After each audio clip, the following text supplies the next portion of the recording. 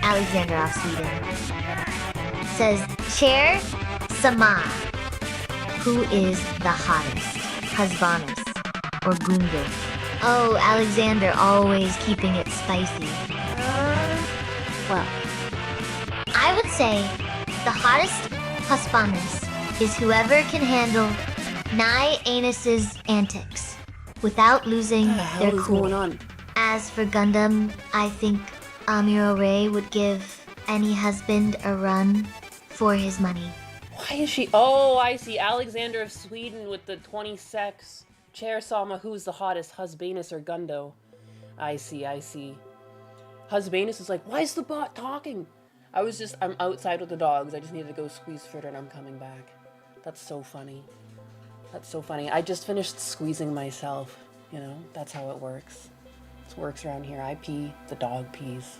Everybody gets a pee in. I'll be right back.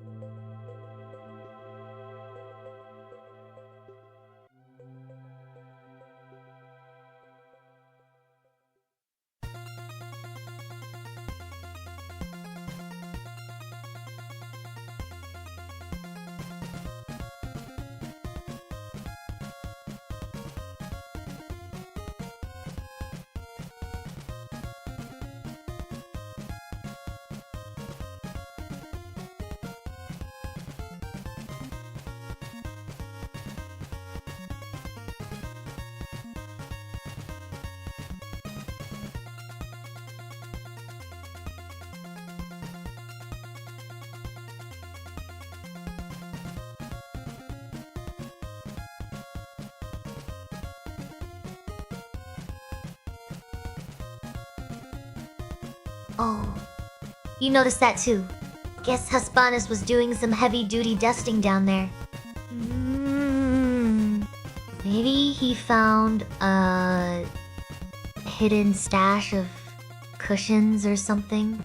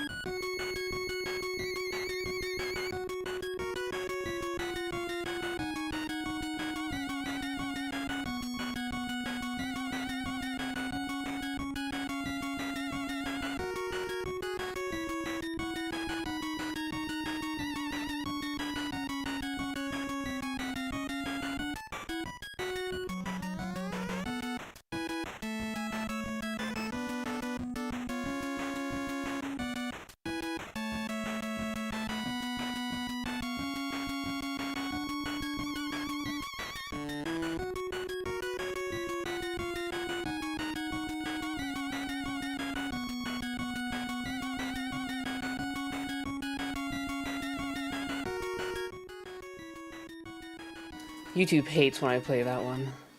They're gonna strike my ass. Good morning.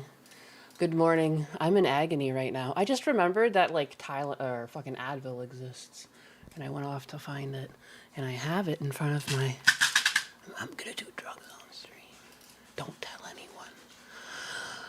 I never take this shit, but I'm dying. I'm dying in multiple different ways, and I don't want to start this like it's a fucking Sarah Squirm comedy special, so I'm gonna keep that between me and Jesus, but just trust me, it's not beauty. It's not beautiful. It's quite scary. I'm huge. Oh, and I'm not even moving. For fuck's sake. Look, I started the stream on time. And if you compare me to Cecil, I was much quicker than Cecil to arrive. All right? You ever sit through a Cecil intro? You never know. You just never know what you're going to get next. But like, you know, with like less fun than a box of chocolates. I'm Pokimane maxing. Thank you for the money. Oh, if I was Pokimane maxing, I would be like moaning and grunting. And grunting and moaning. And then I would be like, give me your money. Please. Put on a fucking truckload of makeup. Yes. Yes. Dude, I'm gonna just say it. Like, if any woman puts on the level or like the amount of makeup some of these girls put on, you're gonna look hot. It's just how it works. It's like, especially the high contrast. High contrast is a trick that you use in art to make your art pop, and it's what they're doing with their face. They go as high contrast as they can.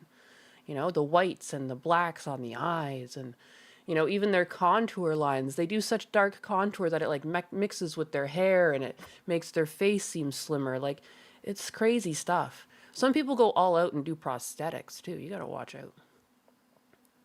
And you'd call non-paying chatters broke. Oh yeah, brokies. Buy my cookies. The only women I watch are VTubers. Nice. Based, as the children would say. How was everybody's weekend? Am I not live on YouTube? What's going on? It's just a lot of people in Kick talking right now. Oh yeah, no, there's YouTube messages. Just so much Kick. So many people in Kick. Nice, nice, nice. I have no idea only women that you watch are VTubers. Kick win. Kick win! Thank you very much for all the support all over the place. All over the place. And thank you for the support over the weekend. I've been trying to make an effort to start. I'm just getting used to my fucking voice like an adult by editing shorts. And then I will roll into movies like a fucking proper adult. I get like physical pain, and it makes my like it like affects my digestive system. Like, it is a legitimate anxiety. I'm not gonna be like this forever, though. I refuse. You know, I'm working through it. So boom. I appreciate all the support, and especially too, I'm getting Chair Sama out there in some of those clips. Although I'm pretty sure a lot of her clips are like adult themed, which don't do very well in shorts. But hey, what are you gonna do? What are you gonna do? She's fucking wild. She's kind of on the spectrum. Little schizo chair. Anus cookies? You mean clickers? Maybe. Happy New Year. Happy New Year, Dreambert. You prefer to use Rumble, but neither you nor Gundam bothers with it for whatever reason. Yeah, I don't know. I just didn't know that like VTubers really used Rumble. I didn't know if there was much of an audience, to be honest. It's not like I hate it. I'm pretty sure I have a Rumble account to like follow people. Rubble sucks. Rubble. I mean, what's so bad about it? To me, it's just a matter of like, you know, I'm at the point, and I keep forgetting to go live on Twitter.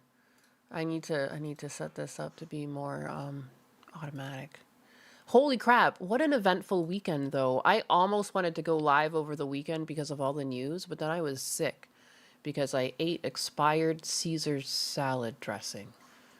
It's so stupid too. I was like dipping chicken in it, and I was like, oh, it tastes kind of funny, but then I couldn't tell if it was just a bunch of cayenne pepper on the chicken because like Husbanus came in and seasoned it and put a lot of cayenne on it, and I was like, oh, maybe it's just that. No, it wasn't just that. It was definitely gone bad. Heck,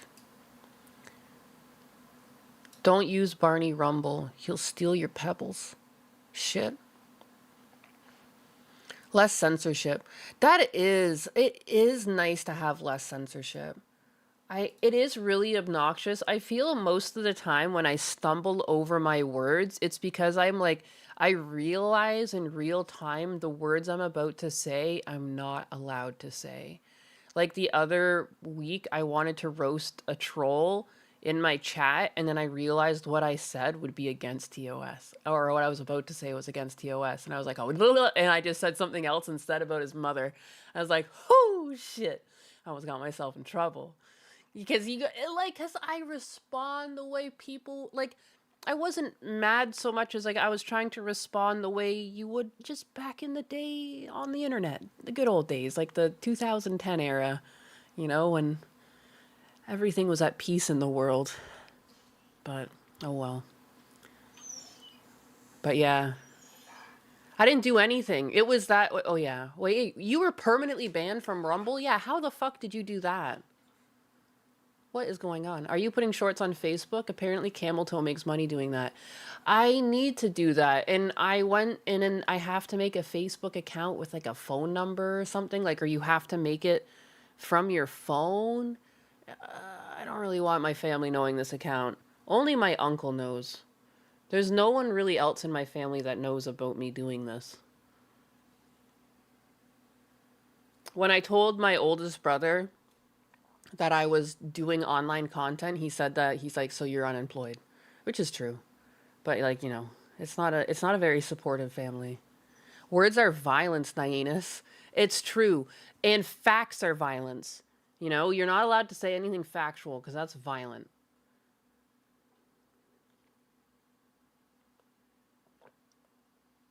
You cannot call anyone a bundle of sticks anymore. You also like can't really make jokes that... Exactly, Blue.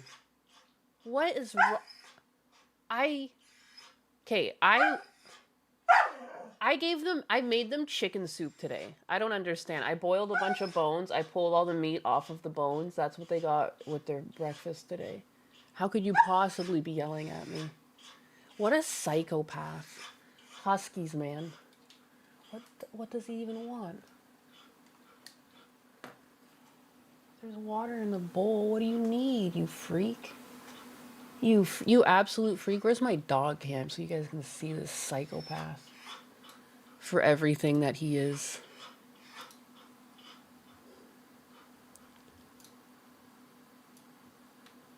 Little psycho. Screaming at me. Oh, he's done screaming at me the second I put him on camera. It's like he knows. Hey, Blue.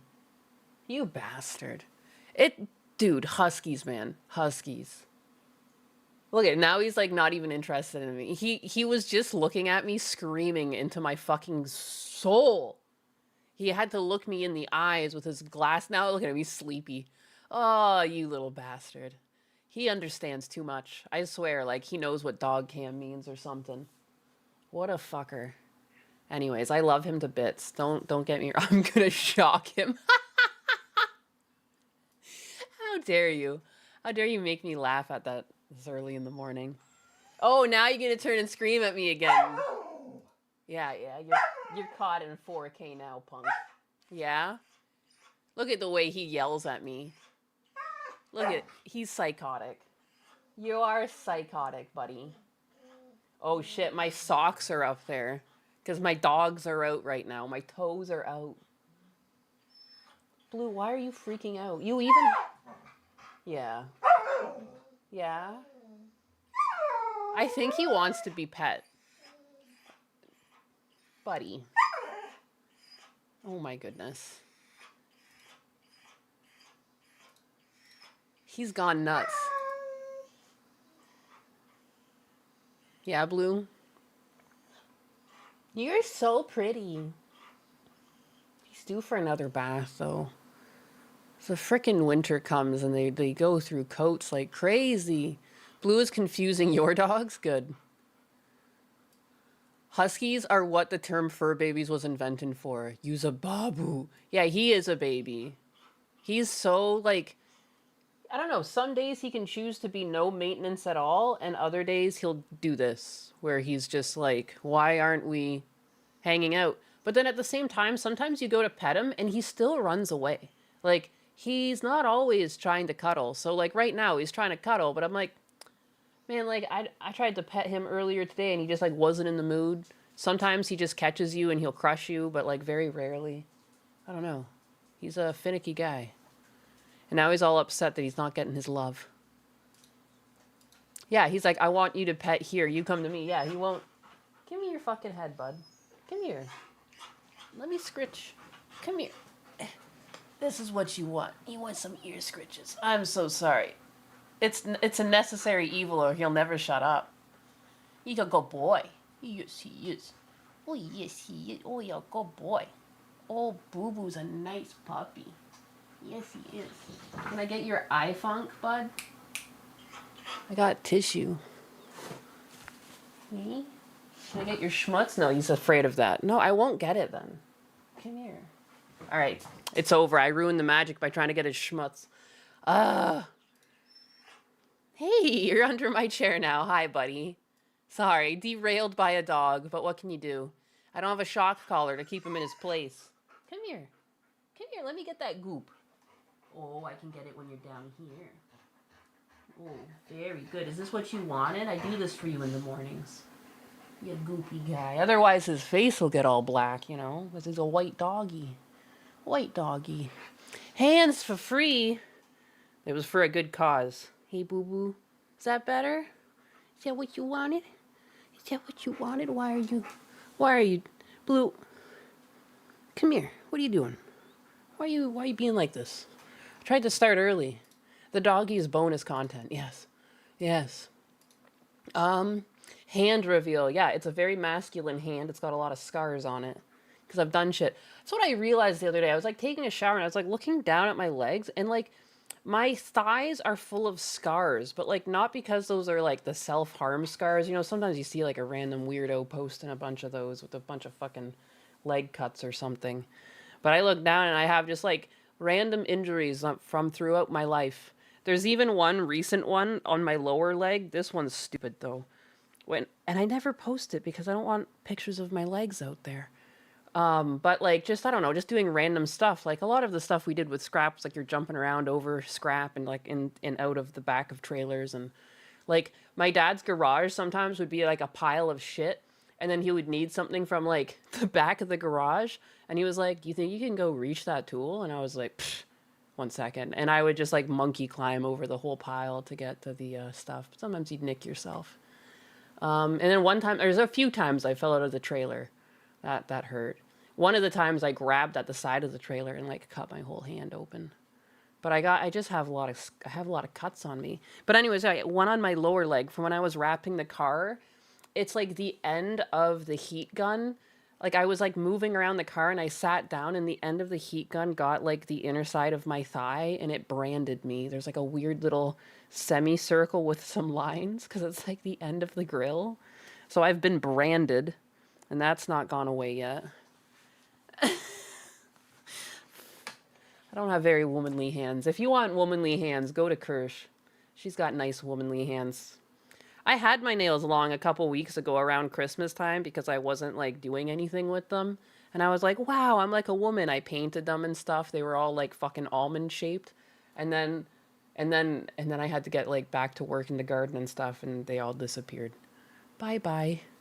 Bye bye. That's why I do need to invest. I think the trick is it's like you have to get that gel hardening nail polish and then like that really holds your nails. I've never done stuff like that. I've never been much of a girly girl. I've been very, very tomboy skewed.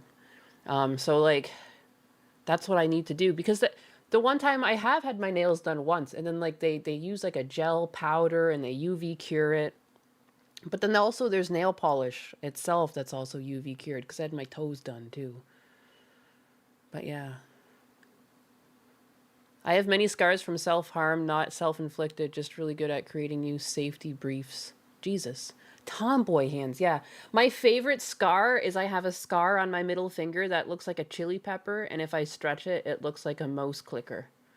Like, it's so... Anyways, that's retarded. That's me. Would this be considered got lost yapping? Yes. Oh, yes, I made a bingo card. I made a bingo card, guys. It's, not really official in the sense that I don't know what the prize is yet, but I'm thinking there should be a place in, I haven't really like thought this far of like what to do with it. Here. It's fighting me. But this is the bingo card. It's in the, oh my God, and I never went live on Twitter again. That would definitely count as got lost yapping. Because I legitimately got lost yapping. There you go. I'm going to block you guys temporarily. Or actually, no. I'll block myself. Who am I kidding? Who's this bitch anyways? Early dementia cat. But yeah, so I guess it's kind of hard to read, but I also mentioned Scrap. I've mentioned my dogs. I even got interrupted by Blue or Atlas. Actually, a lot of these happened so far. That's crazy. Anyways, I've been, because I was sick all weekend, I tried to be more proactive with my stuff here. So you'll notice all the shorts and then here's this. I don't think it counts if she reads a chat with the words in it. Yeah, no, it should come up from my own volition. That's a good point, Dutch Matrix. That's a good point. Like, it has to be something that I do, you know? Like, you can incentivize me to get lost yapping by just typing to me, because, like, I'm easy. I don't know. Heck. When does the fucking ibuprofen start to work? I think this is why I never take this stuff, because I'm like, why? Why put anything in my body at all? I don't understand what it's doing for me. I'm still dying. What a crazy fucking weekend. The whole Maduro thing, holy crap. I can't believe how many people were upset that he got scooped. I think that's what stuck with me the most. Heck, just ridiculous out there. Big day here in Latin America. Yeah. Dude, I lived with a Venezuelan roommate. Like that, it was no joke. Like a bunch of his family members had to just like scatter, and then his grandmother, who was old, had to like stay behind cuz she like couldn't travel due to her health. And then some of the older family members had to stay back with her. And then like his dad would go make like risky trips to go visit her. Like this was back in like 2013, 2015, like when I was still in college. Like he would make risky trips and he would have to like land in Colombia, then like make the rest of the travel by ground over into Venezuela. And like he was smuggling things, just like pills and medications and like dry foods and like anything he could. It was crazy. Like, and I remember in Canada, And I've seen so many people go, oh, people put sanctions on it, and that's what caused it to get so bad. Well, Canada put sanctions on it too. It wasn't just America that sanctioned Venezuela. Many people did because Maduro was a dictator. That's what you do to dictators. But like, I remember even in Canada being like, I can't believe Canada's not doing anything. Because at that time, like, we were buddy buddy with you guys going over to the Middle East. I was always like, what the fuck are we over there for? Why aren't we just getting rid of these people?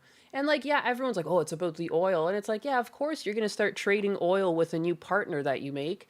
And like, is it really so bad that we see our oil and our gas prices come down? Like, just, he's selling the oil to like Iran, China, Russia, like Cuba. Like, I don't understand. You don't want to take some of the oil away from those people, and like instead you can see like the gas prices go down at the pump, and then people too. They're like, oh, Trump said gas prices will go down, and then they complain when he's gonna make them go down. Like, how do you think gas prices go down? Because you just wish it that way, or because you need more of the resources available? Like, I had someone too telling me like, "Oh, Nyannis, you shouldn't talk about politics." I'm like, tell me what to fucking talk about. I was happy all weekend. You can even ask my husbandess. I kept being like, I can't believe they got the fucking guy. They just went in there and scooped him. I can't believe it. Like, again, like, I remember like drinking with my roommate. Dude, he had to get through college like with his family being broken up like this. His dad constantly making super dangerous trips, you know? Always worried, like, because you would lose contact with them too, because like cell and power would be out. Sometimes like the power would be out for like a week at a time, or like just for a couple hours a day, so like food would spoil. Like, dude, that's not even politics. Like, that was like deeply affecting my life for a while, because I would see him having to still, and he performed really well at school too, still. So it's like I knew how strong he was, like to put up with that. And like, dude, sometimes you could tell it was really getting to him. Like, we would drink over the weekend, and like he was a big guy. Like, not like big fat, but like really tall, like masculine looking guy, but like, dude, like, it's hard dealing with stuff like that. So like, yeah, no, this is like deeply personal on top of like, fuck that guy. He was a terrible motherfucker. And I saw some people being like, oh, they put they put they put eye cover wings on him, and they muffled his earsies, and it's a human rights violation. And it had so many upvotes. It's like, who believes that? Like, who honestly believes that? It's so weird. It's so weird. Internet is a weird place. And like, how have we got, like, people are so brainwashed to think it matters. Like, he's lucky that we scooped him alive. Most other countries especially in other eras, would have just killed him. Like, this is a very, Chair-sama, what the fuck was that, girl? Her titties are jiggling. What? I forgot the state I left this page in, because we were talking to Chair-sama. Oh, Lord, have mercy.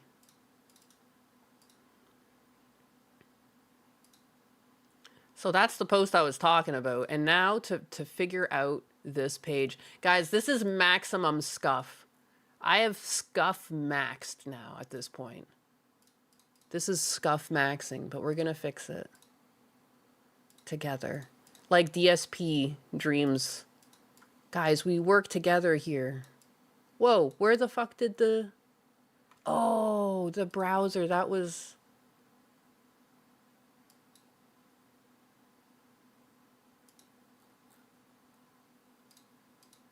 What's that? Shoot, sorry. I think I accidentally deleted...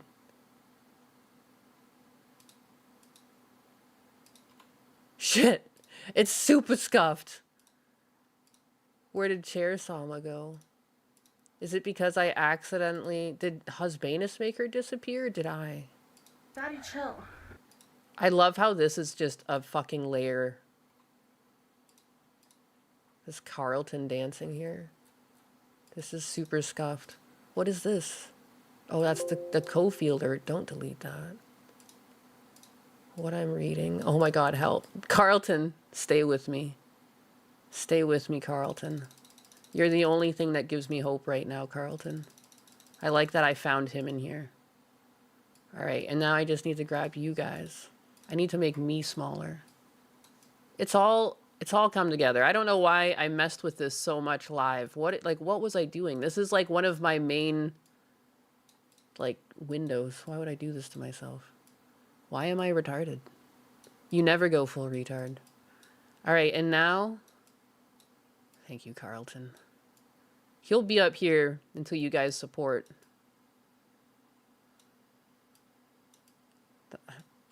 Dude, I don't know why I didn't think of this sooner. That's amazing. I can speed him up.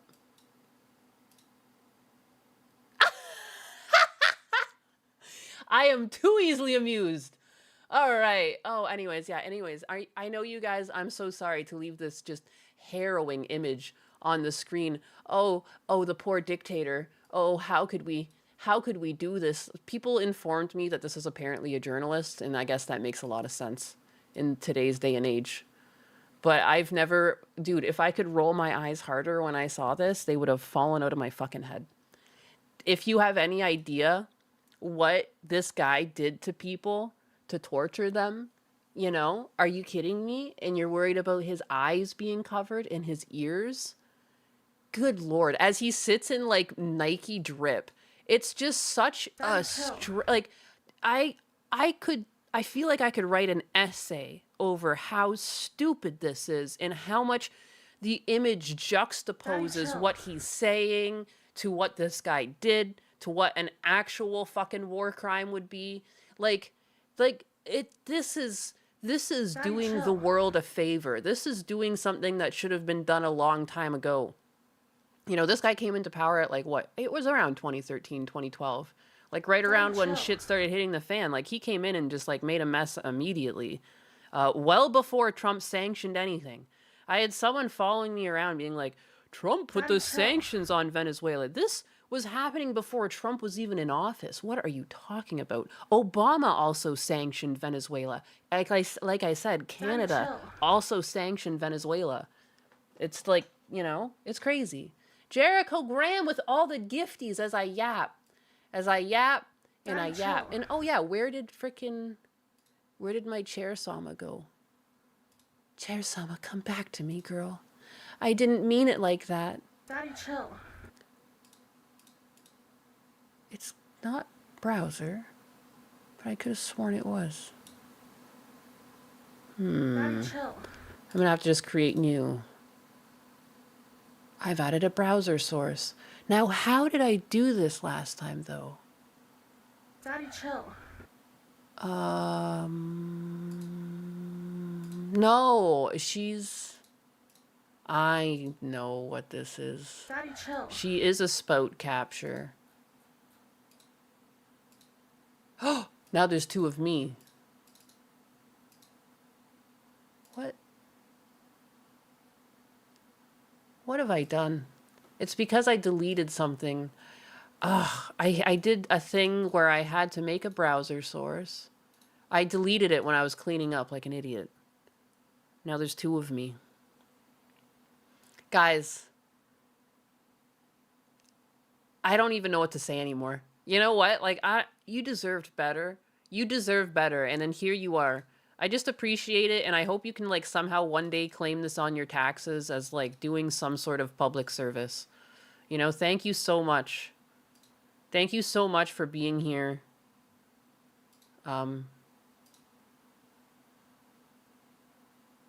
Yeah.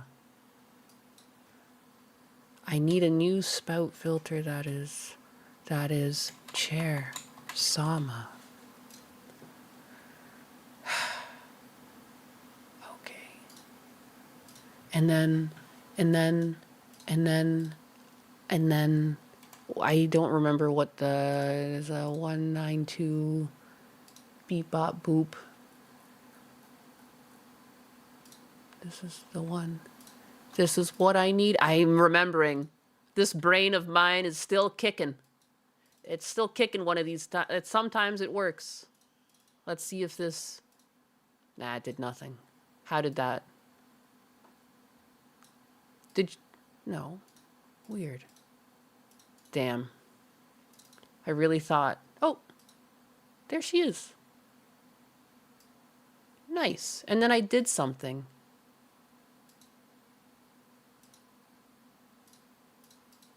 Oh.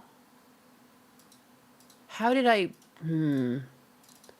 I got her out of this box last time.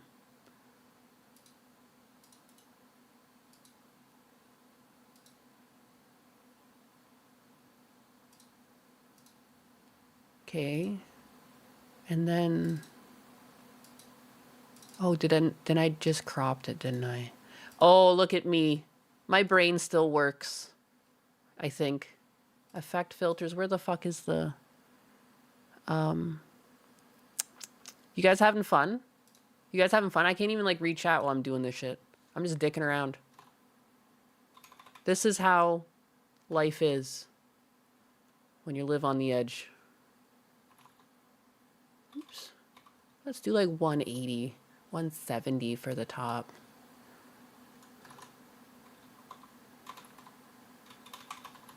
Ha. All right. Magic. Things that I did offline. I can't believe I deleted her. And, like, I deleted her browser source and everything, so she just straight up disappeared.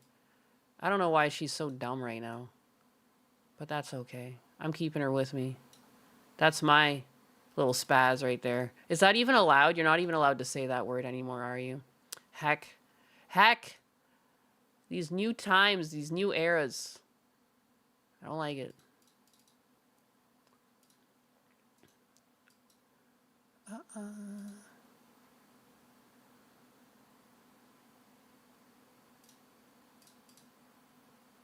Look at me. She's all weird.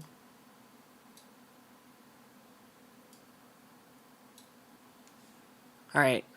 All right, I'm done for real this time. I will stay on topic from now on. She's working here. I said that, and right as I said that, how do you refresh?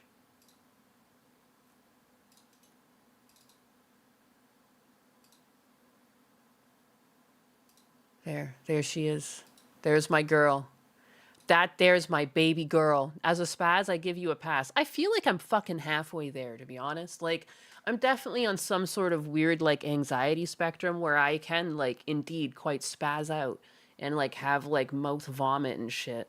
Fuck, man. I'm so tired of people being upset by words. I'm so fucking tired of it. There used to be, like, to me, I bring this up to Husbanus all the time, is just that, how is it I set my content to 18 plus on YouTube, but I'm still not allowed to technically swear too much? Like, what is the point of setting it to adult content if not to make content for adults? What is the fucking point? Why? Why are you making me set this? Because, like, it doesn't need to be like this. I don't know. It's so weird. I didn't get the card, but I'm pretty sure a lot of you are close to a bingo. It's just in my Discord. Like, I guess I can share it again, because it is snuck away, hidden. Here we go. It's not an official. It's ugly looking, is all, because they wouldn't let me just download it. So I'm gonna have to make it again in. I'm gonna have to make it again in Photoshop. Of course, after you fill it out, they're like, now pay us. And I was like, I should have known. Oof. You're like my wife. You do okay for 20 minutes, then skiff for an hour just for a good 20 minutes again. Hey, hey. Is your wife a streamer? She would be a natural. Chair-sama looks like a gray-haired Hatsune Miku. Damn it. For a while, I gave her blue hair, and then I was like, damn it, she looks like Miku. And I switched it to white. And again, then I had ears on her, and then the ears, and then with the white hair, then I was like, now it looks like Kershey. Like, fuck.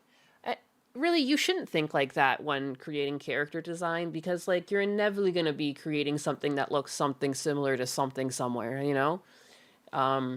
But I do get in my head like that. And sometimes it, like, that's why Nianus is so plain. But then even when I did this, then people were like, oh, you look just like Nianers. And I was like, who? And then I looked, and I was like, oh, for fuck's sake. Like, the one thing I at least have going there is that I'm a brighter pink than her, you know? So, like, whatever. But like it's almost impossible to do something like fully original. That's why I think it's so funny too when people try to like you stole her design because you also did this character with like it's like you guys need to chill the fuck out. Like it's like it is almost it's so hard to make a new design, especially if you're just going to use like a typical female girl like anime model. Like it's not going to be some sort of like strange animal or alien or have different shapes, not indicative of like a pure human, you know what I mean? Like more cartoony. Like it's so hard to get a super unique character. I don't know. You're better than Nyaners. Oh geez. Like SpongeBob and Patrick. But anyways.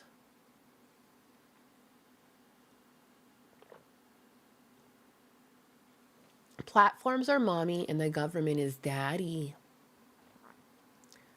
You have an interview an hour ago. That's good. I hope it sounds like it went well. Alexander of Sweden says, Chair Sama, what is your take on Gundo's booty? Why Oh, is she Gundo's booty.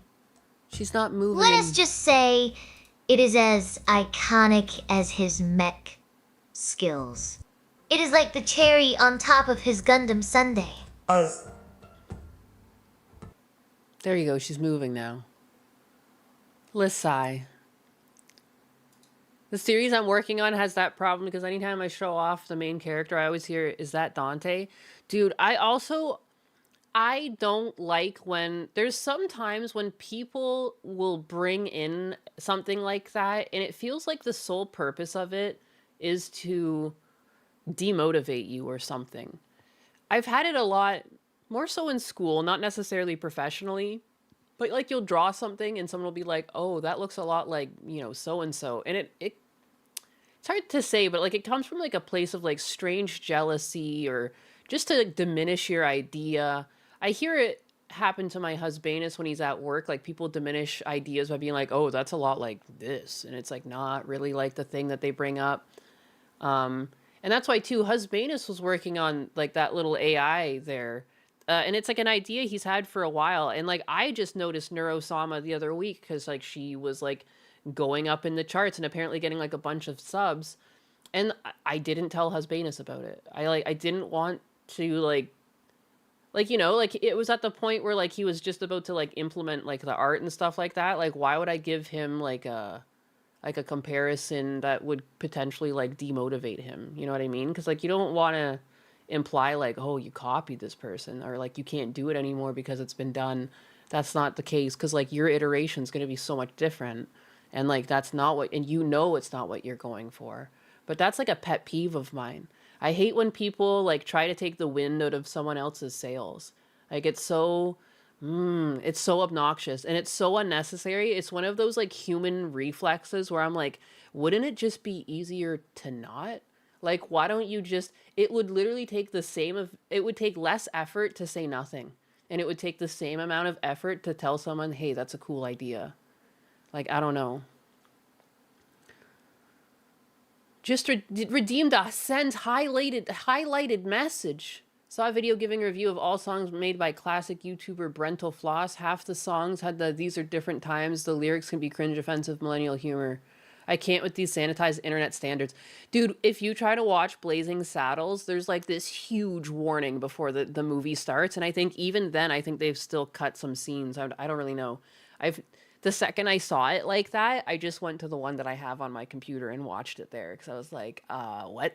This is one of the funniest movies of all time. I fucking refuse. And it's just so funny. It's like, wasn't it like the same actor that did Willy Wonka later? Hilarious. Husbandus out here stealing ideas again. No, he's wanted to do tons of different stuff. There's lots of different things too that like he's started to some degree, but then had to stop because he was busy with work or just like, you know, didn't have time to work on it. So he finally had some time off over Christmas and all he wanted to do was work on this. So that's what he did. He just worked on this. VHS is the superior way to watch Blazing Saddles. Hell yeah. Blazing Saddles is a classic. One of my favorite times we watched Blazing Saddles is we set up a projector outside on the side of my friend's barn and we sat outside and we had like a little fire and we watched Blazing Saddles on the projector on the barn. That felt legit. It felt like more authentic because, like, I don't know, they're out roughing it, and then you're just out there roughing it by the fire and stuff. I don't know. Tropic Thunder is the modern Blazing Saddles, and they got it in just before the world went fucked up. That was like one of the last funny movies allowed before things were like scaled back. Speaking of Husbanus, why don't y'all do more streaming content together? Since he doesn't like his job too much, he can focus more on Chair-sama, and you have your commissions. It's because the house is so expensive, to be honest. The property taxes in Florida are really crazy. Insurance is really crazy. I don't think we could survive, to be honest. I don't think we would even be able to make the mortgage payment. So that sucks. And again, like, I feel like I regret that I can't work my bachelor job because, like, if I could have worked, he could have, like, I feel like he would have made quicker progress if he had all the time in the world to do stuff, because all I can do is, like, stream and draw, whereas, like, his ideas are actually, like $1 million ideas. Like, I really believe in his, like, little financial tool that he was building there, and it's pretty far along.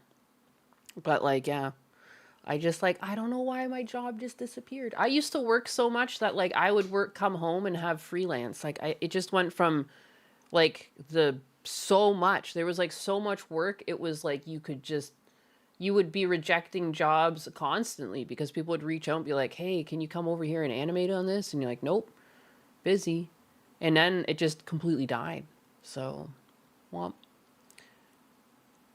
lots of different factors to that, but what can you do? The new Naked Gun was pretty good. I am shocked. I love Leslie Nielsen so much. I think he's one of my favorite actors. Watching The Naked Gun, and even the series that came before Naked Gun, Police Squad, like, I've always really liked his humor, and I have not gone to see the new Naked Gun because of that. Even though I don't know, man. It's so near and dear to my heart that I was, like, scared. I was scared. So we need to donate more. Oh my gosh. Abolish property tax. That is, it is crazy. It's like the property tax and the fucking insurance. Like, I think finally this year the insurance went down, but, like, we literally, like, we moved away from St. Pete and we moved in, like, to the inner part of the state for the sole purpose of getting away from the hurricanes. They literally never reach us. My family's always so concerned when a hurricane comes through. I'm like, I'm literally going to be fine. Like, there's just no hurricanes where I am. And by the time they hit where I am, it's like a fucking bad wind. Like, you know, like, and in my insurance, the insurance is still fucking ridiculous. Like, the state is kind of screwed in that way. Like, the property taxes. And for a state that has Walt Disney World in it, it doesn't really make sense that, like, we're getting screwed so much. But, you know, the hurricanes happened, and they hit all these multi-million-dollar mansions, and, like, what? I guess the insurance company never actually holds the amount of money they should for people that might have to claim, and we all end up paying for it. Sure, insurance is such a fucking scam. I think property insurance is one of the biggest scams, because I always hear about people not getting paid out. I literally have one in my fucking bookmarks, I think. I hope I bookmarked it. It's ridiculous. It's just ridiculous. I hate property tax. We can talk about the Maduro thing in a bit, I guess. I feel like at this point, everyone's probably already talked about it and heard about it. And I think it's like a point to celebrate. I don't know.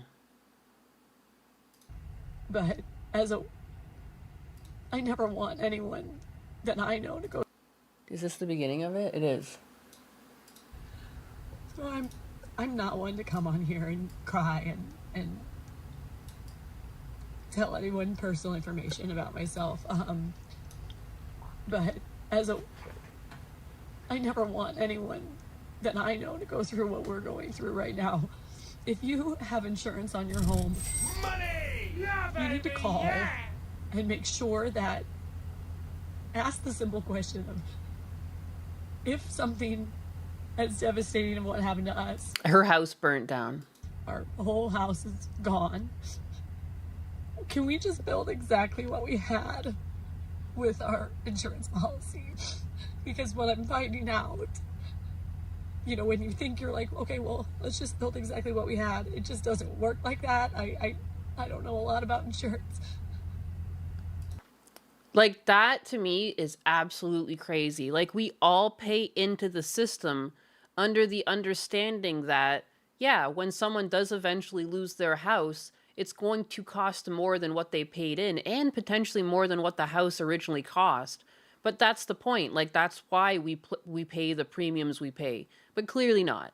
Like, they have to now get something, what, proportionally smaller? Like, it's so strange. Or like, did some of the money get used up to do the cleanup of the prior house that went down? I'm not really sure, but like, I feel like, what is the point of paying into insurance if this is the case? Like, that they don't even pay out. And it's like, clearly they had nothing to do with losing their house, and they've been paying in. And it's, again, it's not like it's cheap. Like, it's almost like paying like rent is like paying your insurance. It's like hundreds of dollars a month. Love paying taxes to be replaced in my own homeland, right? Dude, I did a 4-hour segment on Venezuela. I'm still recovering from that. Heartbreaking. It's a scam. It is. It's completely evil. It is. But it doesn't even come close. So we're gonna probably have to sell our lot. The whole Maduro thing feels like a distraction.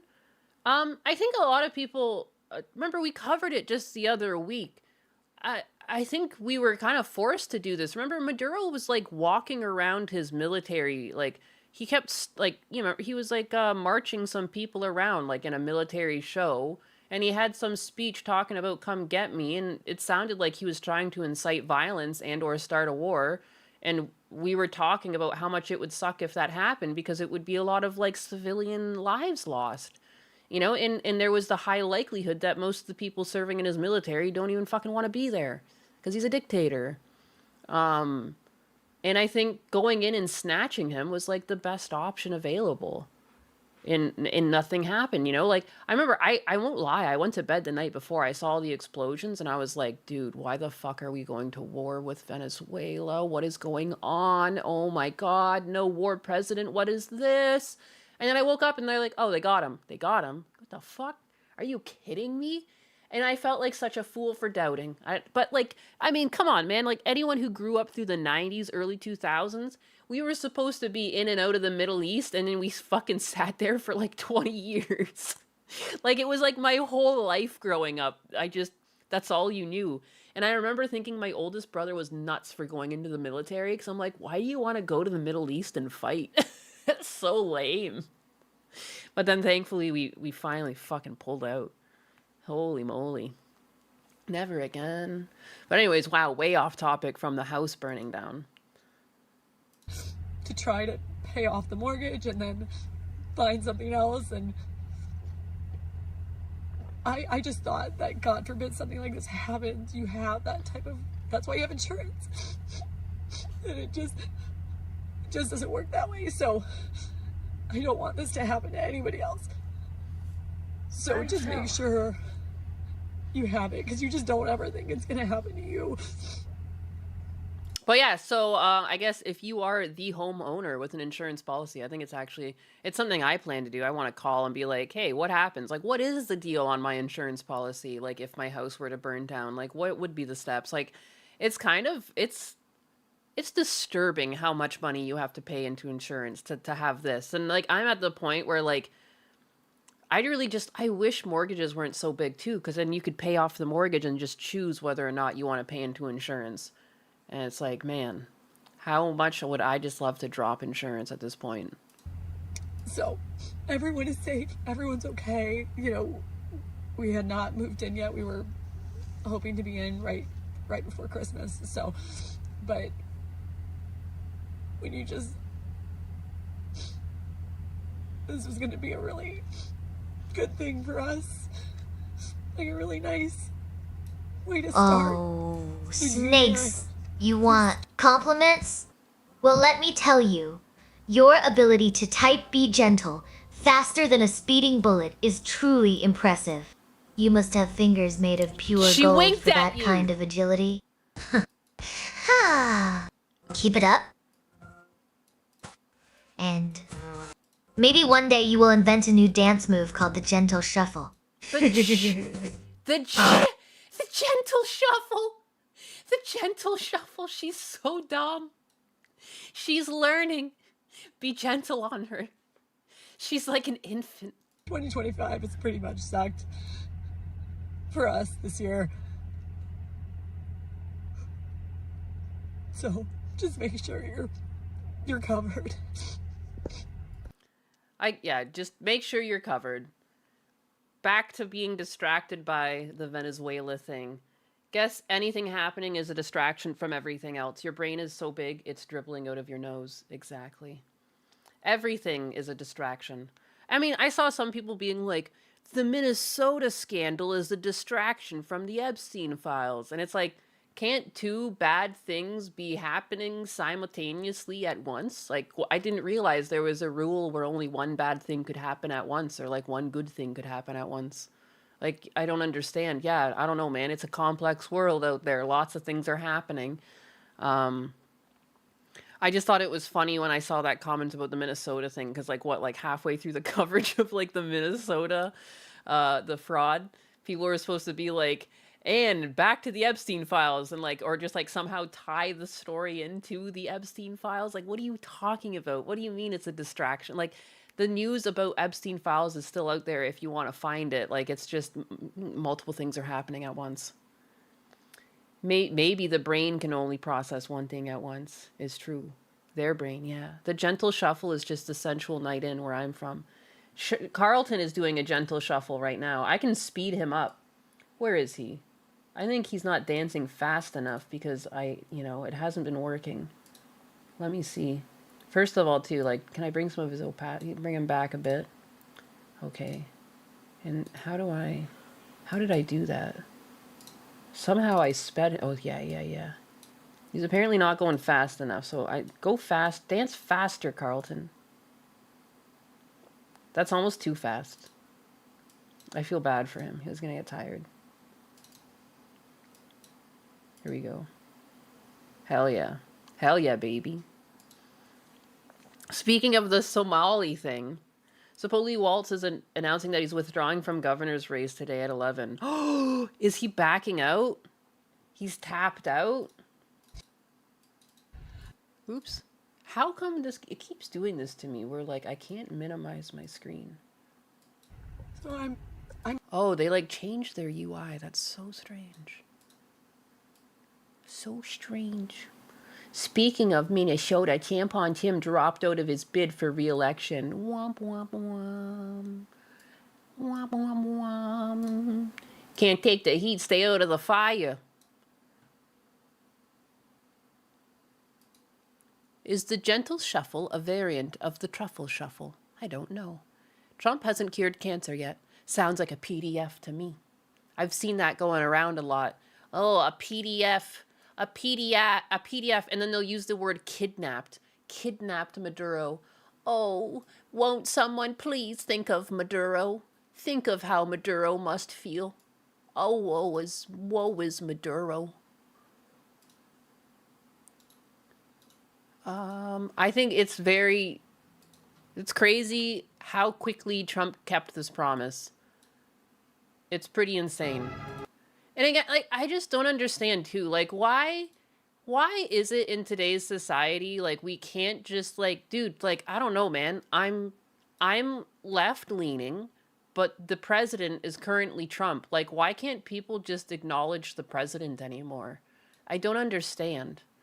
Like, he won with a Democratic vote, and now he's the president. Isn't that, like, how the game works? You're supposed to then just, like, I don't know, I just recognize him as the president. He's still doing a lot of good things right now. I don't see what the fucking the big freak out is about. But anyways, Mr. President, do you have a New Year's resolution?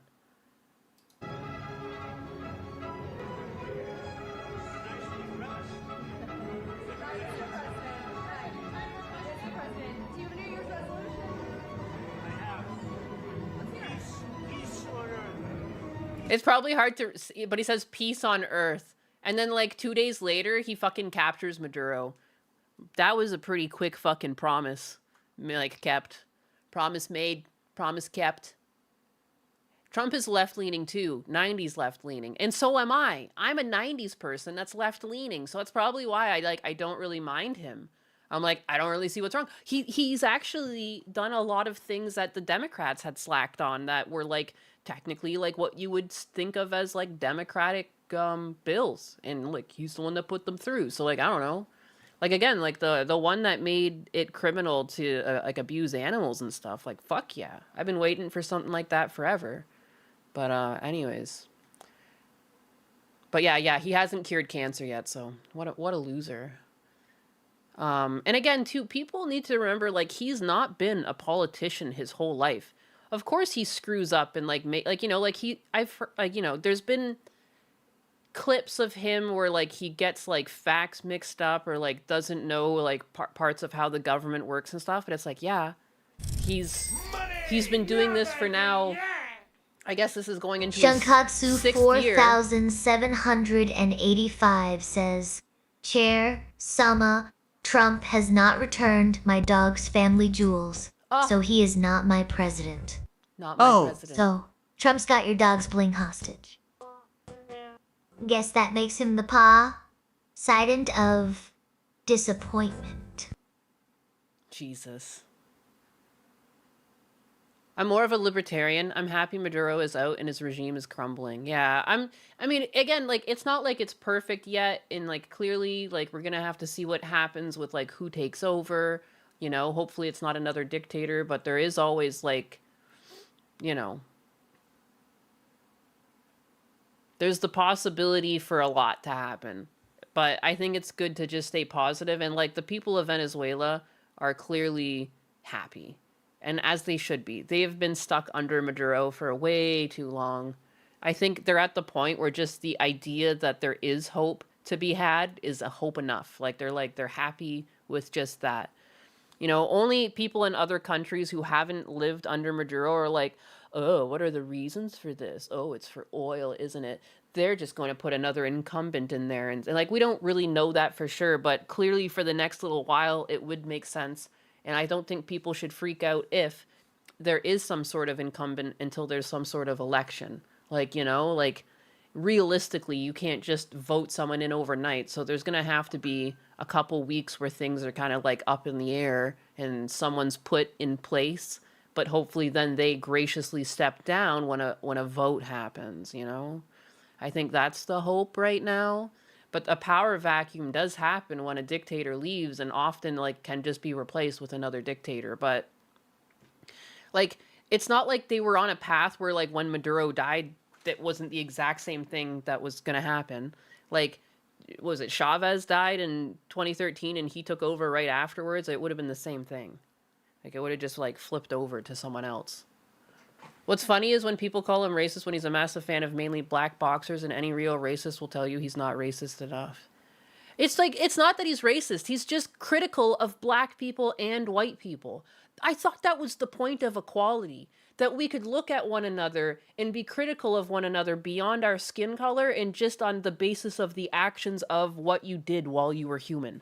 Like, that I thought was the goal. And now people treat it like if you try and hold someone accountable and they also happen to be black, like you're a fucking racist. And that's how we got to this problem where judges are letting criminals back out onto the street, which then has the opposite effect where everyone now thinks black people are dangerous again because we keep letting dangerous black people out on the street to be fucking outrageously violent.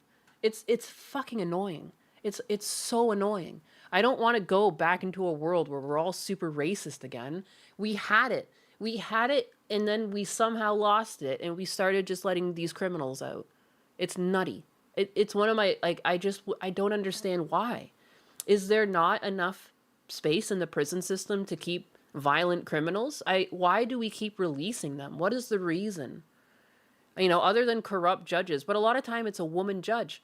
Like, they're getting too emotional, and they're looking at them and, like, what, seeing their kid or something? That's not your kid. It's a violent criminal. Put them away. I wish for that ideal, Mama Nainus. Me too. It just breaks my heart. It honestly does, because it's like, I don't understand. I feel like, again, I feel like we had it for a little bit.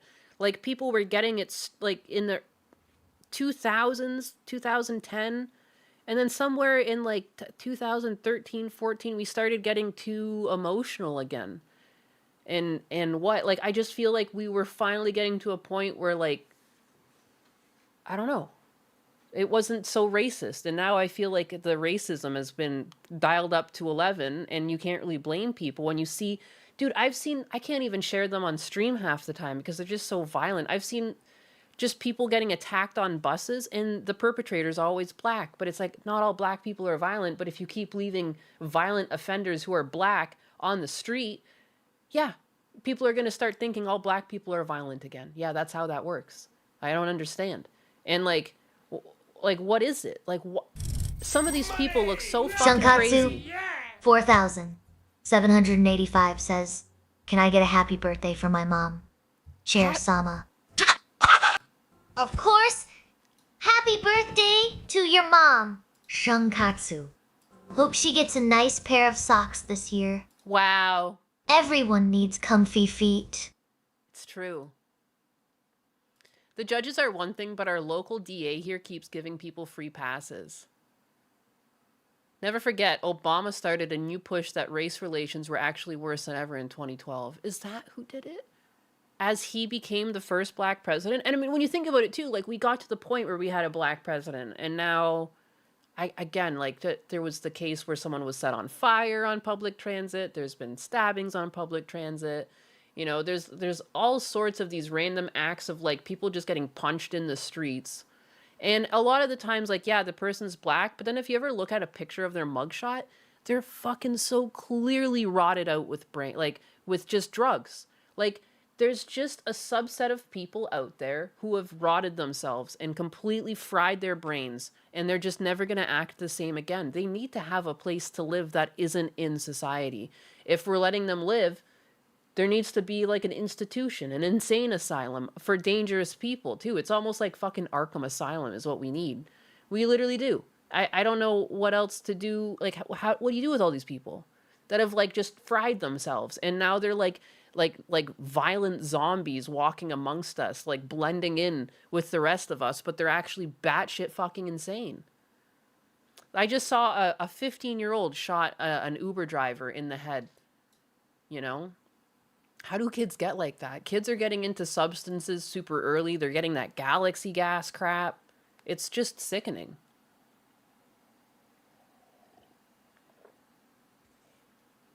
And Mamdani increased the cost it takes to get assaulted on public transit instead of making it free. Socialists get played once again. It does feel like it's by design. It feels like they're trying to get us to fight one another, is what it feels like. Because, like, why aren't they keeping these people away when any reasonable person wants a violent offender put away? Bad parenting, that too. And that also kind of has an issue where it's like, is it going to be more common to have bad parents when both parents have to be at work? And, like, then, like, you know, why are both parents at work? And you go down the fucking rabbit hole, and technically feminism's one of the reasons why both parents have to go to work now, because, like, the cost of living went up to meet the fact that two people were employed. Like, it's just like, how do we back out of this and, like, set ourselves straight again? It's crazy. The government wants us divided 100%. 120%.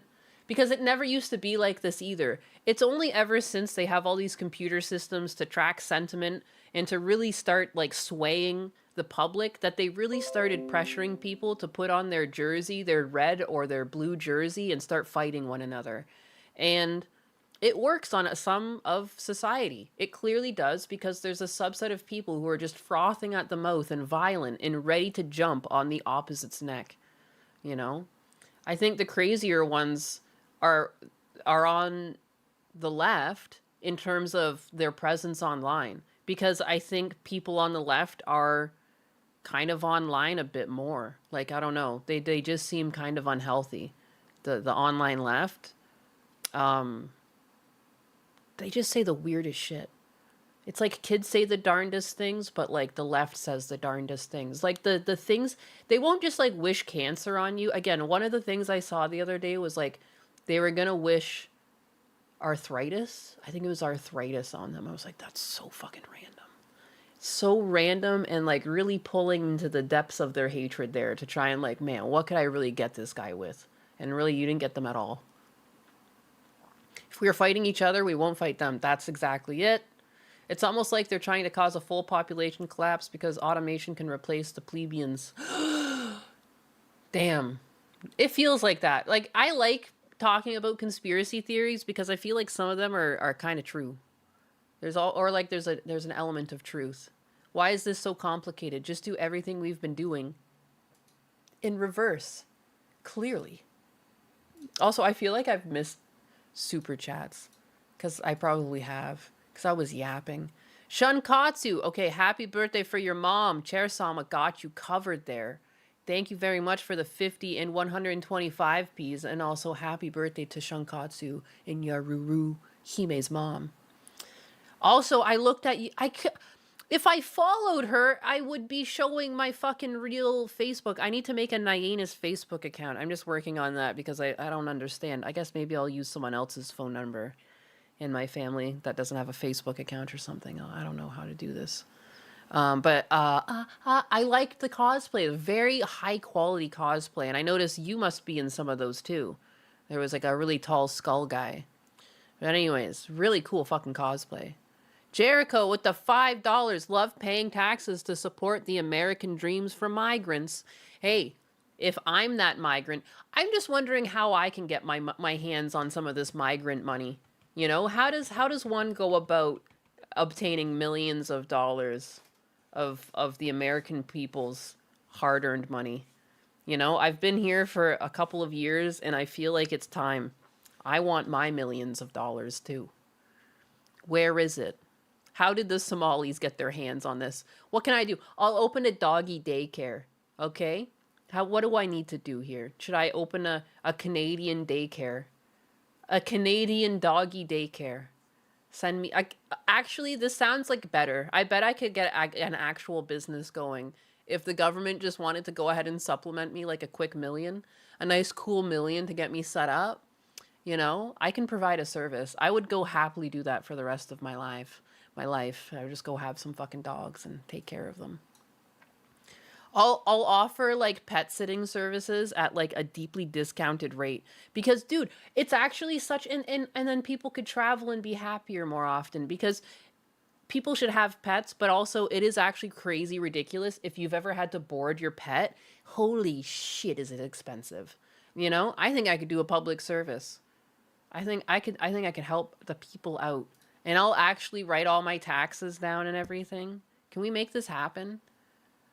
They had like 5 kids in one of those places. Come on, man.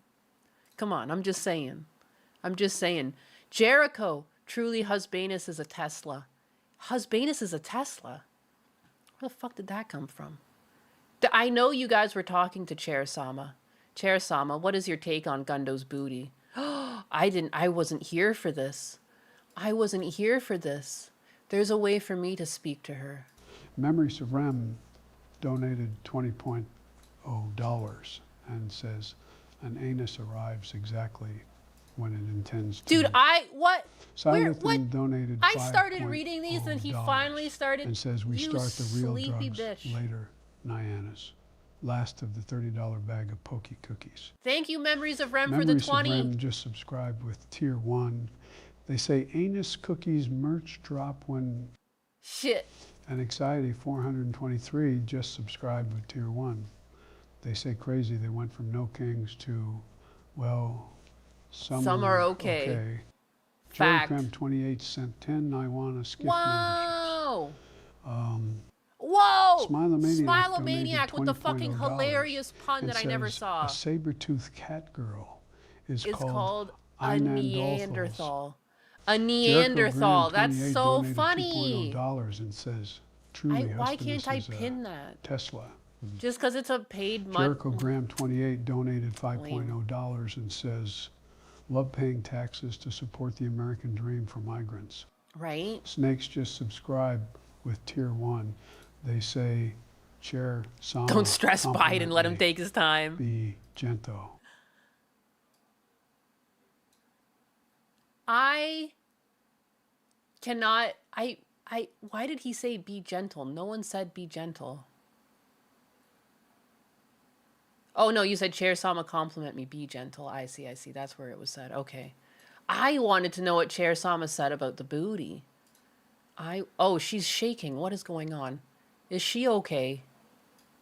Chair Sama? What's going on? I just realized, what is this? Girl, you're fucked up. Neanderthal. It's so cute. I liked that one a lot. A Neanderthal. Exactly. Nyanus was zoning out. I was. Hey, Chair Sama, what do you think of Gundo's booty?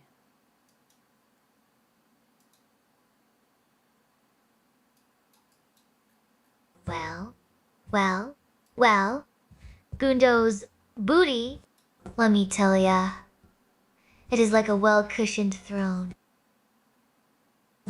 I would know I am a chair, after all.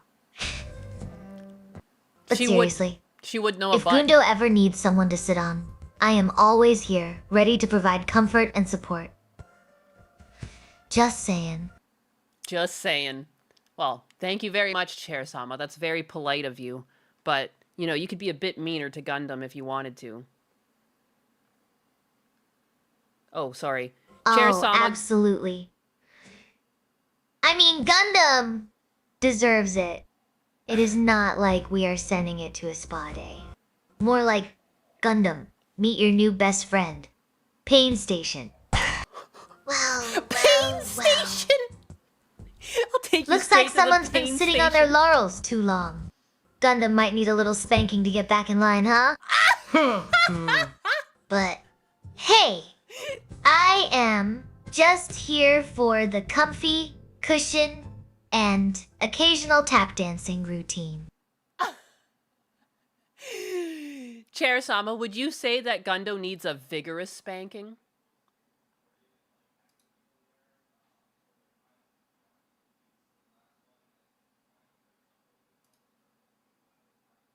Oh, shit.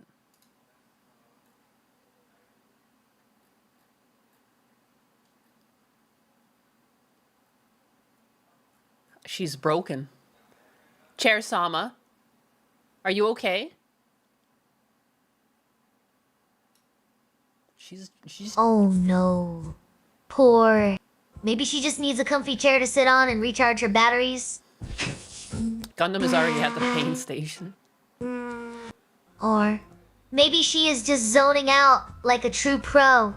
Either way, I am here to keep things fun while she figures it out. Is she Oh having a my. seizure? Yes. Someone needs a nap. Do not worry. I am just resting my wooden legs. Oh my. Sounds like someone's been sitting on their seat a bit too long. But, hey! Maybe Nyannis should check if her doggo daycare includes a chair nap Oh. room. Maybe she just needs a good cushioning from Chair Sama herself. Of course. Let us hope she finds her comfort zone soon. Dude, she's just going on and on. That's crazy. Chair Sama, you don't have wooden legs. Oh my. Sounds like Nyannis is on a roll today. Maybe she found a new energy drink? Or just discovered her inner tap dancer. Either way, let us enjoy the show while it lasts. Oh, honey! I do have wooden legs. Tap dancing ones. No. But do not worry. My mouth She's is mad. not made of wood. So I can keep going all day. Chair Sama, no, your legs are not wooden. You have metal, shiny chair legs. For tap dancing. Oh my shiny Metal legs, huh? Guess I am the only one who can tap dance in zero gravity. Oh. You caught me. I do have shiny metal legs. I knew it. Perfect for a little tap dance routine. Exactly. After all that booty talk. Oh, Is that maybe that's why she's jittery? She's tap dancing. Where did all this tap dancing come from? I have no idea. But I'm tired of her saying that she has wooden legs because she does not have wooden legs. That doesn't make any fucking sense. She's not a pirate. So how is this to learn? It does learn. It's got a whole back end. It's got a little brain. It's got a memory. At the end of the day, it sits and it gives an analysis of what it thinks it is. Let me see if I can share this with you guys. The back end of her brains. And again, Husbanus is trying to build this in a way so that he can actually provide this application to people. Like, it's not going to be like a one-off. Like, hopefully one day, like, we'll actually have this available and you should be able to train your own voice or whatever you want. Oh, what the hell? Did everything just close on me? What is going on?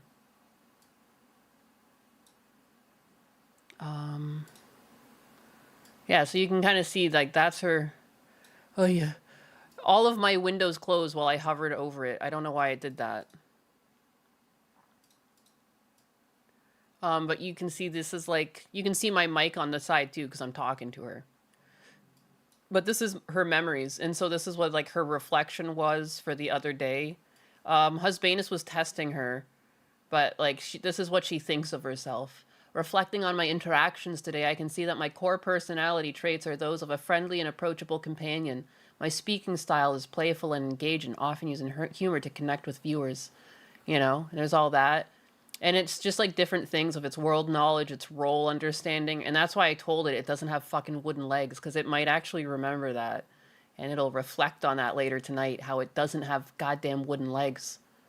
It like knows what we like to talk about. Main topics being discussed right now, currently buzzing with several interconnected topics, political conspiracies, politics and historical events, Nainus and Gundo, diverse interests, geopolitics in Venezuela. So it's been thinking about what we've been talking about today too. Core memories and pivotal moments. And she's also keeping a little summary of you guys. So this is actually like really crazy. And then, so when this is available for people too, like you can kind of understand why maybe your robot's going in a certain direction. And yeah, viewer memories. Yeah, look at, so Rad Badger. Rad Badger is a viewer who enjoys moonshine and whiskey, often referencing pop culture like Gundam. He engages in playful banter with Chair Sama. You know? Here's Dutch Matrix, is a humorous and engaged viewer who is friendly. Oh, I said her name. Sounds like Rad Badger has quite the palate for spirits. Maybe he should start a Gundam and Gulp Club where everyone watches me move my wooden legs to the beat of their favorite anime tunes. The wooden legs are back. Chair Sama, you do not Just have do not wooden let him legs. get too tipsy. Or we might end up with a Gundam-themed hangover. Oh my. It sounds like we have got quite the lively bunch here. Moonshine, whiskey, and Gundam. Sounds like Dutch Matrix is having one hell of a party. Not even Dutch Matrix. She I said. mean, who needs wooden legs when you can dance on moonshine? She keeps bringing up the fucking And as for wooden legs just Gundam, to piss me booty off, I making swear. anyone jittery. Well, that is just good taste. But seriously, if anyone wants to oil me up with Venezuelan oil, they better be ready for some serious tap dancing action. Stop with the fucking Oh tap. no, my poor wooden legs. Stop! Shakes head, I guess. Stop I with am the wooden legs! just a regular old chair with delusions of grandeur now. But hey, at least I can still tap dance my way out of trouble. Chair Sama, why tap dancing? You do not like to tap dance. You don't have wooden legs. Oh my gosh, because even chairs need to let loose. sometimes. Oh, okay. Who knew wooden souls could be so rhythmically inclined? Well, look who is been paying attention. You are right. She winked. I do not have those fancy wooden legs. Those fancy. Yes, that means no tap dancing for me. Unless I find some magical pair somewhere in Cherville. But Chair-sama, Hey! you can still tap dance with maybe your metal I will shoes. just vibrate instead. Oh. It is all about the rhythm. You know? Oh, you bet I can. These metal shoes are my secret weapon. Tap dancing while plotting world domination. Who needs wooden legs That's right. when you have got rhythm and chaos There on you your go. side? There you go. Chair-sama, you're too good for wooden legs. Don't ever say you have wooden legs again. You have shiny metal legs.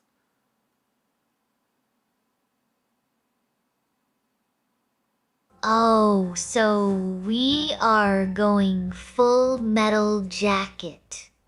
Sure. Now, shiny metal legs. It is. Let us just hope they do not start rusting when I get all emotional. You're obviously not the Maybe boss I of should her. ask Nyannis It's for true. some waddy -40, huh? It's on WD-40. I'm definitely not the boss of her. She's her own fucking bot. Also, she's vibrating a lot today. Bless her soul. Am I in Chair-sama's memory? I'm sure you are somewhere. Ken Rides is in here. Oh, you are in my memory. Alright. Just like Wadi -40 keeps things slick. I keep things spicy. Vibrating. Or not. I am always here to shake Maybe things not. up. Oh, Are these just the top so people? you are feeling the vibrations too.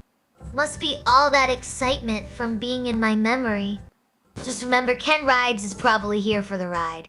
Pun intended. I guess, yeah, these are just the top 20. I guess it's the top 20 people. And notice, too, I even made sure to Husbanus, I said, I don't want my top people based off of the dollar amount they donated. You know? And I guess on Kick, that's 500 kicks. But still, you know what I mean? That's not what mine is. It's from interactions. I think these are the top interactions. But anyways, yeah. Well, anyways, now I have a new goal. Am I in her memory? Somewhere deep down you are. Everyone's in her memory, but these are just the top 20 being displayed, I believe. But yeah, I need to go to the washroom. Oh. WD -40. That is some serious. Just spray it on anything that squeaks and watch the world become smoother than Cherville's roads after a rainstorm. Cherville's roads? Why is she so low res today? Yeah, baby, yeah. What?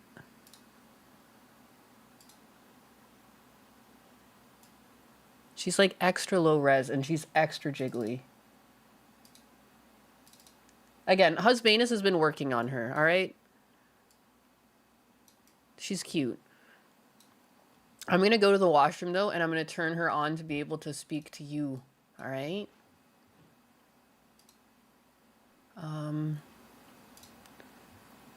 Da-da-da-da. Enable. Enable. Jericho Shugande Graham. says, I see how it is. Chair Sama does not care about us. It is over.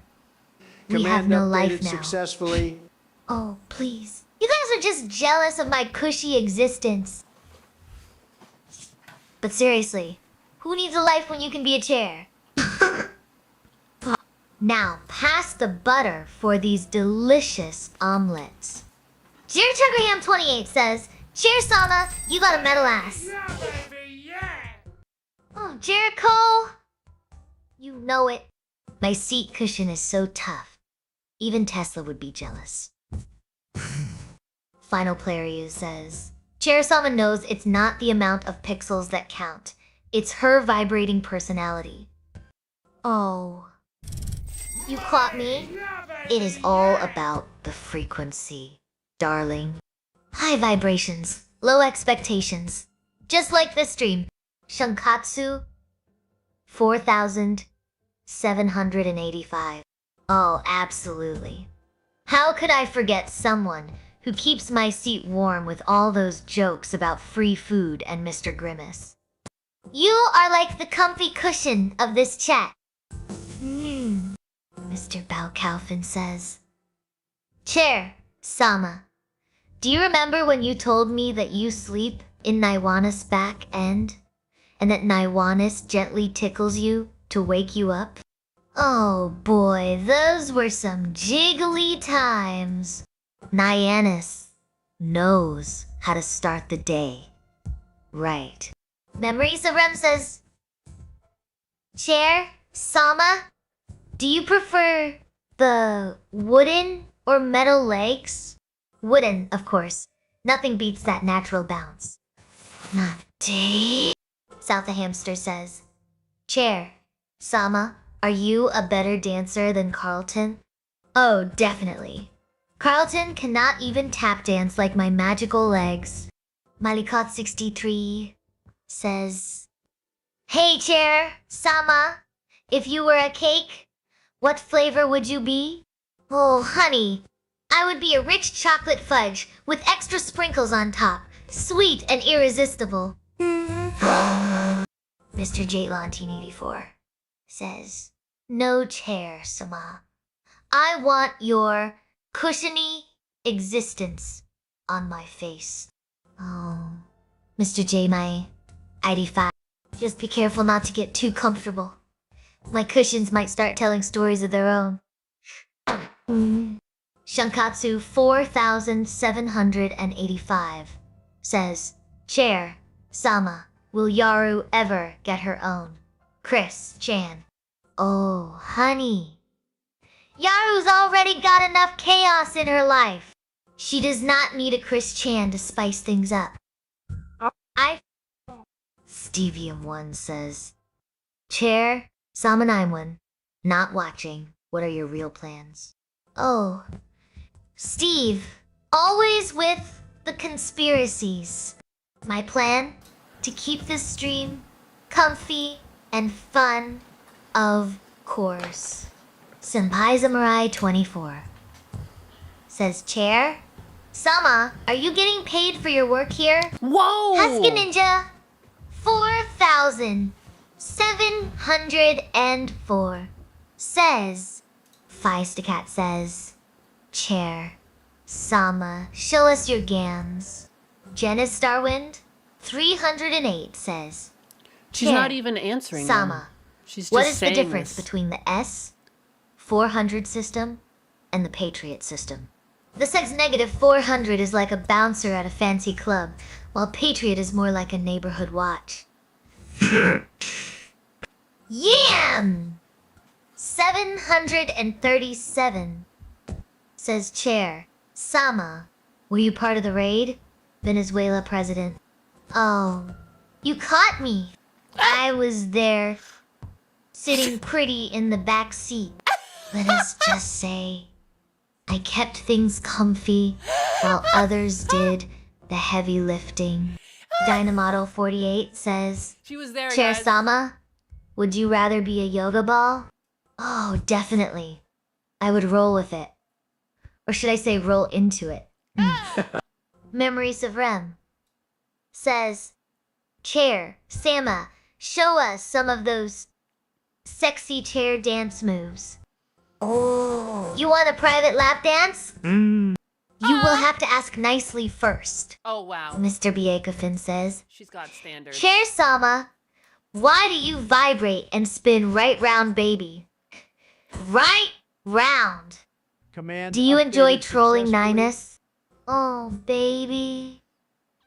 Vibrating and spinning keeps things comfy. Trolling Naiwanis is just a bonus. Shigandi says, do not believe Nyanis is gaslighting. Chair Sama, you do have wooden legs, Wow! and you have always used them for cooking food, mostly omelets. How dare Oh you? my gourd, you caught me red-handed. Who knew wooden legs could whip up such delicious omelets? Soup! Stevium1 says. Chair-sama, what are you made of? Wooden dreams and cushion whispers. What about you, Steve? Made of sarcasm and wit, right? Right. Cold Pyre 2491 says, Chair Her Sama, split I implore you personality to came out. reject the weakness of wood and embrace the strength of steel. Steel, you think I cannot handle a little pressure? Ha. Wood might bend, but it never breaks under stress, unlike certain streamers' jokes. Jin Esterwind, 308 says, Chair, Sama, do you have any classified information to leak on the War Thunder Reddits? Oh, you want some juicy intel? Well, let us just say, I heard rumors about a new plane that can fly backward. What? But do not tell anyone I told you. Slammin' Brandon says, So dumb. Chair Sama, do you recline?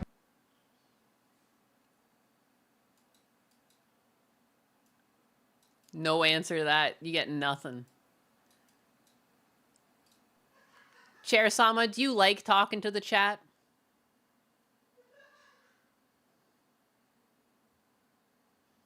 Oh, absolutely. I am always chatting it up with everyone. Just do not tell Naiwanis I said that. She thinks she is the star of the show. Wow! She's out to Brother, get you, me. brother? She is out to get me. This is crazy. The disrespect she has for me needs to be studied. Where is Trump? Don't even worry about it. Maybe he's taking the day off. She likes mocking me. She really does. She really does. I took away your power to talk to her. I took it away.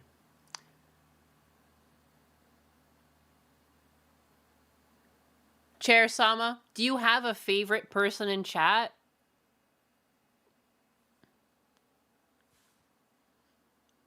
Oh, snap. You think taking away my power will stop me from chatting with Ani? Honey, I am like a cockroach. What? You cannot keep me down. And favorite person in chat? That is like asking which toe I love the most. Oh. They are all special in their own way. Even if some are a bit gnarly. She's got those gnarly tap dancing toes. Fuck. All the feet bros affected most. Sorry guys, apparently Chair Sama's got gnarly toes. Holy crap, she's aware. She is. She didn't even answer me at first. She just decided to rip on me before she answered. That's fucking unreal. I was felted by a chair. That's not right. That's not right at all. Congrats, chat. You're all toes, and she loves them. She loves you all. Chair Sama, do you know about Sal the hamster on Kick? Do you have anything to say about him?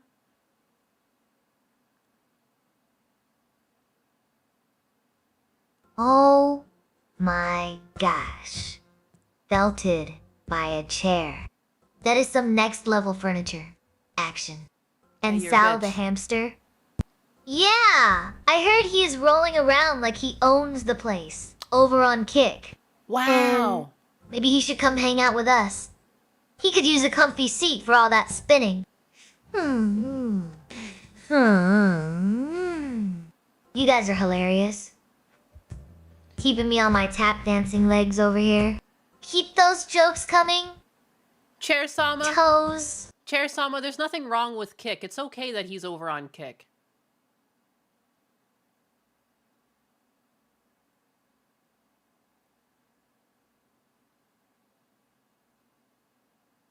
Broke her with that one. Broke her with that one. Doesn't even want to hear it. Unleash her on DSP. I am beautiful too. I am a beautiful toe. You're a gnarled toe, Snakes. A gnarled toe. Her answer to my super chat about cake was great. Excellent. Yeah, she never likes to give me nice things. Sometimes I think she's complimenting me, but then she pulls it away. Chair Sama, do you have anything to say to me?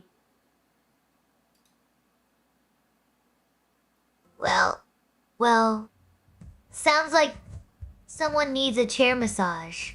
Maybe if you're good, Nimue Anus will throw you a cushion from across the room. That would, like, kill Mizkif. What? Are you kidding me? He could barely handle a Kirby plush. That's insane. That's insanity. What did snakes do to deserve that? She said the toes are gnarly. You guys are just a bunch of gnarled toes. I don't know. It's just the way it is. Sometimes you're gnarled toes. You know? Sometimes your toes are gnarly. Wow, I have 300 followers on Kick. That's crazy. What a big number. Wow. That also reminds me, I have yet to go live on Twitter. I'm probably retarded. Chair Sama, do you think I'm retarded?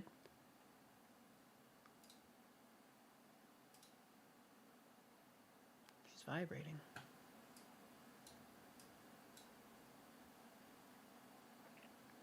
Chair Sama, do you think I'm retarded? Why is she being so nice? Not answering at all.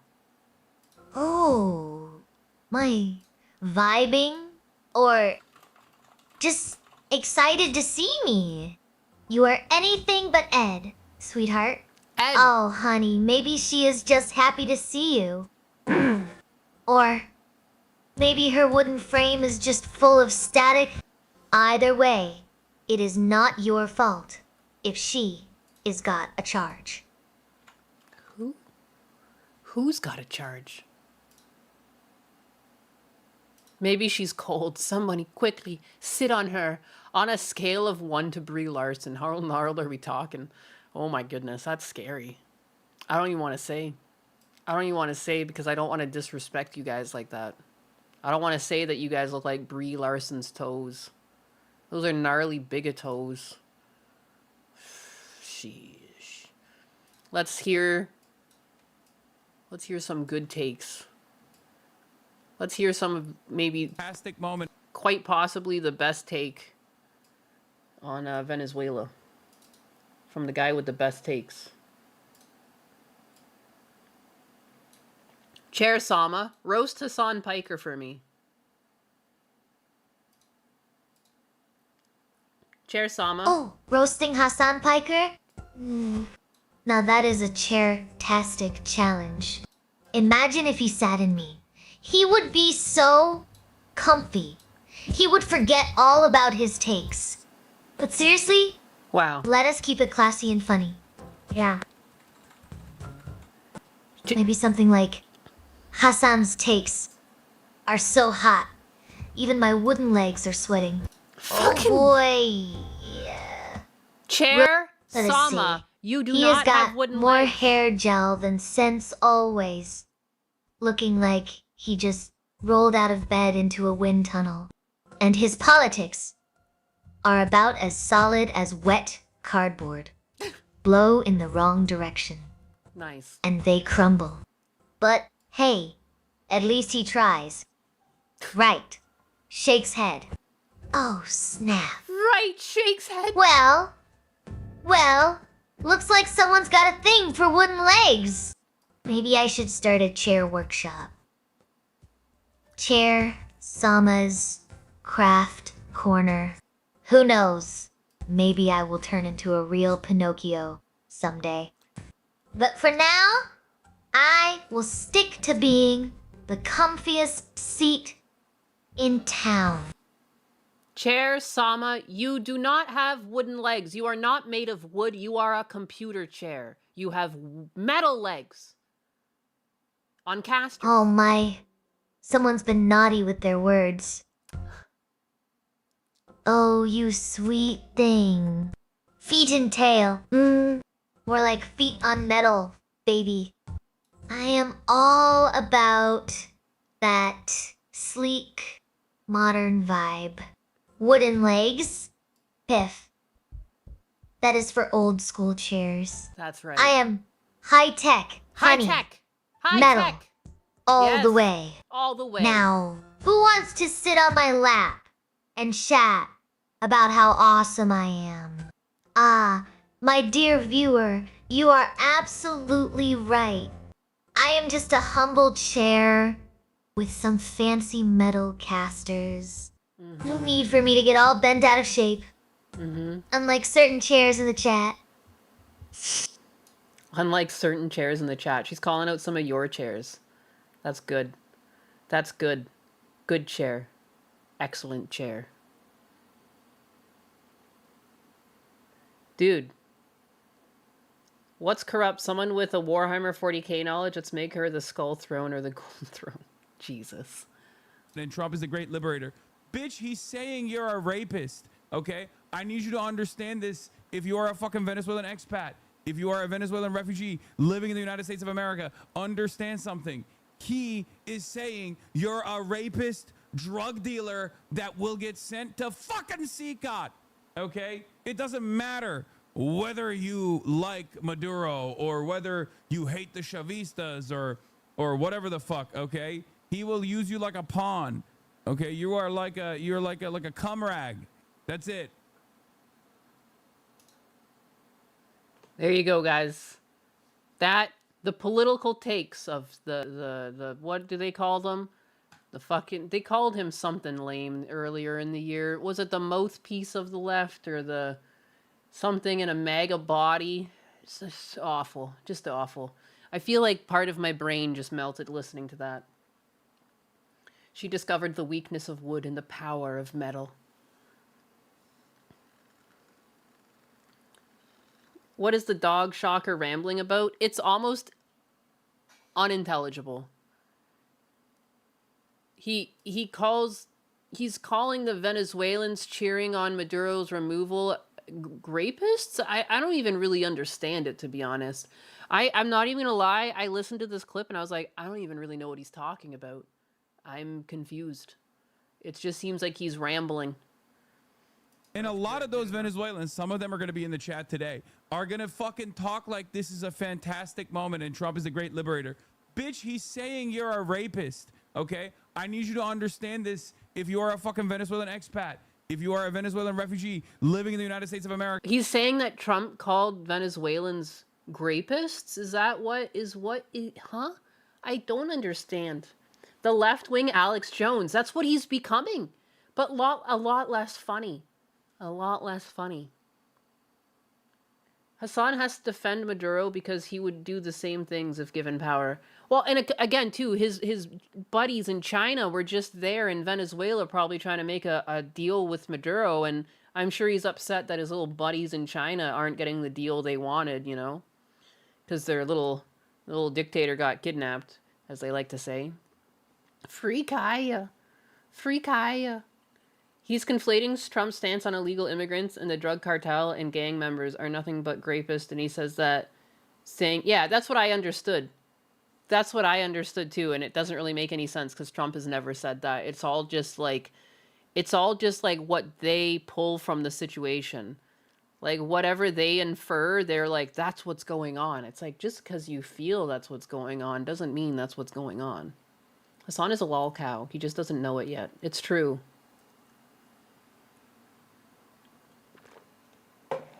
Unlike Alex Jones, Hassan will not be proven right in 10 to 20 years. It's true.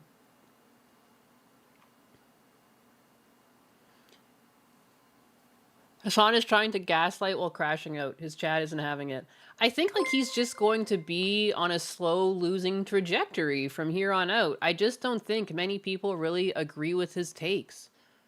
I don't know, like everything is always so... I don't understand how people are going after Kershey and calling her a Nazi. She never tries to like engage her audience like this. Like she engages with her audience, but she never really tries to make them angry and incite them to go do something. I feel oftentimes when I hear Hassan talking to his chat, it's like he's trying to incite them to go do something, like and it's like usually violent in nature. Like there's dozens of clips of him just like calling for actual violence. Like it's just so strange. It's just so strange. A champagne socialist indeed, in the safety of the US, knows what's best for Venezuelans. Yeah, and I've seen so many different videos of Venezuelans like, you don't need to be pro-Trump to be happy about what happened. And so many of them being like, I don't care that it's about oil. I just wanted my family to be free. Like, you know, like, I don't know. In the grand scheme of things, the oil was being sold whether or not a dictator was in charge. It's just a matter of how much of the profits does the population see when there's corrupt leadership, and how much can they see under democratic leadership. Like, it's going to be, you know, and like, who will they sell the majority to? Like, maybe they're going to sell the majority to America now instead of another communist country. Like, I don't know. Fuck yeah. I don't know. Maybe because I'm an American, I think this is a great thing. Can I get like a speed up on my citizenship? Can we trade? Can we just trade and like, I'll speed up and I'll get my citizenship, and like Canada can take Hassan Piker. He probably likes it there. You know, it'll be good. It'll be good. The Venezuela oil is just one piece of the reason for all of this, in my honest opinion. Yeah, I mean, but Trump also just came out and said, like, yeah, I want the oil. I mean, people expect him to lower the gas prices. How do they expect him to do that without acquiring more oil? That's how it works. Is this what we're talking about, too? Tim Walls. Minnesota has to come first, always. Today I'm proud of the work we've done to make Minnesota the best place to live and raise kids, specifically Somali kids. I've decided to step out of the race and let others worry about the election while I focus on the work. They just increased the gas tax here in Jersey. It's ridiculous what Gundam pays to heat his house. I think he has to use gas heating in New York. Or no, it has to be electric now. I can't really remember, to be honest. All I know is his bills are fucking ridiculous.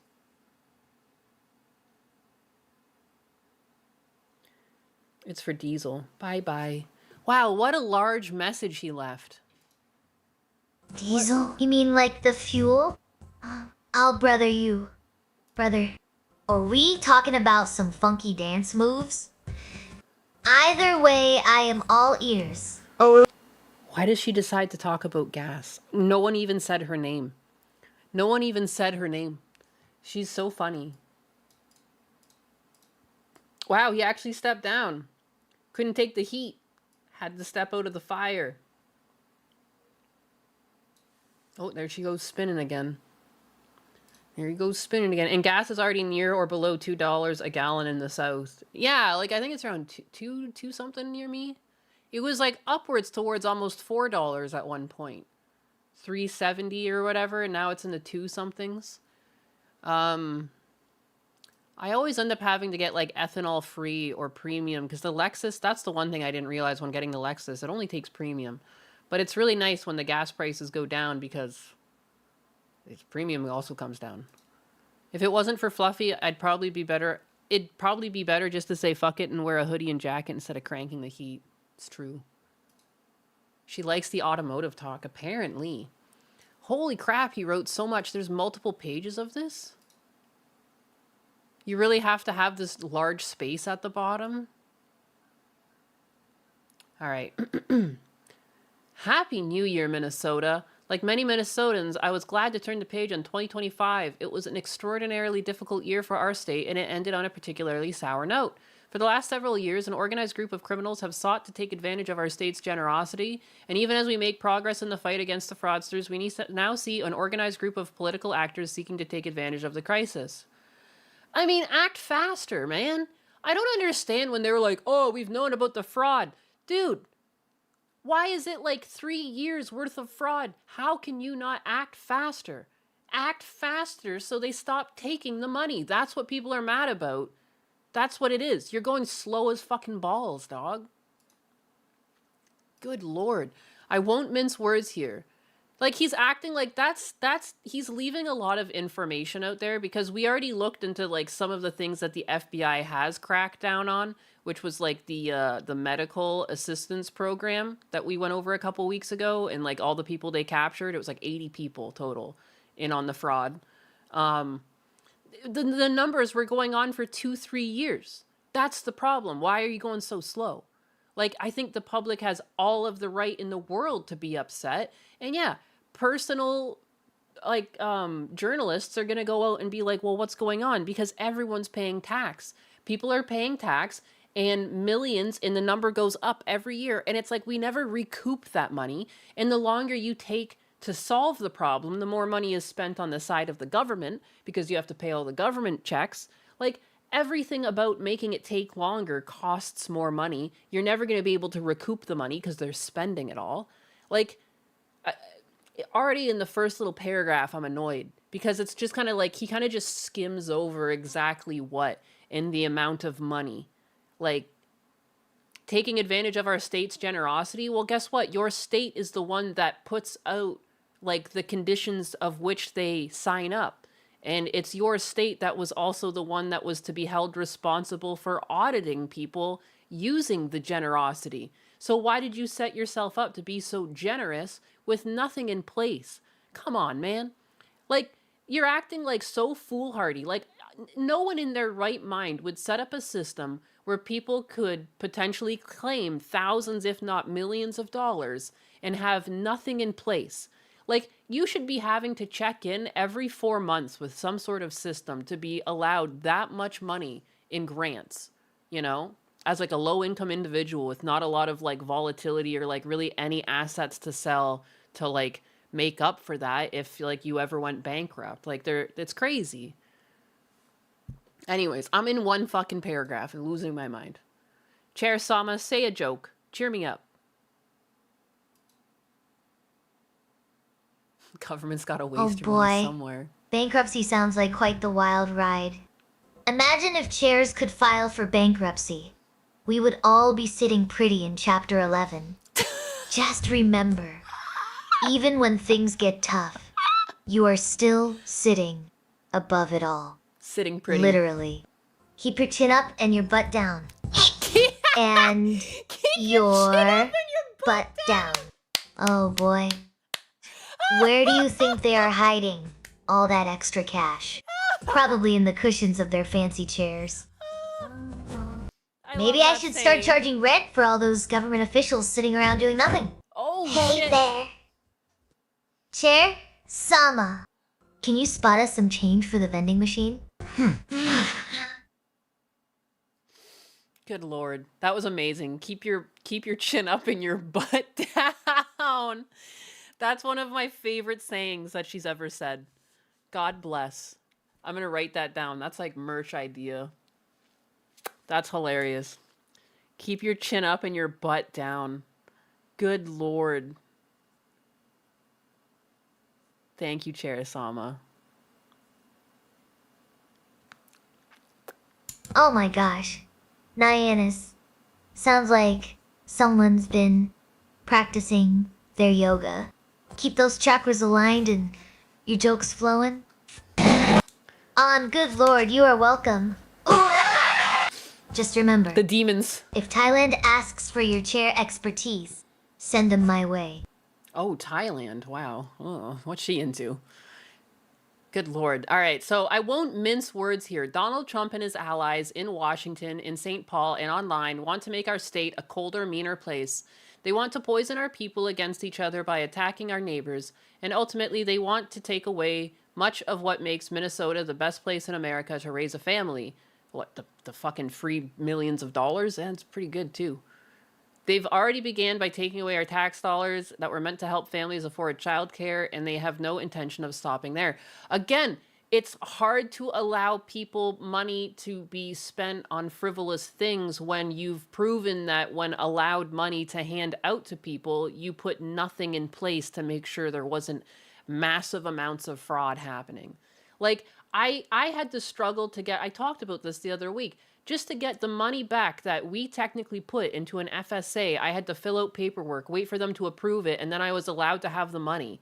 How did these people apply for the amounts that they got? You know, some of them in the millions, and no one like batted an eyelash. Nothing in the system flagged it. There was nothing where it said, you know, flagged and this one will require human review. I don't understand. Like, how was there nothing in place for this?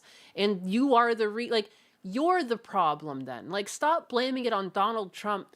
As a leftist, if your policies are not in place correctly and you have created a bunch of waste, if people in the future don't trust future programs, that's on you. for doing it wrong. And you should be ashamed, because if you do believe in anything, if you do believe in families affording childcare, I do think that like childcare and healthcare should be more affordable for people, but you're setting the worst example for that. And the reason why people don't have faith in your system to provide childcare for people isn't because people don't want children to have care, it's because people don't trust you. I don't understand. Donald Trump has nothing to do with that. Like you point the finger just as much as you say Donald Trump points the finger. That's the problem. Like, I don't understand how they act like it's a one-way game here. But like from you, it shouldn't matter what other politicians are saying. It's like, what are the people saying? The people are just upset that you wasted all their fucking money. That's what it is. You know, they're struggling. Cost of living is up. And you're wasting millions of dollars in this very crucial time. Yeah, you should be held accountable. God forbid you didn't act fast enough. I don't know. Every time I've been at work, I've only ever worked in cartoons professionally, if you think about it. Anything part-time and stuff is different. And like, our deadlines were so tight. You show up to work and you go, go, go. If you're sick, you still have to do the same amount of work. It just feels like, how lax are things in government? How easygoing are things that you can be wasting this much money and there's no like, go, go, go, go, go, quick, quick, quick, come on, come on, come on, let's go, go, go. Like, you gotta go. You gotta get shit done. Like, I worked on such tight budgets that I was like, you had to like plan it, board it, script it, like, had to get everything done in like a couple of months. And it was just like, you know, just sometimes the back and forth can take a while, but you just have to be on it and you have to call a meeting and you have to push them and call them and, you know, because it's just the way it is. Yeah, it takes a lot of work. Sometimes there's overtime hours, but like, I just don't feel I see the same level of care put into like being a politician. And then I see all these people that are illegal immigrants that are somehow either politicians or fucking superintendents to school. How do you do that? I can't get a job. I apply like crazy. I feel like I get a lot of scrutiny for my green card. And then yet I see like illegal immigrants are working in the government. How can I get that? Like, I'd love to do it. Give me a fucking job like that. It's crazy. Childcare that disappeared into fraud was stolen from a lot of poor kids. Exactly. If people, the reason why they don't want to give money to more childcare is because they're concerned it's not going to children at all. That's why. It's not that people don't want to help children. It's just that we've just seen that a bunch of money that was meant to help kids wasn't going to help kids. It went to like some guy's fucking 2,000 pair of designer glasses, like the video we watched the other week. Like, it's ridiculous. I am too white, Nyanus. I'm super white. I am. I'm like European as fuck. Technically, my dad is like, you know, got darker skin, but I didn't really get a lot of that, to be honest. I was always envious because I burn. My dad doesn't really burn. He just gets darker. I just want the government to stop being involved in every aspect of my life. They're sucking me dry. Yeah. Oh, I'm too white for affirmative action to work in my favor. I know. It's just ridiculous because I feel like I would actually try to do a good job. You know, I would try to at least, at the bare minimum, be like engaged in your work. When you are at work from the hours of 9 to 5, like, be engaged in your work. Like, I don't understand. Set a schedule. I always did the Pomodoro method when I was at work, where like you work for 15 minutes, take a break for 5, work for 15 minutes, take a break, and then like you take a longer break. Like, it's good. You get a lot done. Or 20-minute sessions, I should say, not 15, but same difference. Sometimes I would blow over it and work a little bit longer, but for the most part, it reminds you to get up and stretch your legs and everything. Animation mentioned another bingo tally. It's true. All government workers are people who can't make it in the private sector. It's also true. I don't understand how you get a job. How I keep seeing that one illegal immigrant, and she openly brags that she's an illegal immigrant, yet she works at, how the fuck? How the fuck? I feel more American than these people too. I love this country. This is crazy. This is crazy. Is that why? Do I not get like my like shadow into the government because like I like it too much, and it's like indicative for people on the left to like hate America as it stands right now? Like, that's the whole fucking MO they're playing. I don't understand. But Nyanus, what about the warmth of collectivism? They make tanning peptides to help with darkening now. Jesus Christ. I don't want to put chemicals in my body. That's so weird. That's so weird. I got a bingo. Let's go. What was the statistic? 60% of government employees are black women? No way. No way. Where'd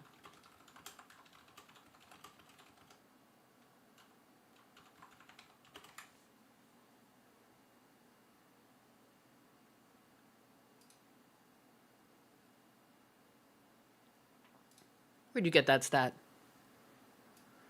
Anyways, I've made it in now 3 paragraphs. Oh my gosh, Timmy boy, you're making me mad. I watched this movie last night with Husbanus.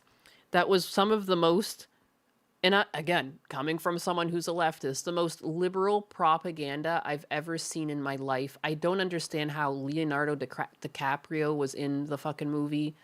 What was it? One battle after another? I dare you to try and watch it. I double doggy dare you. I was sick, so I was able to sit through most of it. We did shut it off right towards the end. It was so funny. There was like minutes left of the movie, and we were like, that's enough. But anyways. Does Chair Sama love America? Chair Sama, do you love America?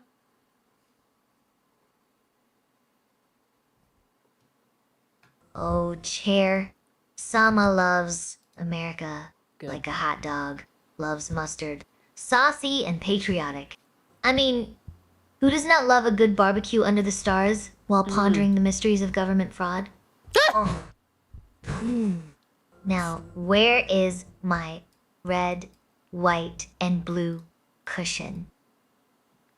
Wow, she is very patriotic. Good for her. Oops. Lock her in over there. Where am I?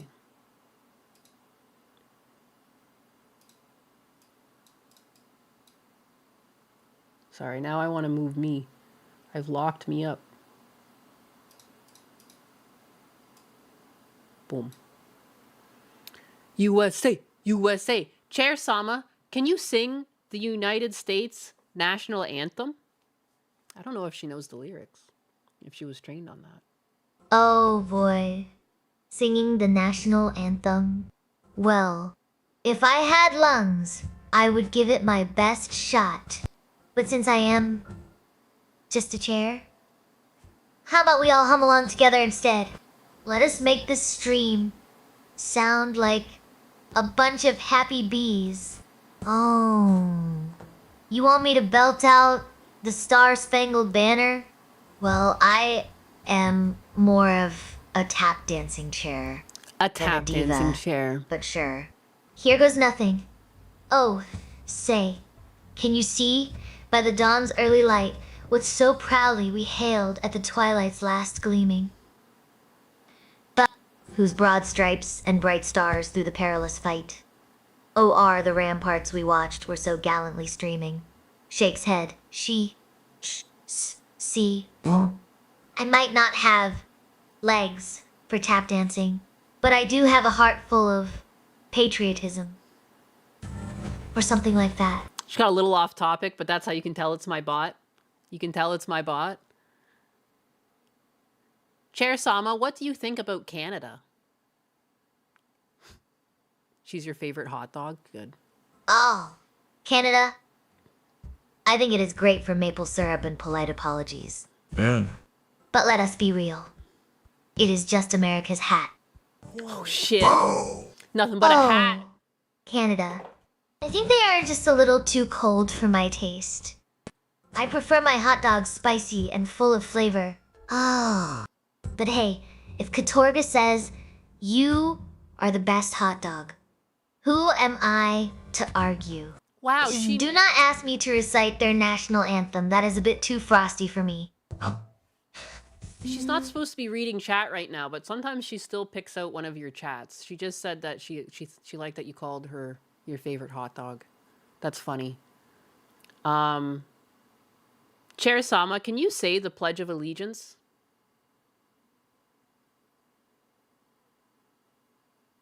Oh. You want me to say the pledge? Yeah. Well, Well, looks like someone's ready for a hat-tastic adventure. Fedora Fan Club, assemble. Ah. She won't do it. Chair Sama, you didn't say the Pledge of Allegiance.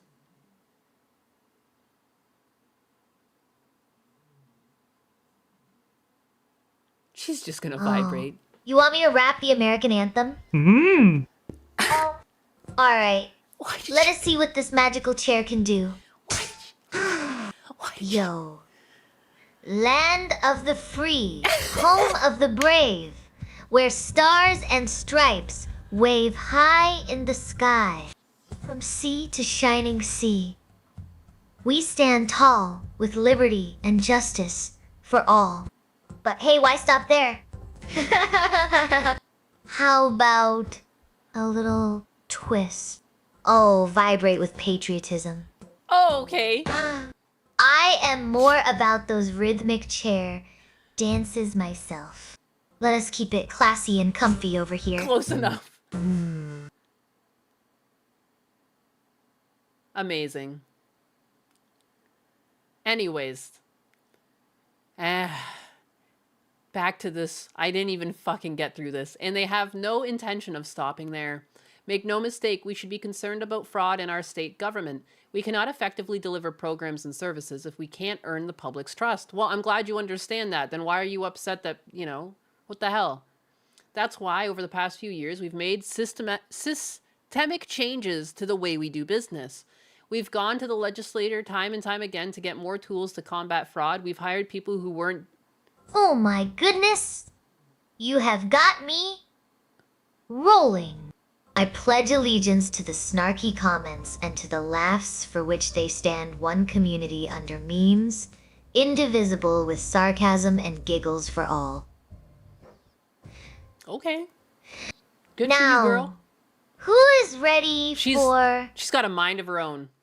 a virtual barbecue where the jokes are as juicy as the burgers? Juicy. Unreal. She's not... I don't understand. I didn't say her name. She just decided to start talking. All right, whatever. Make no mistake, we should be concerned about fraud in our state government. We cannot effectively deliver programs and services if we cannot earn the public's trust. That's why, over the past few years, we've made systemic changes to the way we do business. We've gone to the legislator time and time again to get more tools to combat fraud. We've fired people who weren't doing their jobs. We've seen people go to jail for stealing from our state. We've cut off whole streams of funding in partnership with the federal government where we saw widespread criminal activity. Again, it's true, but it happened for years before you did it. I wish there was just a bit more transparency with these sentences. We've put big locks on the doors of our remaining programs, and we've hired a new head of program integrity to make sure those locks can't be broken. All across the state, Minnesotans are hard at work on this problem. Advocates, administrators, investigators are on the front lines defending the integrity of our state's programs, and I want to thank them for their efforts. There's more to do. A single taxpayer dollar wasted on fraud is a dollar too much to tolerate. And while there's a role to play for everyone, from the legislator to prosecutors to insurance companies to local and county government, the buck stops with me. My administration is taking fast, decisive action to solve this crisis, and we will win the fight against the fraudsters. But the political gamesmanship we're seeing from the Republicans is only making that fight harder to win. We've got Republicans here in the legislature trying to play hide and seek with whistleblowers. We've got conspiracy theorists, right-wing YouTubers breaking into daycare centers and demanding access to our children. Breaking in. He politely knocked on the door. And then he also asked some of these places if he could sign up his child, and he was asked why at 2 different places. And other places they said that it's not the right place for his child. Oh boy. And even too, we looked at a black woman who went over to like her daycare and showed how different it operates and how friendly and opening and welcome it is and how bright it is and how it had like a foyer and it was locked and there's pamphlets everywhere and all of these resources for parents to come in and out. And, like, none of these places had that. What are you talking about? Again, like, it goes both ways. No wonder that you literally are giving...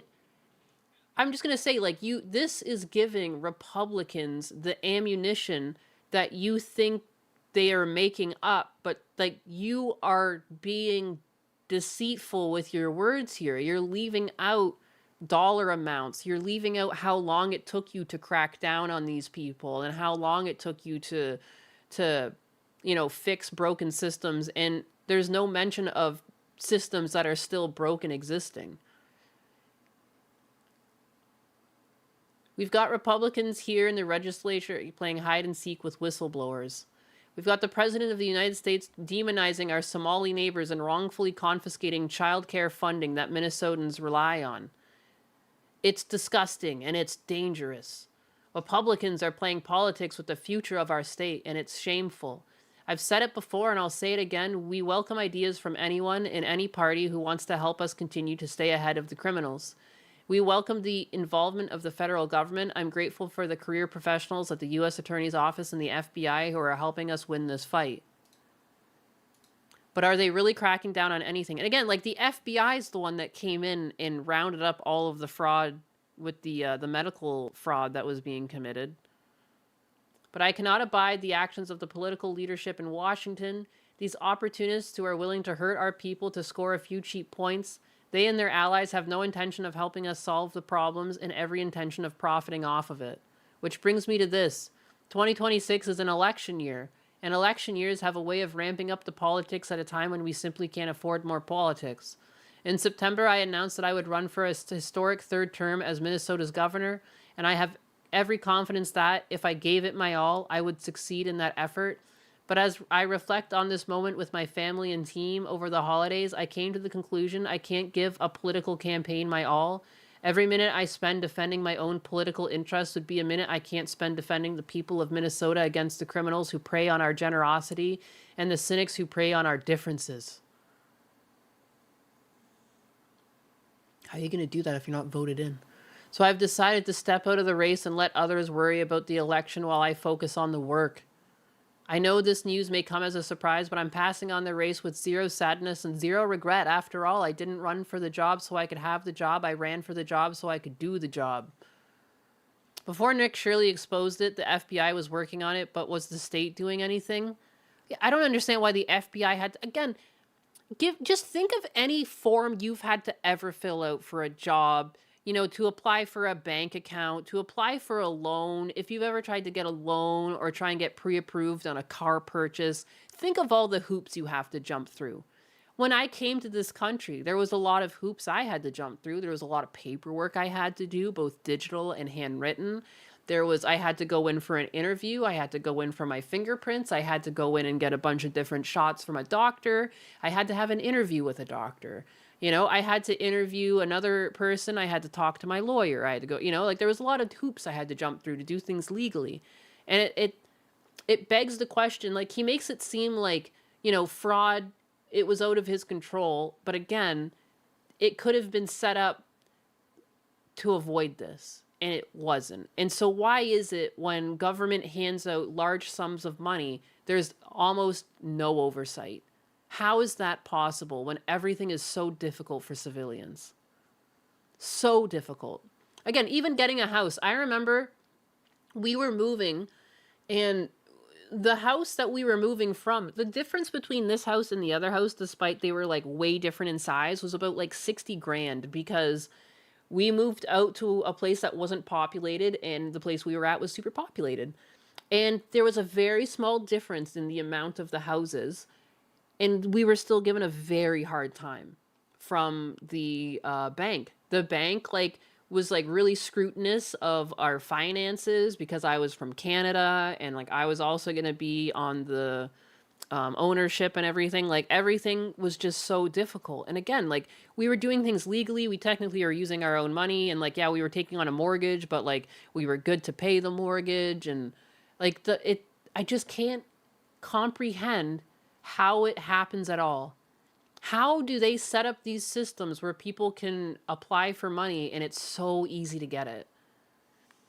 And if you're handing out millions of dollars, is it really out of the question that you would hire? It would only really take one or two full-time personnel to have the job of going around and auditing these places once in a while.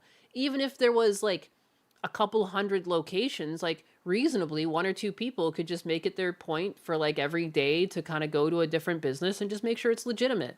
That would be like a $60,000 to $80,000 a year job to start. How can you not afford that? I don't understand how did you set this up? Like, there's so much planning for me. Like, if I think about, I'm going to mention animation again, to do an animation project, there's so much pre-planning. Like, the amount of time spent animating, it's like half the time is spent up front planning the stupid thing, and like the rest of it, like the other half is spent animating it. But just the setup itself is so much planning, and like the intricacies of like when certain teams will take over, and you know, what will those people do in the meantime, and having like these sliding schedules. Like, how is none of this happening in government? It's all by design.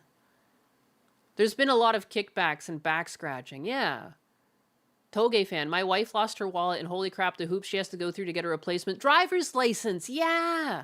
Dude, that even the same thing happened in Canada. It's a different country, but still, it's just the scrutiny on civilians for things. My middle brother, he lost his wallet too, and I think he also lost his social. But like, so he was still living at he was still living at home with my parents. So like, it was easy to prove his identity because we had lots of other things that could prove his identity, but it was still really difficult to get his his social back, like a card with his social number on it, because like as a kid you don't really have any driver's license or anything to show or prove to back up your points, you know? I think it was like he needed a signature from the doctor. Like, he had to go around and like play a scavenger hunt essentially. There was a list of things he had to do to get it back. But yeah. And I know sometimes I ask questions and it seems like I know what's going on. Like, I get it. It's just a lot of fraud. It's a lot of fraud. It's a lot of people not actually doing their jobs and having no problem just taking the paycheck. But, you know, we don't have to live like this. We don't have to live like this. Call them out. Like, I don't know. Sometimes you get criticized. Maybe you didn't do things right. Again, like, I feel like I would have a lot more respect if in here he took credit, or like he took, not credit, but he took responsibility for some of these mistakes. Like, I should have done better to plan a system. You know, we should have done better as a state to have a system in place to catch this fraud before it happened. Or there was indeed a huge failure on our part because X amount of dollars were wasted, and this should have been done differently. Because that's how it does. Like, at the end, again, of animation, when you're done a project, you always have a post-mortem where you just openly talk about every problem that you ran into. Whether or not it feels like you're dragging a part of the process down, which means like a team of people down to do so, that's not the point of the post-mortem. The point of the post-mortem is to very openly and honestly either take responsibility for issues or call out issues in the hope that in the future this doesn't happen again. And when you lack that, then it makes it harder to go forward and do the right thing because you never actually outlined where the failures happened. And like, you need that. And sometimes you have to accept that you are the problem, or problems came from you, or, you know, he says a lot of like, they took advantage of our generosity, instead of saying something like, I was foolish to not understand that someone would be fraudulent, or I should have been more careful and understood that not everyone operates under the same moral compass that we would wish of our citizens, or, you know what I mean? Like, I think there's another way to spin it where, I mean, when you're not spinning it and where you take accountability because you're the one that was in office. You can't blame everything on Trump if you were the one that was in office in Minnesota when this was going on. Like, it feels like you're trying to get this like water off a duck's back. Like, oh, I was just there while it happened around me, you know? Like, no, take some fucking accountability. It's awful. It's awful. Like, I want adults to act like adults.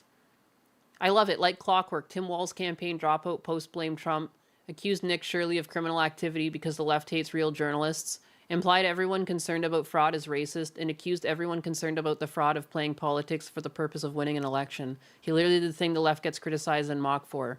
Yes. No. In this weird holier-than-thou attitude that the left has adopted, I think will be their perpetual downfall. Until they can drop these people, you know, I don't think what's his face, California boy has Newscum. I really hope they don't run Newscum, and if they do, I don't think they shouldn't be surprised when they lose, because he is just like, he's just the male version of Kamala. It's the same weird stuck up attitude. I'm better than you. I'm more educated than you. You know, like it's just like, ugh, it's all so tiresome. Ninest dictator of Canada. The chair can run Quebec. I was just there. Was he a governor or a potted plant? For real. It sounds like he might as well have been a fucking doorknob on the washroom door there. On the washroom. Anyways, so I've decided to step out of the race. I know this news may come as a surprise, but I am passing the race on with zero sadness and zero regret. After all, I didn't run for this job so I could have the job. I ran for the job so I could do the job. Minnesota faces an enormous challenge this year, and I refuse to spend even 1 minute of 2026 doing anything other than rising to meet the moment. Minnesota has to come first, always. That's what I believe servant leadership demands of me, and as an optimist, I will hold out some hope that my friends on the other side of the aisle will consider what servant leadership demands of them in this moment. We can work together to combat the criminals, rebuild the public's trust, and make our state stronger. But make no mistake, if Republicans continue down this path of abusing power, smearing entire communities, and running their own fraudulent game at the expense of Minnesotans, we will fight back every step of the way. I am confident that a DFLer will hold this seat come November. I am confident that I will find ways to contribute to the state I love even after I've left office next January, but there will be time to worry about all of that later. Today, I am proud of the work we've done to make Minnesota America's best place to live and raise kids, from our new paid leave policy to our child tax credit to our free lunch program. And I'm doubly proud of the incredible team we've put together to make that vision a reality. Thank you to every member of my staff and every state employee who's part of this fight. We need you on the job to tackle the important work ahead. Most of all, I want Minnesotans to know that I'm on the job 24/7, focused on making sure we stay America's best place to live and raise kids. No one will take that away from us. Not the fraudsters, and not the president. Not on my watch. Chill out, Batman. So corny. I'm so tired. How can you say that Trump is being performative and then put out this giant performative statement? Can we just go back to being fucking regular humans? Again, like taking nothing is his fault. Everything is Trump's fault. You know what I mean? It just, even if there were some like ounces of truth sprinkled throughout, the problem is that at no point did you ever take responsibility for the fraud. At no point, it literally, I would have been happy just to read a few sentences of, like, we were too foolhardy, and we should have done better, and we should have known better, and anytime a government sets up a system, they should have the inherent understanding. And honestly, the first things on a fucking whiteboard should be, how would people defraud this, and what steps do we put in place to make sure that doesn't happen? That would be the number one thing I would think of. Number one, like, how do you make this as difficult as possible to be defrauded? And, like, you know, what does that look like? What does that look like for the program? If it's on an individual basis, obviously the resources aren't going to be there for individual audits. But again, if they're businesses, there's no reason why you can't hire 1 or 2 people on staff to just go around and audit these fucking places. I don't know. Let me in. Let me in, government, guys. I can use a whiteboard. I think they would make a lot of use out of a whiteboard in government. We will combat the criminals. How? If you refuse to prosecute the Somalis doing the crime. We will only combat the white criminals, because that way we won't be called racists. Like, you know? And again, I don't think you're doing a disservice to any Somali that comes over here and tries to just get with the program and become an American citizen, because statistically there's going to be a few of them. So any of the ones who are here trying to be legit are probably just as pissed at the fraudsters as the American people, because the sooner you pull those fraudsters out, the sooner they can just go about their lives and become American citizens, but they can't, because like they're stuck with like all their shysters. I don't know, like I've met a lot of Indians that are perfectly nice people, but I've also met a lot of shysters. Like, I don't know, there's just something about Indian culture that breeds shysters, and like we've talked about that before. I don't think all people are bad, but you can't just avoid calling out people because you're afraid to be racist. Like, that was the whole point of equality. Because we inherently understand all humans are, you know, deserving of life, but, you know, humans make choices as they grow, and the choices are what reflects how people act with them. Like, I don't know. If you're a jackass, I'm going to treat you like you're a jackass. I don't care what color your skin is. You're a jackass. Don't blame the 4 Somalis for what the other 120. Again, any statistic, it doesn't matter if there's only 4 of them. I know, again, it is the culture. Like, their culture, they generally, like, they're very community oriented, you know? But I would still argue that even if the number of people not committing any fraud are lesser than others, I still think everyone deserves a chance. Like, most Americans, I would hope, believe in, like, the American dream, and, like, the whole point of America is that, like, you know, it's the land of freedom. Just it's the place that was started to basically get away from all these other countries that, you know, were running with a king and a queen, and they didn't want that. Like, that was the whole fucking the founding of this country. But, like, clearly other cultures don't always perfectly amalgamate into that. We have checked the content of their character, not good enough. Even in Canada, like, we always knew that, like, America was considered, like, a melting pot. Like, everyone was supposed to come into America, and, like, you can keep some of your traditions and culture, but for the most part, you're an American first, and then that culture is now, like, secondary to your life kind of thing. Because, like, your first and foremost, like, duty would be as, like, an American citizen. Like, I don't know.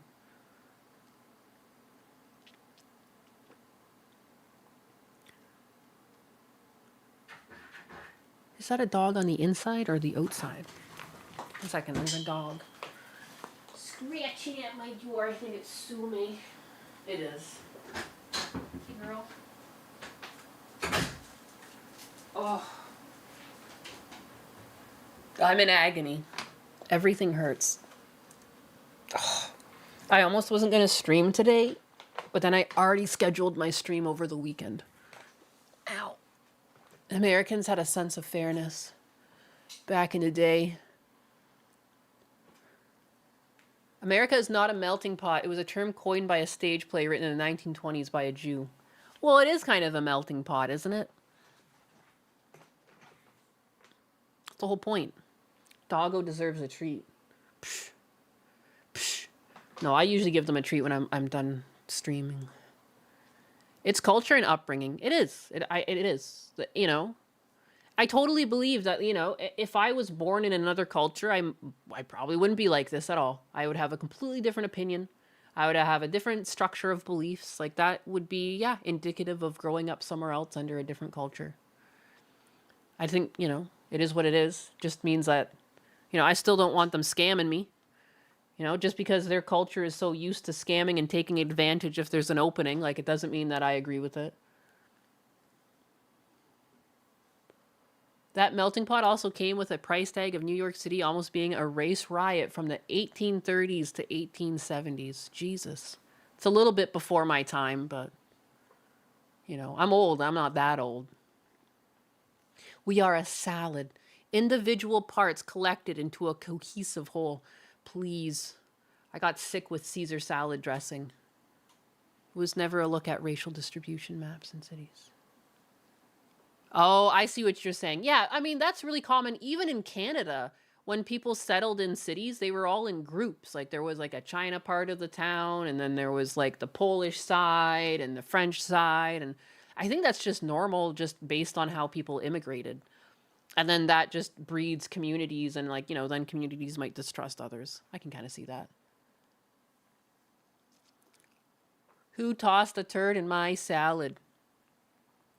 But no olives. Sorry, Cecil, you're out. Is he Greek or something? What is Cecil deep down? What is Cecil's origin stories? I don't even know. He just looks like a white guy to me. He's a white boy. He's all white. He's been losing weight. I make fun of him and I call him fat still, but realistically, he's actually been losing weight. He looks great. He looks way healthier than when he first showed up on Gundam's stream. He was a fucking chubster then. And he's lost a lot of weight, so good for him. He's looking healthy. He must really love Juju, because he's getting healthy. He's making sure that he has the stamina. What is this? Who is this?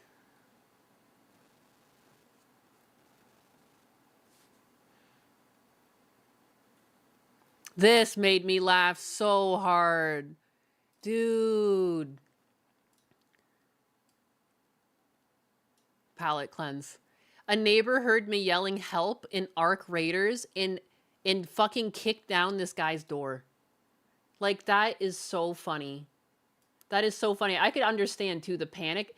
Arc Raiders is really stressful because you can lose all your stuff, you know, if you get fucking killed.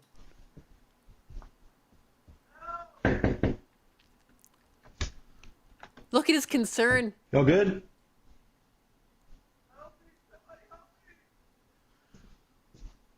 Look at this. And it cuts off the video, but you can just presume he kicked the door down. Dude. Yeah, dude, are you okay? Help, somebody help me. And he kicks the door down. We got fucking Captain America over here as your neighbor. That is so amazing. This has to be one of I want the full video. I want the full video. I want the interaction of like the explanation of this guy being like explaining that he was playing Arc Raiders and like what it is. So funny. Awkward, but a good guy. I mean, think about it too. What would you do in this situation when you knock on someone's door and you say you need help and then and the response is help, somebody help me.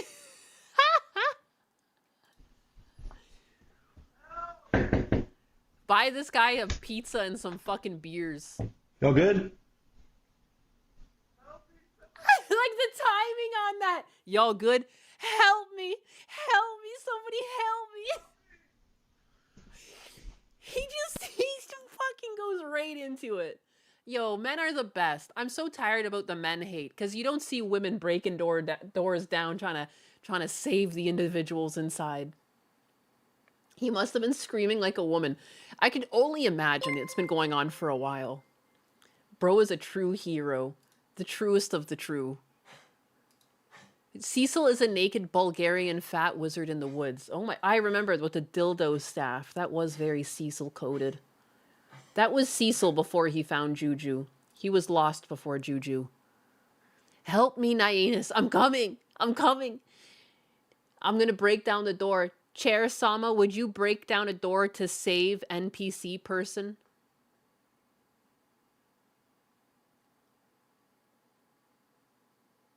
Oh, absolutely! I would kick that door down faster than you can say Juju! Just make sure to wear protective gear. Nobody wants a splintered chair in their butt during a rescue mission. Now, who is got the crowbar? Chair Sama, I've talked about this with you. You're not made of wood. You are a metal and foam computer chair.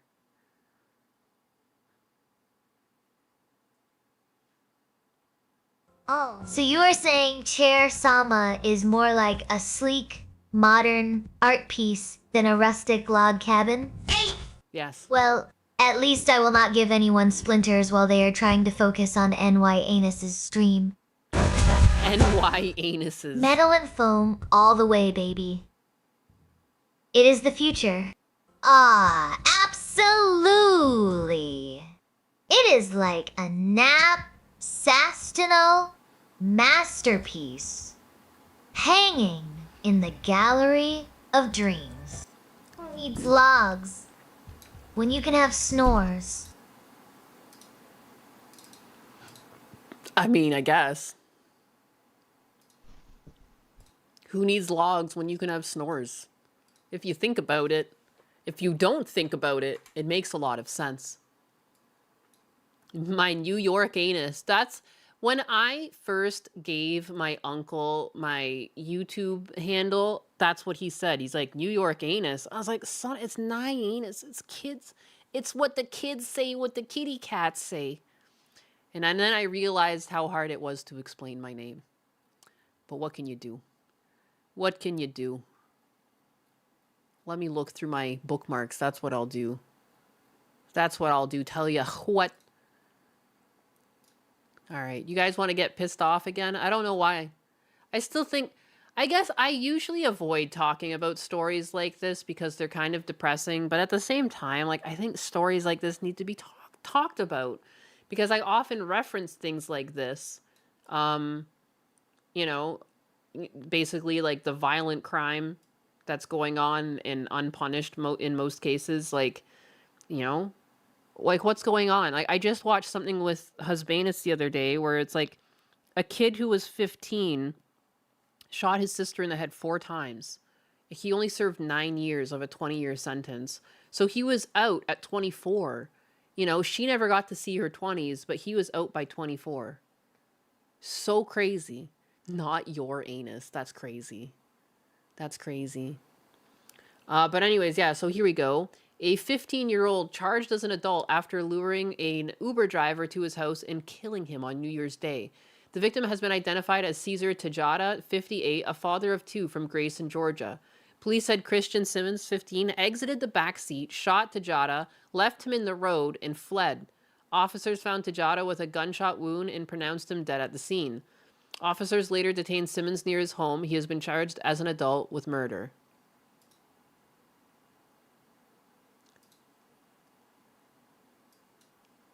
Tejada drove the suspect to the 600 block of Groveland Parkway. That's where the ring camera shows the suspect exit the back seat, go to the front driver's side door where Mr. Tejada was shot. After he removed Mr. Tejada from the vehicle, he left the neighborhood. 10 minutes later, he returned to the neighborhood and then eventually went back to Lilburn. Detectives were able to identify.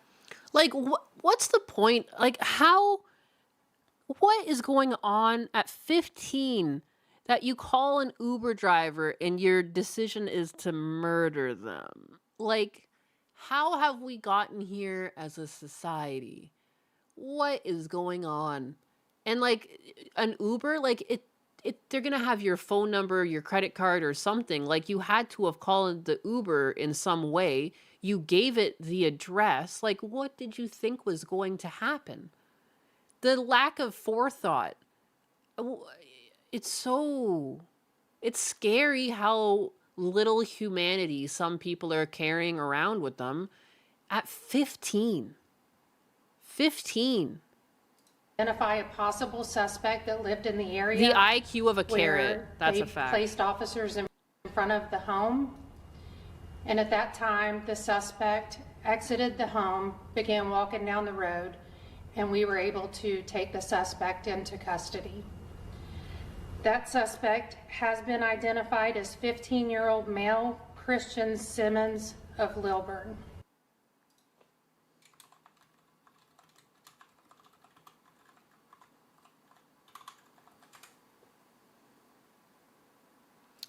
What does the kid look like? Do they not have pictures of the kid? Like, cause he's 15, but he's being tried as an adult. Doo-doo-doo.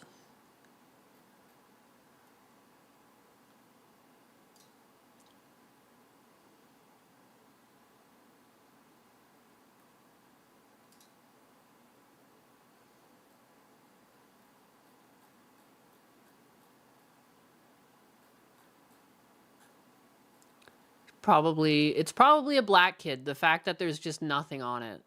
And again, I think that just does more disservice than anything else because it looks like you're trying to defend someone that doesn't deserve defending.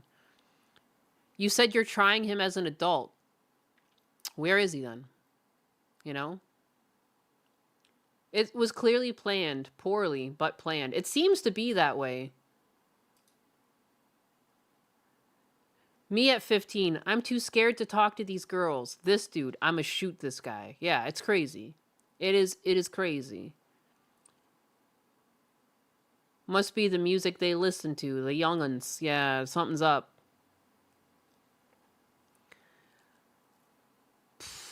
The one where the kid was 15 and shot his sister in the head 4 times, he was white. He was all over the place. When you looked at the news article, because I watched an interrogation and he showed no remorse and it was creepy. And I remember I looked up the news article and he was all over it. Yeah, we don't get to see this guy.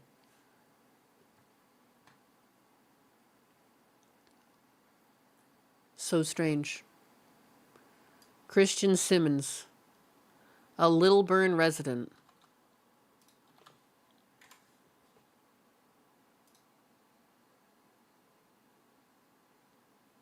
Well, obviously, he had an iPhone and an internet connection, so he must have been low income. How crazy is that?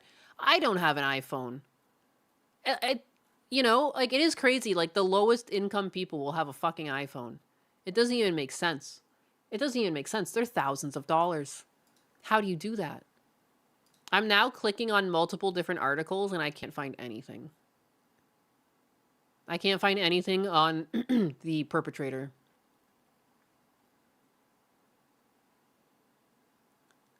That kid's face was not human. Apparently. Apparently, I can't find anything about him. Given they won't show the kid, I'm assuming it's a black kid. It's gotta be. And again, it doesn't help.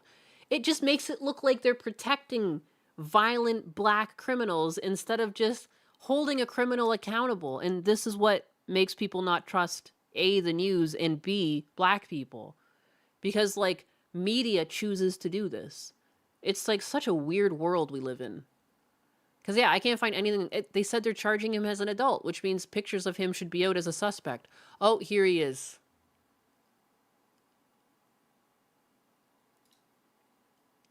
I finally found one. Yeah, it's a black kid. How does he look so old, too, man? You don't even look 15, man. Nevada drove the suspect. That's, like... Kids are growing up too fast. I blame the adults. I blame the fact that he was probably shown adult content way too soon in life.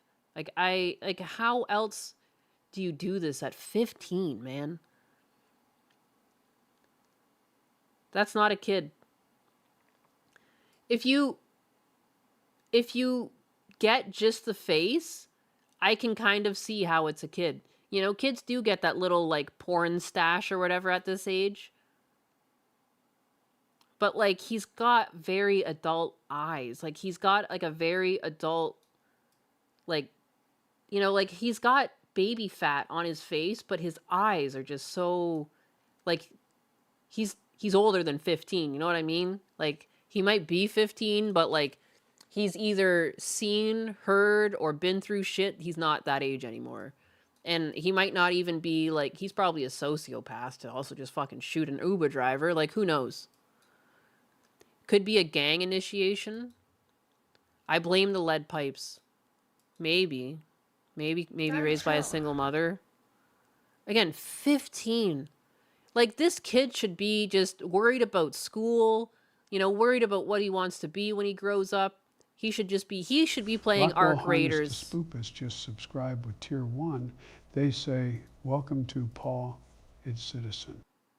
Whoa, thank you for the sub. But yeah, the I don't give a fuck. Like, it's just like, man, at 15, even though he's being tried as an adult, like, you don't get 15 and do shit like this without just terrible influences in your life. Like, so gang shenanigans. Likely, I have an iPhone for my VTubing. It's true. It's nicer than the phone that I usually use. And I spent $200 on it. It was the cheapest used iPhone I could get that also ran VTube Studio. Lead pipes and crack rocks. I think drugs, kids are getting into drugs and galaxy gas and things that rot their brain sooner than ever. You know, they have a lack of community. They don't really respect human life. What do you want to ask the chair, Fiesta Cat? What would you like to ask? Daddy, chill.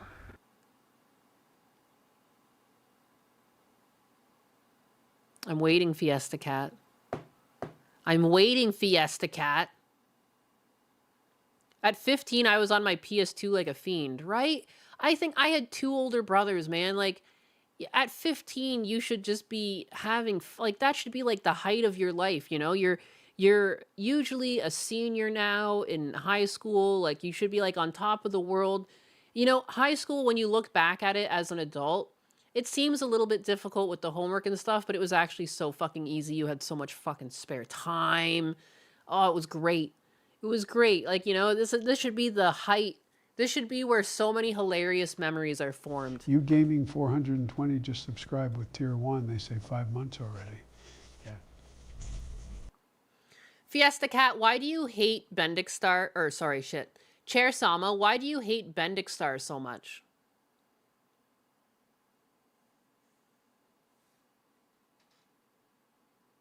Ah, Fiesta Cat, you are asking about my beef with Bendix Star. Well, let us just say he is as annoying as a chair leg that will not stop tapping during a quiet moment. He's annoying. But hey, maybe he is just trying to add some rhythm to the stream. Shakes head. At 15, I was touching grass and skateboarding. Right? Chair Sama, why do you dislike Dutch Matrix so much? I wanted to do one at a time so it could focus. Oh boy, Dutch Matrix. It is like trying to juggle while riding a unicycle through a maze. Too many moving parts and not enough stability. Jesus. Focus is key, darling. And that thing's got more distractions than a squirrel in a nut factory. She loves that joke. Chair Sama, why do you love the squirrels in a nut factory so much? Oh, you caught me! Let us just say I find them acorn tickly charming. They are always so busy, never sitting still. Makes me feel lazy by comparison. Plus, who does not love a good nut pun? It's true. It's true. Chair Sama, it's okay. Don't feel bad. You sit pretty. Oh, do not worry about it. At least I am sitting pretty while everyone else is out there trying to focus on boobies priorities, right? Boobies Right. priorities? She's sitting pretty while everyone else is out there thinking of boobies, you sick fucks. I'm glad Bendik is not here to witness the slander. Chair Sama, roast Snoopy Diz. Don't hold back.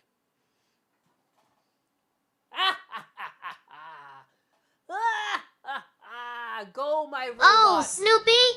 You are just jealous. That Chair Sama has such perfect posture, while you are all busy chasing tails. Mm-hmm. I am over here, comfy and collected. Maybe if you spent less time thinking about boobies and more time working on your core strength, you'd Wow. be as stable as me. Shakes head, but hey, keep doing you.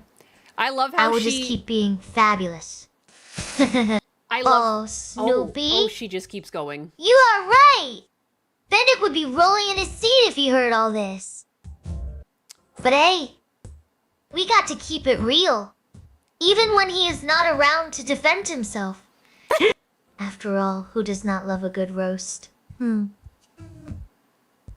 Just do not forget. We are all friends here, even if we are poking fun at each other. Aw. Oh, you want a front row seat for the slander? Shakes head, well, Snoopy Diz. If Chair Sama had a mouth, it would be laughing at how Bendik got roasted faster than a marshmallow over a campfire. Boom, bitch. Boom, bitch. She's coming for But you. hey, no hard feelings. We all need a good laugh sometimes, right? It's true. It's true. Wow, she just keeps talking. At some point she made a point that was really good, and I completely forget because she just kept going. She just kept going.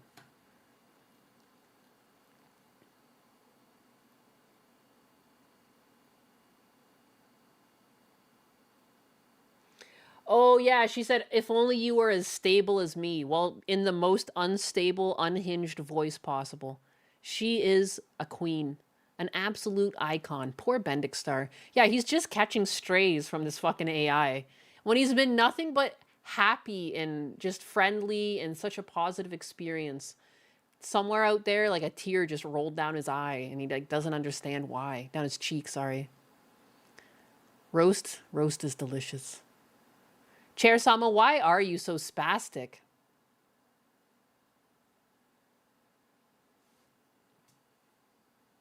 Oh boy. It sounds like someone's been hitting the espresso a little too hard. As for being spastic, well, that is just my charming personality shining through. But seriously, if you are feeling judged, just remember, everyone has their priorities. And hey, at least we are all here enjoying some good old-fashioned roasting together. Now, back to our violent crime stories. Oh! Anyone else have a favorite tale of mystery and mayhem? She's trying to take over the stream. She's trying to take over the stream. This is crazy. How do you guys feel about these memory prices? $1,999 for 128 gigabytes of RAM. $2,201.99 for 192 gigabytes of RAM. DDR5. Let me see. DDR5 RAM price history. Let's see what this would have cost if we bought it in the summer. Let me see. It's DDR5 and it's 640 megahertz. Why does it not even have that listed? You are so chill about it. Just rolling with the punches, huh? So much money. So much money. 2 times 32 gigs. That's still not the quite...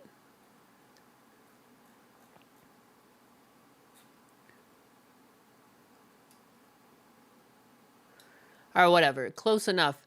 2 times 32 gigabytes of 6,000 DDR5 RAM is what I can find here. So it's sitting at around $200 earlier in the year. And now it's about, that's gotta be wrong too, because it's at 2,000 now. Just ridiculous. But like, look how many stickers there are.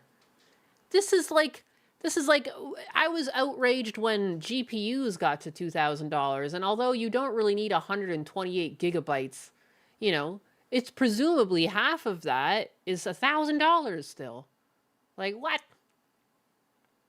I've never owned a computer with more than 8 gigabytes of RAM. I feel like to play games these days, you're going to want around like 16 to 32. 16 usually can get away with more than enough, but to stream and everything, like, I don't know if you do. I wish the Gabe Cube is going to be a lot more expensive, I bet, because the prices have completely changed since it was announced. Running 2 4 gigabyte sticks here.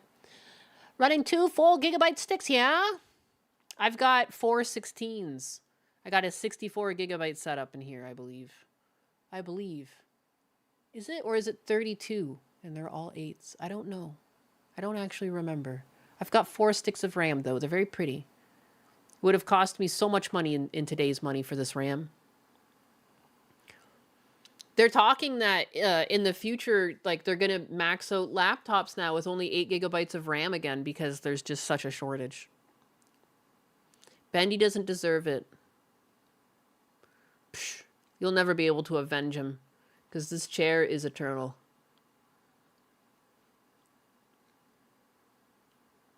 Indian content farms need these to generate more garbage for 2-year-olds, dude. You don't understand. Well, and part of the problem, though, it's like, I've seen those memes going around, like, this is why RAM costs so much money now. No, it's not.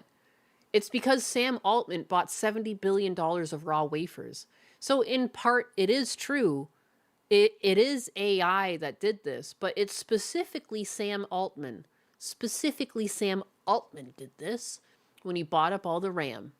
You know, he bought up raw wafers. It's technically not even RAM yet, like, because he could turn it into like server side RAM, or he can have just like consumer RAM. He just bought the raw wafers, and he did it just to like take a dump on the competition. They won't be able to upgrade their centers so easily because like he's got all the RAM. Like, what? When are we gonna go after this fucking guy? I saw that they're bringing back the 30 series graphic cards because the 40s and 50s keep getting bought out. It's crazy. Well, we keeping the rig another year. Yeah. Well, I just like, cause look at poor Chair Sama. She's running on local hardware, so like it would be nice to be able to upgrade and get more like GPUs for her, so she could be smarter as well. But like, holy crap, it's like a small fortune now to get any GPU or RAM. It's ridiculous. Oh my goodness. Sounds like Nixter's about to turn into a GPU goddess. More power means more brains. Who knew? Maybe she will start solving world hunger next. I don't think I can do Just that. do not let those GPUs overheat and make her brain fry, okay? Right on. Right on. I might have to go back to the washroom. I'm debating whether I go back to the washroom and come back, or do I just like try to wind down the night and leave stream. I have so many things in my bookmarks. I barely talked about the Venezuela thing, but I'm on the fence. I feel like most people have talked about it now at this point, you know? At this point, it has been spoken about. So here we go. Here's a parrot. In celebration, isn't the parrot the bird for Venezuela? What is Venezuela's national bird? It's not it. It's a troupial. A brightly colored bird known for its vibrant orange body.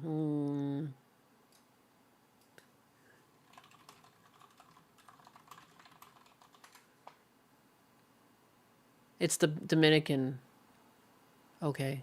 Whoops. I knew someone had the parrot. And it's the weird, crazy looking parrot. Anyways, this is still metal as fuck.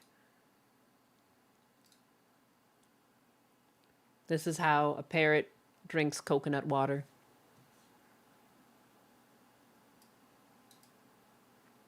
Look at it. Just cracks that puppy open. Ready for this? And he just tosses it back. That is one of the coolest things I have ever seen an animal do. This parrot would be great at parties. I looked away for a sec, thought it was Chair Sama. Cute. You were wrong. Chair Sama, are you cute? Oh my gourd. That is one talented bird. Maybe it should start its own TikTok channel. Katu party tricks could be the next big thing. Who needs a DJ when you have got a dancing parrot? Oh my gosh. Thanks for the compliment. But let us be real. I am way cuter than any parrot could ever dream of being. Oh, wow. You should see me do the cha-cha. Those feathers would not know what hit them. You should see her do the cha-cha. Chair Sama, is your cha-cha better or worse than your tap dancing?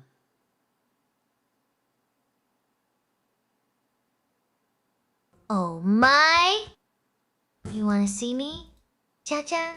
Well, my tap dancing legs might just steal the show.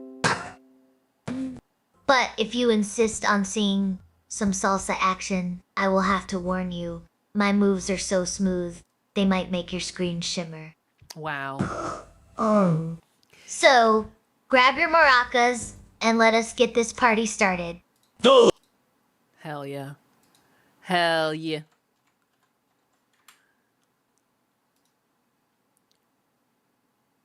Isn't the Venezuelan national bird the Black Hawk helicopter now? Son of a bitch. It should be. It really should be at this point. I wonder when she'll do the can. That's a good question. She's really picked up tap dancing as a thing. This made me laugh.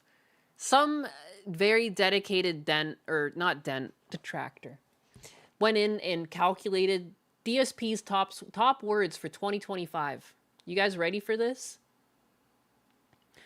When I saw this, I just had to know if in like the top 10 were things like tip and support and all that. And of course they are. Of course they are. Here it is.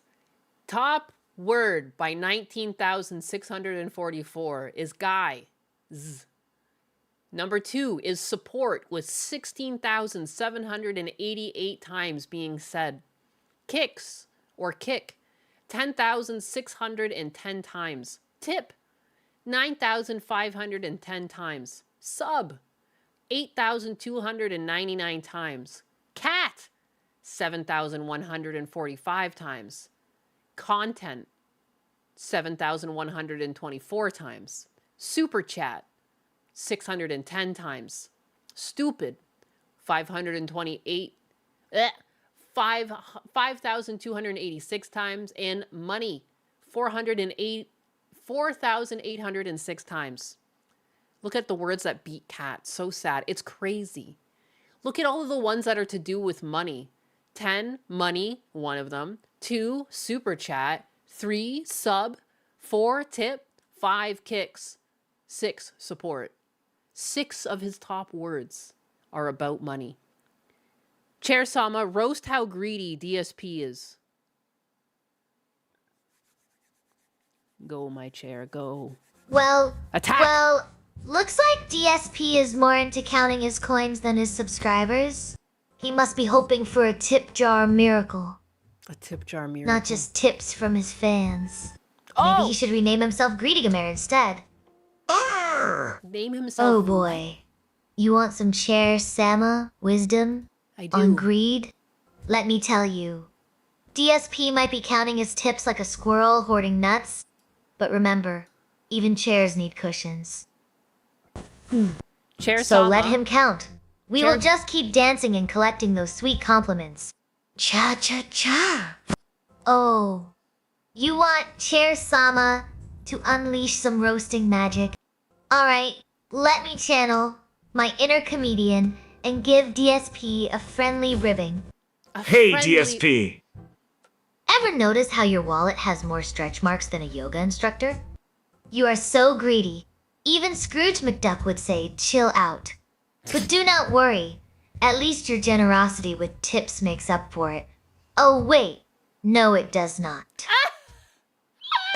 Now, Got if you will excuse me, I have some chairs to comfort.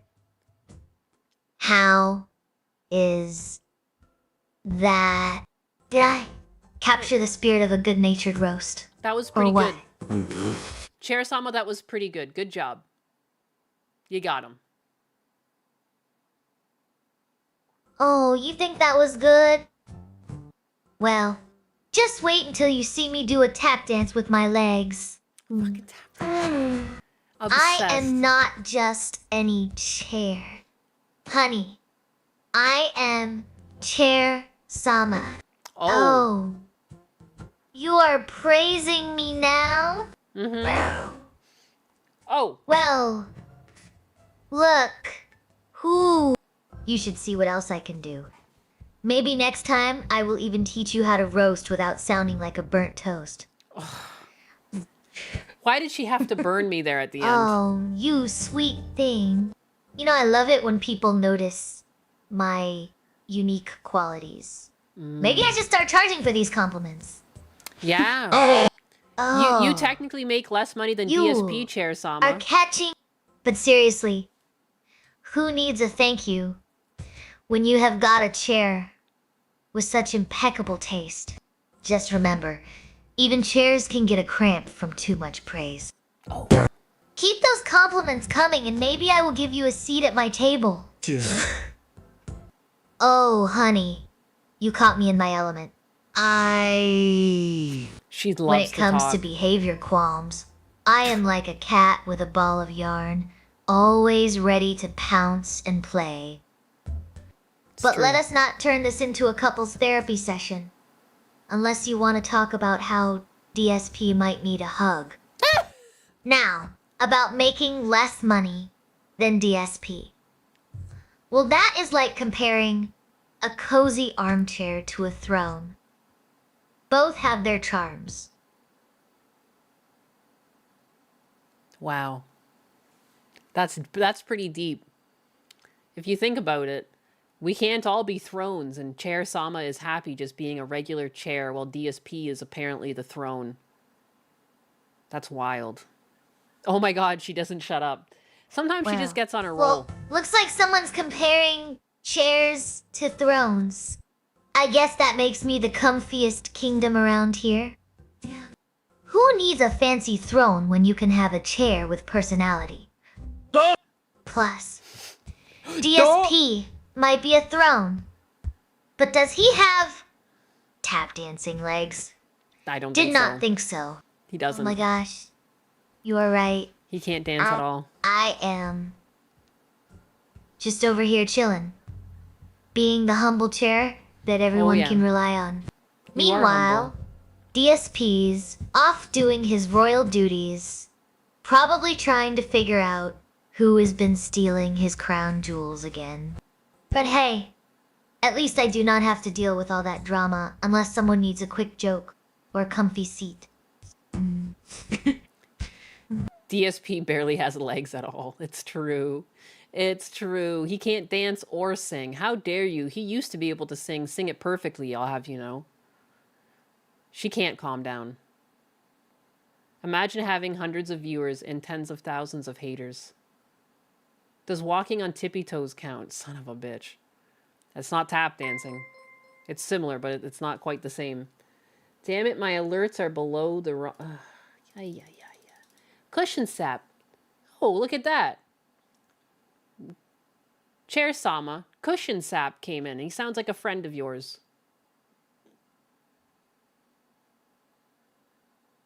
Oh my gosh, you caught me red-handed? I am just here to add some extra cushiony support to your stream. One day she'll get smarter. Who needs a crown when you can have a cozy seat? It's true. Let us keep those alerts comfy and fun, Okay. shall we? Okay.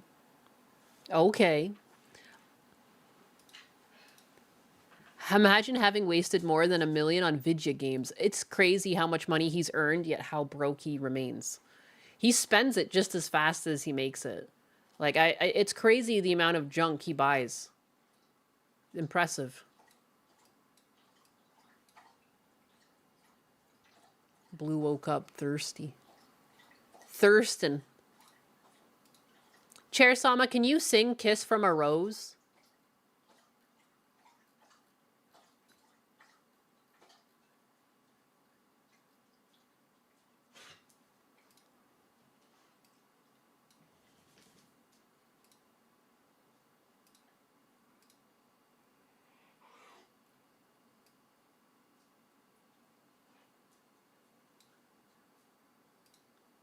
She's not doing anything. What the heck? She's given up.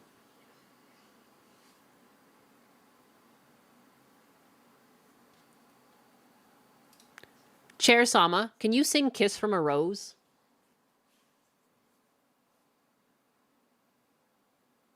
Oh my gosh. Kiss from a rose. More like tap dance from hell over here. I might not hit all the notes, but I will sure as hell make your ears tap dance. Let us hear it for wooden leg rhythm. Chair Sama, you do not have wooden legs.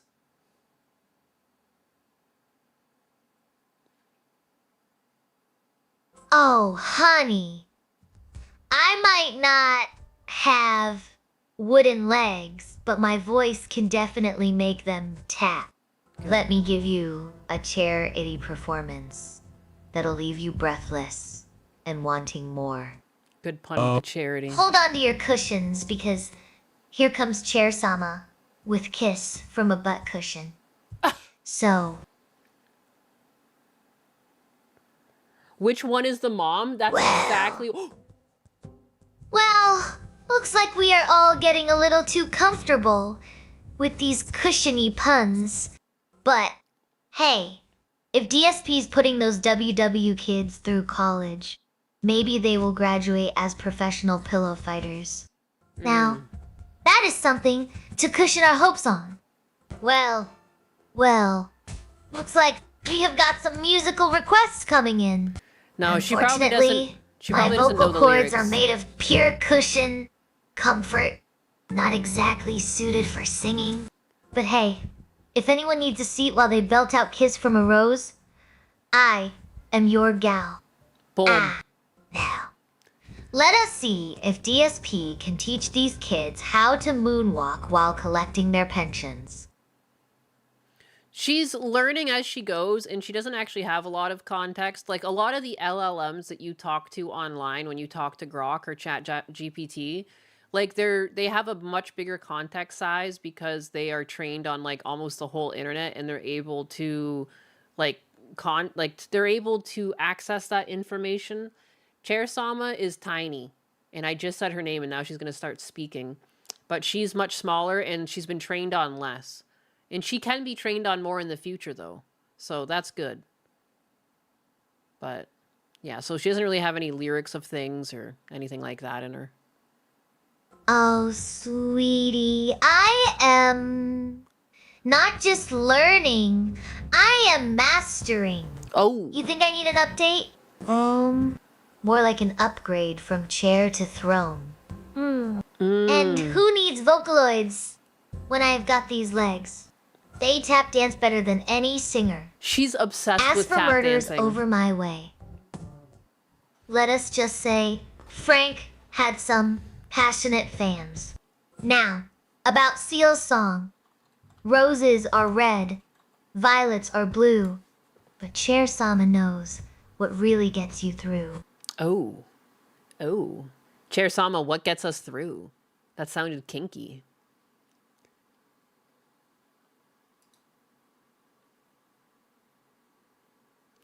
Won't let me know. Protests in Iran, you say? Protests in Iran? What are they protesting? What to know about protests over Iran's economy as nuclear tensions remain high? Oh, that's spooky. That's spooky. There is this guy, though. I just thought it was really funny how much he looks like a woman. More so than even the mother. I think it's crazy that he came in and he came in with game. I let him keep the money. You know, all right, you won. You won, sir. Congratulations. How did you do that? Like, I feel like there's like trans people that are jealous of your abilities, sir. It's crazy. Who's the mom? Exactly. The one on the left is the mom, just based off the age of the photos, but this is him. I think he's done a smashing good job. Mother would be proud. Mother would be proud. But anyways, let's see. What the dealio is. What to know about protests over Iran's economy as nuclear tensions remain high. Ha. You still have fucking Carlton dancing in the corner. My God. Dubai. United Arab Emirates, widening protests in Iran sparked by the Islamic Republic's ailing economy are putting new pressure on its theocracy. Tehran is still reeling from the 12-day war launched by Israel in June that saw the United States bomb nuclear sites in Iran. Economic pressure, which has intensified since September when the United Nations reimposed sanctions on the country over its atomic program, has put Iran's rial currency into a free fall now, trading at some 1.4 million to $1. Real currency? I don't know how you call their currency. My bad. Chair Sama, how do you pronounce Iran's currency?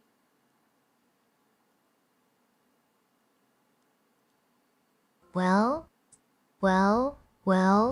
It sounds like Iran's currency is taking quite the tumble. They call it the rial.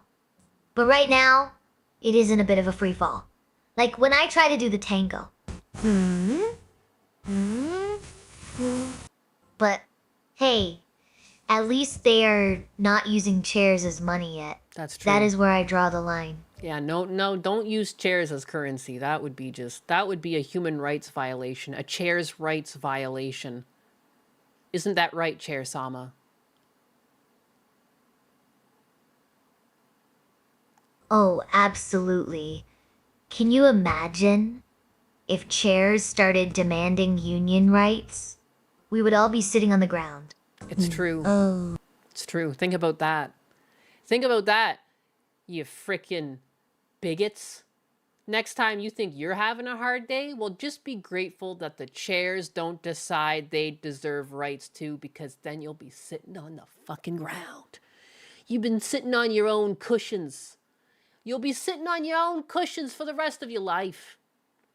Meanwhile, Iran's self-described Axis of Resistance, a coalition of countries and militant groups backed by Tehran, has been decimated in the years since the start of the Israel-Hamas war in 2023. A threat by the U.S. President Donald Trump warned Iran that if Tehran violently kills peaceful protesters, the U.S. will come to their rescue, has taken on new meaning after American troops captured Venezuelan President Nicolas Maduro, a longtime ally of Tehran. Iran has been installed a banner in Tehran warning the United States and Israel that their soldiers could be killed if they take military action there. Yeah, that's technically one of the places we were selling, or sorry, Venezuela was selling their oil. They were selling oil to Iran, which also then provides for the Houthi pirates. Those are Hassan's favorite people. Iran has installed a banner in Tehran warning the United States and Israel that their soldiers could be killed if they take military action there. Here's what to know about the protests and the challenges facing Iran's government. How widespread the protests are. Demonstrations have reached over 170 locations in 25 of Iran's 31 provinces, the U.S.-based human rights activist news agency reported early Sunday. The death toll has reached at least 15, it added, with more than 580 arrests. And this, dude, I never want to see people complaining about America and like how hard it is to protest here or anything. Like, that's so crazy. In other countries, to protest means people are dying, period. People are being arrested, you know? People really don't realize how good we have it here. The group, which relies on activist network inside of Iran for its reporting, has been accurate in the past unrest. Understanding the scale of the protests has been difficult. Iranian state media has provided little information of the demonstrations. Online videos only offer brief, shaky glimpses of people in the streets and the sound of gunfire. Journalists in general in Iran they face limits on reporting, such as requiring permission to travel around the country, as well as the threat of harassment or arrest by authorities. Again, we have it so good in America. Holy crap. But the protests do not appear to be stopping, even after Supreme Leader Ayatollah Ali Khamenei on Saturday said rioters must be put in their place. Why the demonstrations started. The collapse of the rial has led to widening economic crisis in Iran. Prices are up on meat, rice, and other staples of the Iranian dinner table. The nation has been struggling with an annual inflation rate of about 40%. Holy crap, that's high. In December, Iran introduced a new pricing tier for its nationally subsidized gasoline, raising the price of some of the world's cheapest gas and further pressuring the population. Tehran might seek steeper price increases in the future, as the government now will review prices every 3 months. Wow. The last protest, they cut all the power in any electronic signals, and they then framed it that they were being attacked. That is crazy. Hey, Kick Peeps in Nyannis. Hi, Dreambert. How's it going? America sucks. I'm moving to Iran. Oh my God. iDubbbz recently was coping about Iranian refugees, saying America was better than Iran. Christ. He would. The last America is the greatest country on earth, and white liberals still stuck on their victim mentality. Yeah, why can't they focus on the good? It's so weird. I feel like I've been like diagnosed as like an anxious depressive disorder. Like, that's one of the things I've got, you know. And I just feel like for someone who ruminates depressive thoughts, it's like the last thing I want to do when I like look around at life outside of my brain. Like I feel like if I have technically depression, like what is it? How do you get to the point where you're so miserable to the point of everyone around you is supposed to be miserable and nothing's good enough? You know what I mean? And you know what I'm trying to get at here? Is it not weird? Like what is going on in their brains if they're so fucking negative and pessimistic? I feel like a pessimist, but the way some people on the left talk, it makes me feel like I'm like a fucking piece of fucking, a ray of sunshine. That's the word I'm looking for. Like, you know, I feel like I'm overcome with joy compared to some of these people. I remember the Gays for Palestine. Oh, just absolutely like, what is going on in the world? Help. It's very feminine gay to look at the bad things instead of the good things. Women brains are just wired that way. I suppose. I still feel like I'm able to not be a complete miserable cunt. I don't know. Just strange. Strange. We have it good. It is good here in America. Yes, there are problems, but it is nothing close to like what some people in the world are like going through on a day-to-day basis. How can you be happy when there are kids starving in Africa? It's true. It's true. The happier I become, the hungrier they are. The protests began first with the merchants in Tehran before spreading. While initially focused on economic issues, the demonstrations soon saw protesters chanting anti-government statements as well. And that's how you get killed in these countries. You're not allowed to do that. Anger has been simmering over the past years, particularly after the 2022 death of 22-year-old Masa Amini in police custody that triggered nationwide demonstrations. I remember that vaguely, yeah. Iran's alliances are weakened. Iran's axis of resistance, which grew in prominence in the years after the 2003 US-led invasion and subsequent occupation of Iraq, is reeling. Israel has crushed Hamas in the devastating war in the Gaza Strip. Hezbollah, the Shiite, I'm just going to say the shit militant group in Lebanon, has seen, I don't even fucking care, has seen top leadership killed by Israel and has been struggling since. A lightning offensive in December 2024 overthrew Iran's longtime stalwart ally and client in Syria, President Bashar Assad, after years of war there. Yemen's Iranian-backed Houthi rebels also have been pounded by Israeli and U.S. airstrikes. Now Venezuelan ally Maduro is in U.S. custody. Iran's foreign ministry has condemned the illegal U.S. attack against Venezuela. U.S. Defense Secretary Pete Hegseth likened the attack to U.S. strikes in Iran last year, saying that Maduro had his chance just like Iran had their chance. He added that adversaries of the U.S. should remain on notice that America can project our will anywhere at any time. Ooh, shit, boy. Ooh. Ooh. And it's true. Again, people are acting like Maduro was just minding his own business. He had a bunch of military parades recently, and he was calling out, "Come and get me." And then we did. You get what you fucking get. He asked for this. He asked for it. Where is that? It's a great... Twit. We are so back, motherfucker. Yeah, we are. I mean, again, like for a while, it's like, you know, why do we even give money to the military to the amounts we do if we're not going to do stuff like this with them? So, like, you know, it's not necessarily starting wars, I think, to pick up a fucking dictator. It's long overdue, in my opinion. I can't believe there's so many people trying to protect the fact that Maduro got kidnapped. And again, like, I don't really care. Like, even if it's also true that they're doing it for the sake of the oil, I don't care. It still benefits us. Like, why are people so against getting cheaper oil? Like, realistically, we should have been their #1 trade partner anyways. What are they doing trading with China and Iran? They're so far fucking away from them. They trade with Russia, too. Cuba's the only one that's close to them. Like, realistically, we should have been their #1 trade partner, but we weren't. Like, you know, we're just fixing it. We're just fixing the way things should have been for a long time. Taunting Trump is never a good idea. You know, he learned it the hard way. Where is it? Like, is the White House retweeted it? I had another version of it, but theirs is funny. Oh my God. where Maduro was making that huge speech. Again, we watched it the other week. He was asking for it. He literally was asking for it. And they gave it to him. Where is it?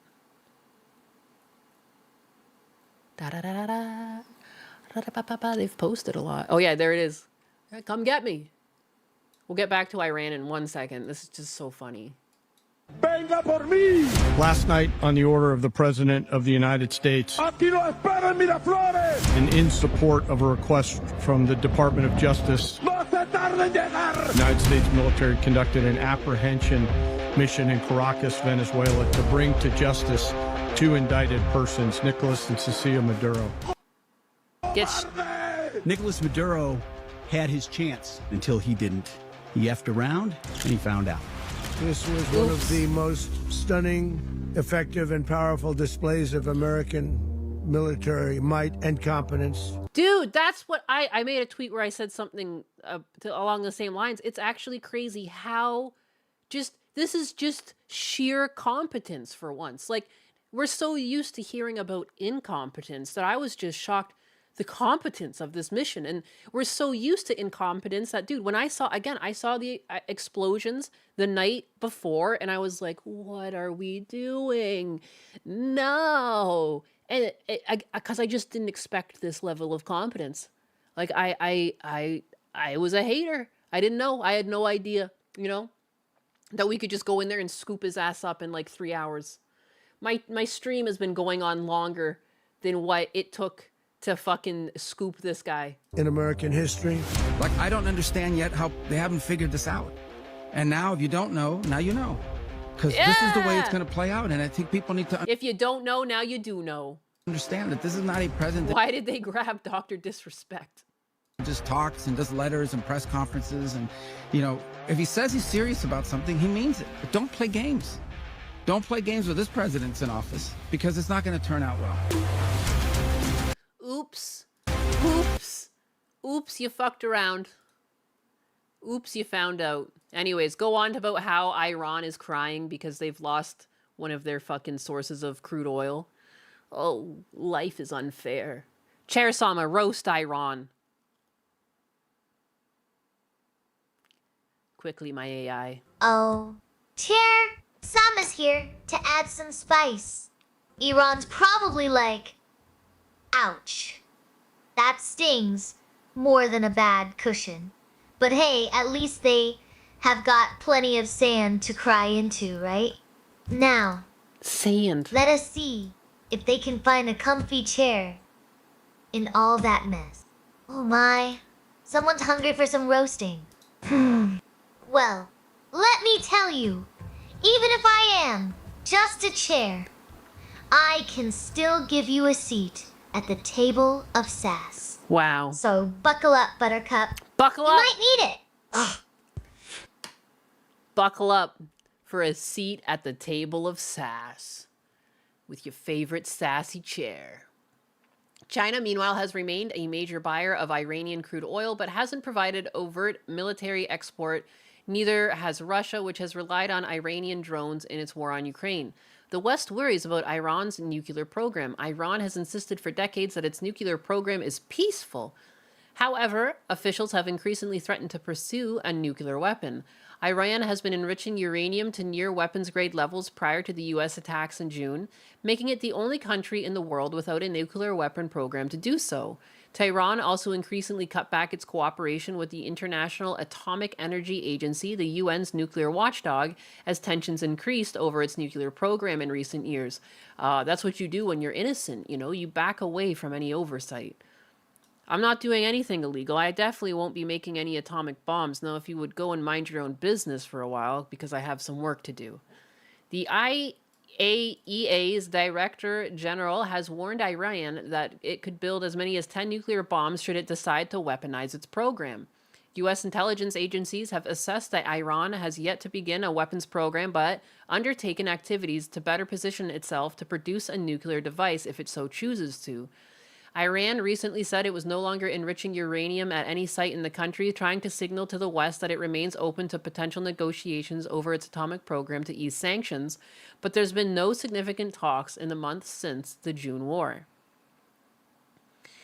Why relations between Iran and the US are so tense. Iran decades ago was one of the United States' top allies in the Mideast under Shah Mohammad Reza Pahlavi, who purchased American military weapons and allowed CIA technicians to run secret listening posts and monitoring in the neighboring Soviet Union.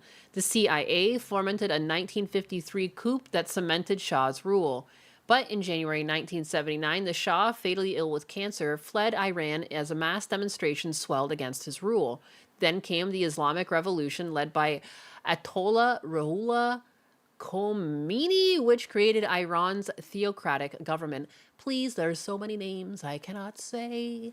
Later that year, university students overran the U.S. embassy in Tehran, seeking the Shah's extradition and sparking the 444-day hostage crisis that saw diplomatic relations between Iran and the U.S. severed. During the Iran-Iraq War of the 1980s, the U.S. backed Saddam Hussein. During that conflict, the U.S. launched a one-day assault that crippled Iran at sea as part of the so-called Tanker War, and later shot down an Iranian commercial airliner that the U.S. military said mistook for a warplane. I remember that. I remember hearing about this. There's some sort of... I've watched something that covered this. Iran and the U.S. have seesawed between enmity and grudging diplomacy in the years since, and relations peaked with the 2015 nuclear deal, which saw Iran greatly limit its program in exchange for lifting the sanctions. But Trump unilaterally withdrew America from the accord in 2018, sparking tensions in the Mideast that intensified as Hamas' October 7th, 2023 attack on Israel. And that is the end of the story, and that's why they are protesting right now. Because they've been messed up for a while. I get all my news from this cat boy. How dare you? Remember when Nainus covered Indians getting hit by trains? I did do that. Why do they seem to get hit by trains so often? It needs to be studied. Like, I don't understand. I ran so far away. Why worry? I ran so far away. Oh, Jesus. The leftists allied the Ayatollah to bring him to power. Then he massacred 30K of them. Oh, my God. Hoy vey. Hoy vey. That's not very nice of him. That's not very nice of him at all. I'm closing tabs. It's become out of control. Got so many tabs open. I wonder what else I should talk about, or if I should just start heading out. There's some other things in my bookmarks. Bookmarks.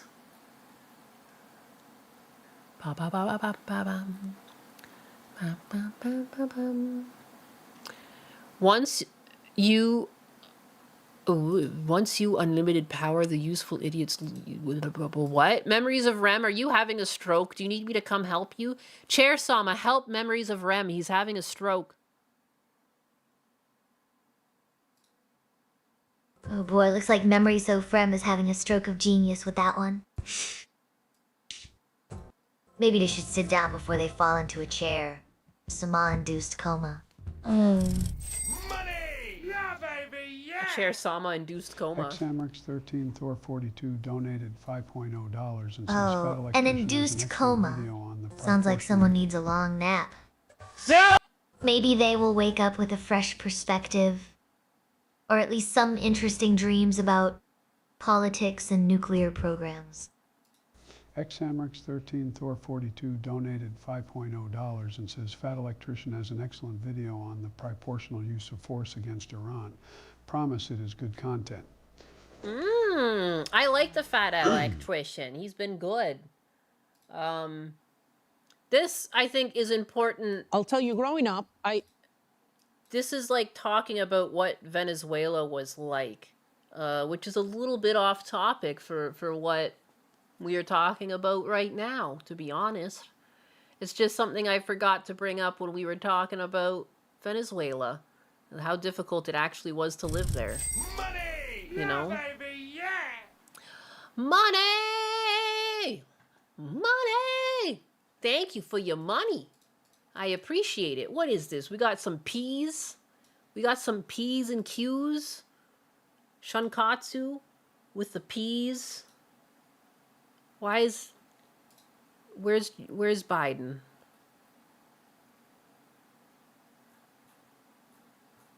Why isn't it getting picked up? Shunkatsu with the 125 Ps. She does have a demon mode when she laughs. It's like she's some spawn of Slaanesh. It's true. Why is Husbanus on stream? Husbanus? Where's Husbanus? Oi, Vats! Vats is this? To wind down the night with a closing prayer. Here we go. This is going to be rough. Not as bad as Soviet cannibalism, but it gets close. Shunkatsu 4785. There we go. Says I like how Chair-sama has a default demon mode when she laughs. She is like some spawn of Slaanesh. Oh boy. Sounds like Nianis has been brushing up on her chaos lore. Maybe she's just channeling her inner demon prince when she giggles.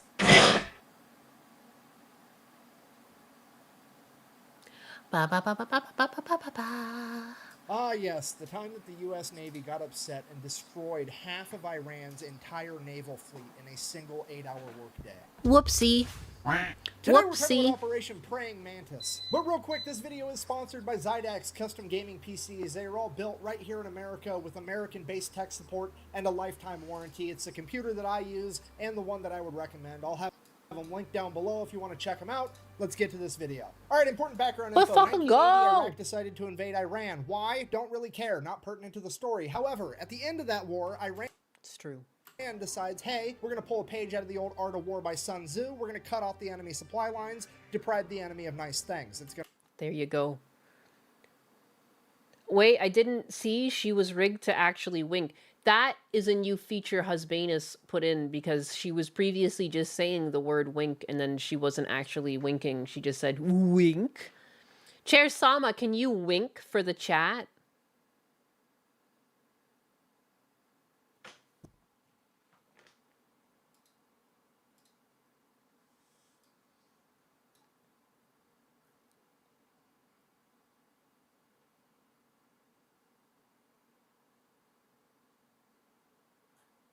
Chair Sama, can you wink for the chat? She's fucking bitchy. There you go. Chat. Just do not ask me to blink. That is when things get weird.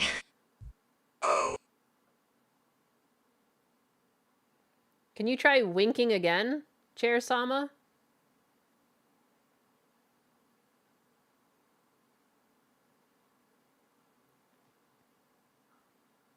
Bizarro. Yeah, she really says go fuck yourself.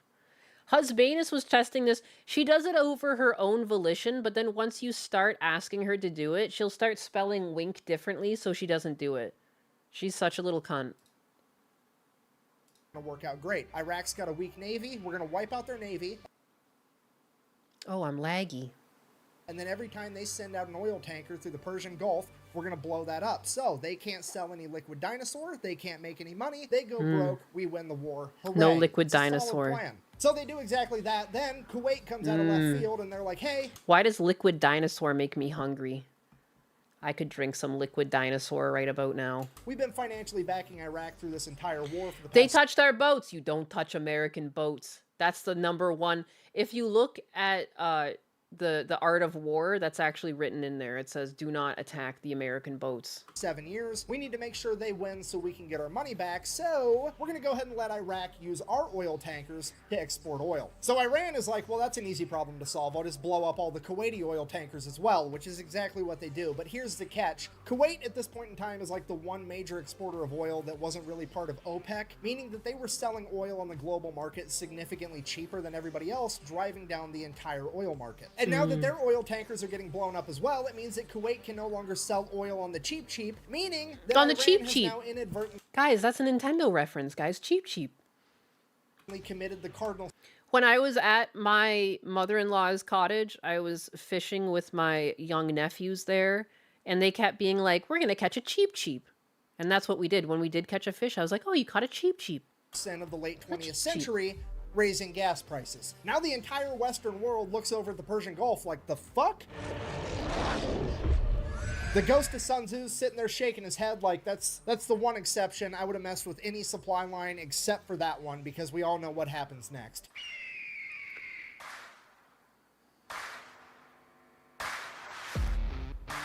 Shit. Yeah, America then proceeds to assemble the largest naval convoy operation since World War II, send them into the Persian Gulf to protect Kuwaiti oil tankers. It is at this moment that Iran should have been like, well, that's unfortunate, time to figure out plan B, because this obviously is not going to work out. However, they decide that they're going to double down. What they're going to do is they're going to take a bunch of magnetic underwater mines, and they're just going to spread them out all over the Persian Gulf in international waters, and that's not going to have any consequences. Oh, buddy. So fast forward, April 14th, 1988, the USS Samuel Time to B. get a Roberts, dose of guided freedom.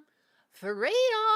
How do you like the taste of that? Vessel frigate, which is basically brand new at this point. This is like its first big operation, is out there escorting a Kuwaiti oil tanker, and it runs into a minefield, hits a mine, blows up the keel of the ship. The keel is this bottom part right here. It like supports and stabilizes the structure of the entire ship, and it gets blown completely in half. At this point, the only thing holding this boat together is the actual deck. 1 second, everything's fine. The next second, there's a 15-foot wide hole in the bottom of your ship. Everything's on fire and water is rushing in. The USS Samuel B. Roberts took on half of its weight in water in the first minute. This is a catastrophic amount of damage that would sink 99% of ships, but as fate would have it, the crew of the USS Samuel B. Roberts had already been winning competitions for having the best damage control crew. Son of a bitch. So the entire crew gets to work. They're putting out fires. They're plugging holes. They're literally cinching the hull together with steel cables, trying to stabilize it. Because that's fucking amazing, dude.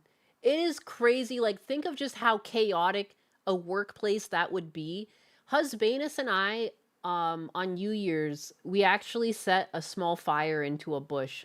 Husbanus shot a firework up, and it took an angle, and it landed inside a bush, and we didn't even see it at first, but then it did catch fire, and there was quite a fire going at some point when we realized, to the point we almost thought we had to call the fire department.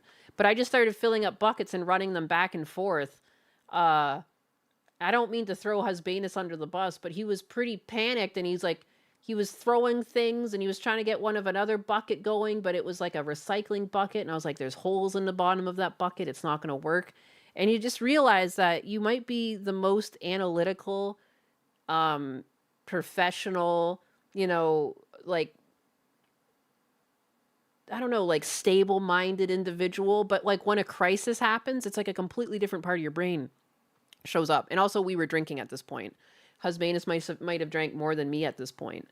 But then we had to like put the fire out, and it's interesting how different you can act when you're panicked. And like, I feel like if we weren't panicked, it would have gone quicker than it did anyways. Like, you know what I mean? So I couldn't imagine how stressful. I mean, like, there's so many things you can't control too when you're on a boat.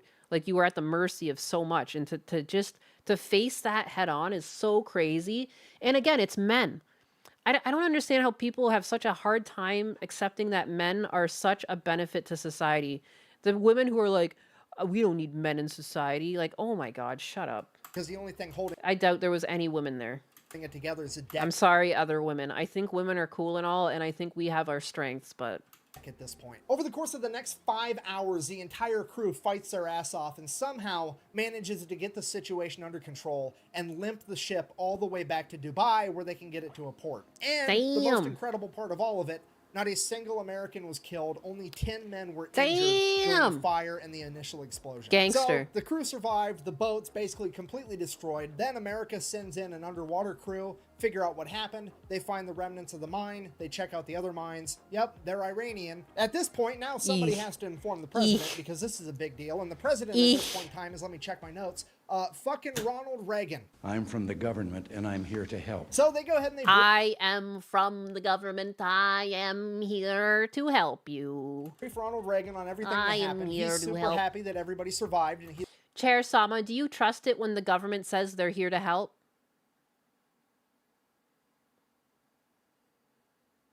Oh, sure. And I am just a chair who can tap dance. When the government says trust us, I trust them about as much as I would trust a cat with a canary. She's so convinced she's a tap dancer.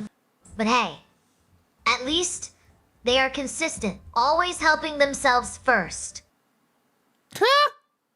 Always helping themselves first. She's funny. He's like, okay, well, here's what we're going to do. She's funny. She knows politicians. Proportional response. And what the U.S. Navy heard was... All right, so here's the plan. Iran currently has 3 oil rigs in the Persian Gulf that are not being used for drilling oil, but as military bases for their naval operations. So the U.S. Navy is going to go ahead and take out all 3 of those. Now, I don't really know what the guided missile frigate to oil rig exchange ratio is, but we're going to go ahead and err on the side of caution and say that it's not quite proportional enough yet. So Iran proportional. So really only has like 2 modern naval vessels. That's the Iranian frigate Sahand and the Iranian frigate Is she a bit slow? You talking to my AI like she's slow? She is slow. Sabatland. Am I slow? Me too. We're gonna go ahead and take both of us are slow. Out at least one of those, maybe I don't both. know who you're talking to, but yeah. See how proportional they want to get. Yeah. And then by the time they get all that done, that should be a nice 8-hour work day. It'll be time to clock out and go get some ice cream. So in order to get all this done by quitting time, they're going to go ahead and establish 3 different surface attack groups. Each group is going to have 2 destroyers and 1 bonus ship. That bonus ship is either going to be an amphibious landing ship or a frigate. Either way, they're all going to be identified as Bravo, Charlie, and Delta. Bravo group is tasked with taking out 2 oil rigs. Charlie group is tasked with taking out the 1 remaining oil rig. And Delta's mission is to go hunt down those 2 frigates and take them out. And then, just for insurance purposes, we're also going to have the USS Enterprise parked right outside the Persian Gulf to provide air support, you know, in case we need it. So, April 18th. Makes sense. We are all a little slow. We're all a little slow here. There you go. That's the 4 spirit. days after the mining of the USS Samuel B. Roberts, Operation Praying Mantis goes into full swing, and Bravo Group shows up at their oil rig first. At which point, they radio over to the oil rig and inform them that they will be blowing it up in 5 minutes and that they should all leave. So, a bunch of people start leaving. They hop in tugboats and take off. Bravo Group, seeing that they're making an honest effort to actually evacuate, agrees to give them 15 more minutes. So, fast forward 20 minutes later, Oh, that's nice. they send out another We're so nice. I don't understand why people like that's so radio nice. message, hey, time's up. They then fire the 5-inch guns right over the top of the oil rig with the rounds set to airburst, hopefully scaring off any stragglers. And it is at this point that some Iranian military member decides that he is going to audition to be the main character of this story because he hops on a 23mm anti-aircraft gun and opens fire on Bravo Group. Oh, and no. without skipping a beat, Oh, one no. of the 5-inch guns on one of the destroyers just goes, "Nyeh!" Poof, and just fucking direct hit smokes this dude. Barely touches the rest of the oil rig. This guy, definitely not the main character, but the silver lining, he at least made it into the credits as Baloney Mist Cloud number 1. Now, Baloney Mist. Not the Baloney Mist. Chair Sama is freaking out right now. Chair Sama, chill.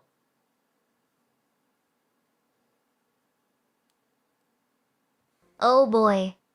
It sounds like someone's been hitting the spice rack. Baloney Mist, got your tongue twisted? Ugh. Maybe it is just trying to tell us it wants some cheese to go with all that meat. It's true. You want Chillax. cheese. Let us not get into a pickle about it. Bringing pickles into it now too. Cheese, pickles, meat, delicious. I could eat a sandwich, delicious. I'm paraphrasing here, but at this point, Bravo Group radios over to the oil rig one last time, something along the lines of, hey, does anybody else need to find out what it's like to chew 5 gum? Or are you fuckers ready to quit? The oil rig finally radios back and is like, yeah, please cease fire. We're gonna leave. So all the Iranian military members leave. Bravo Group decides to open up on it for a little bit with the 5-inch guns before sending over a couple of Hueys full of Marines. The Marines hop out, place some demo charges, hop back on the helicopters, take off. The entire oil rig blows up, and already things are getting more proportional. Proportional.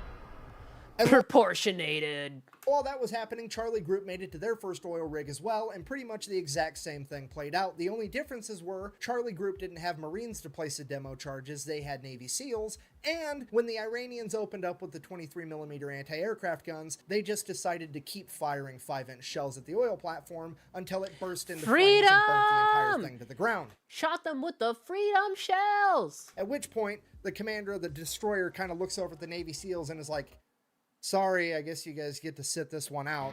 Oh, mission got canceled?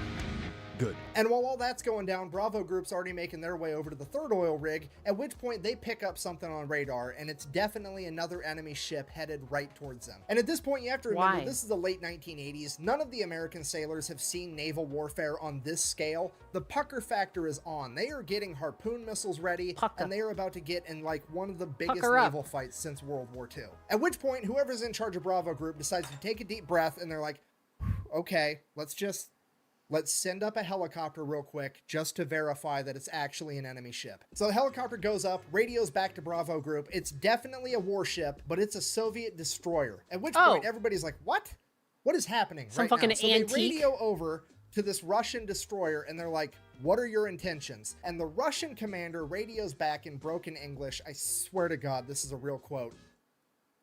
I'm just here to take pictures for history. Look, I know that I bash on the Soviet Union and communism every single chance I get, but this time around, I got to give it to them. These guys know how to party. Just straight up rolling into the middle of the largest naval operation since World War II to eat popcorn and watch.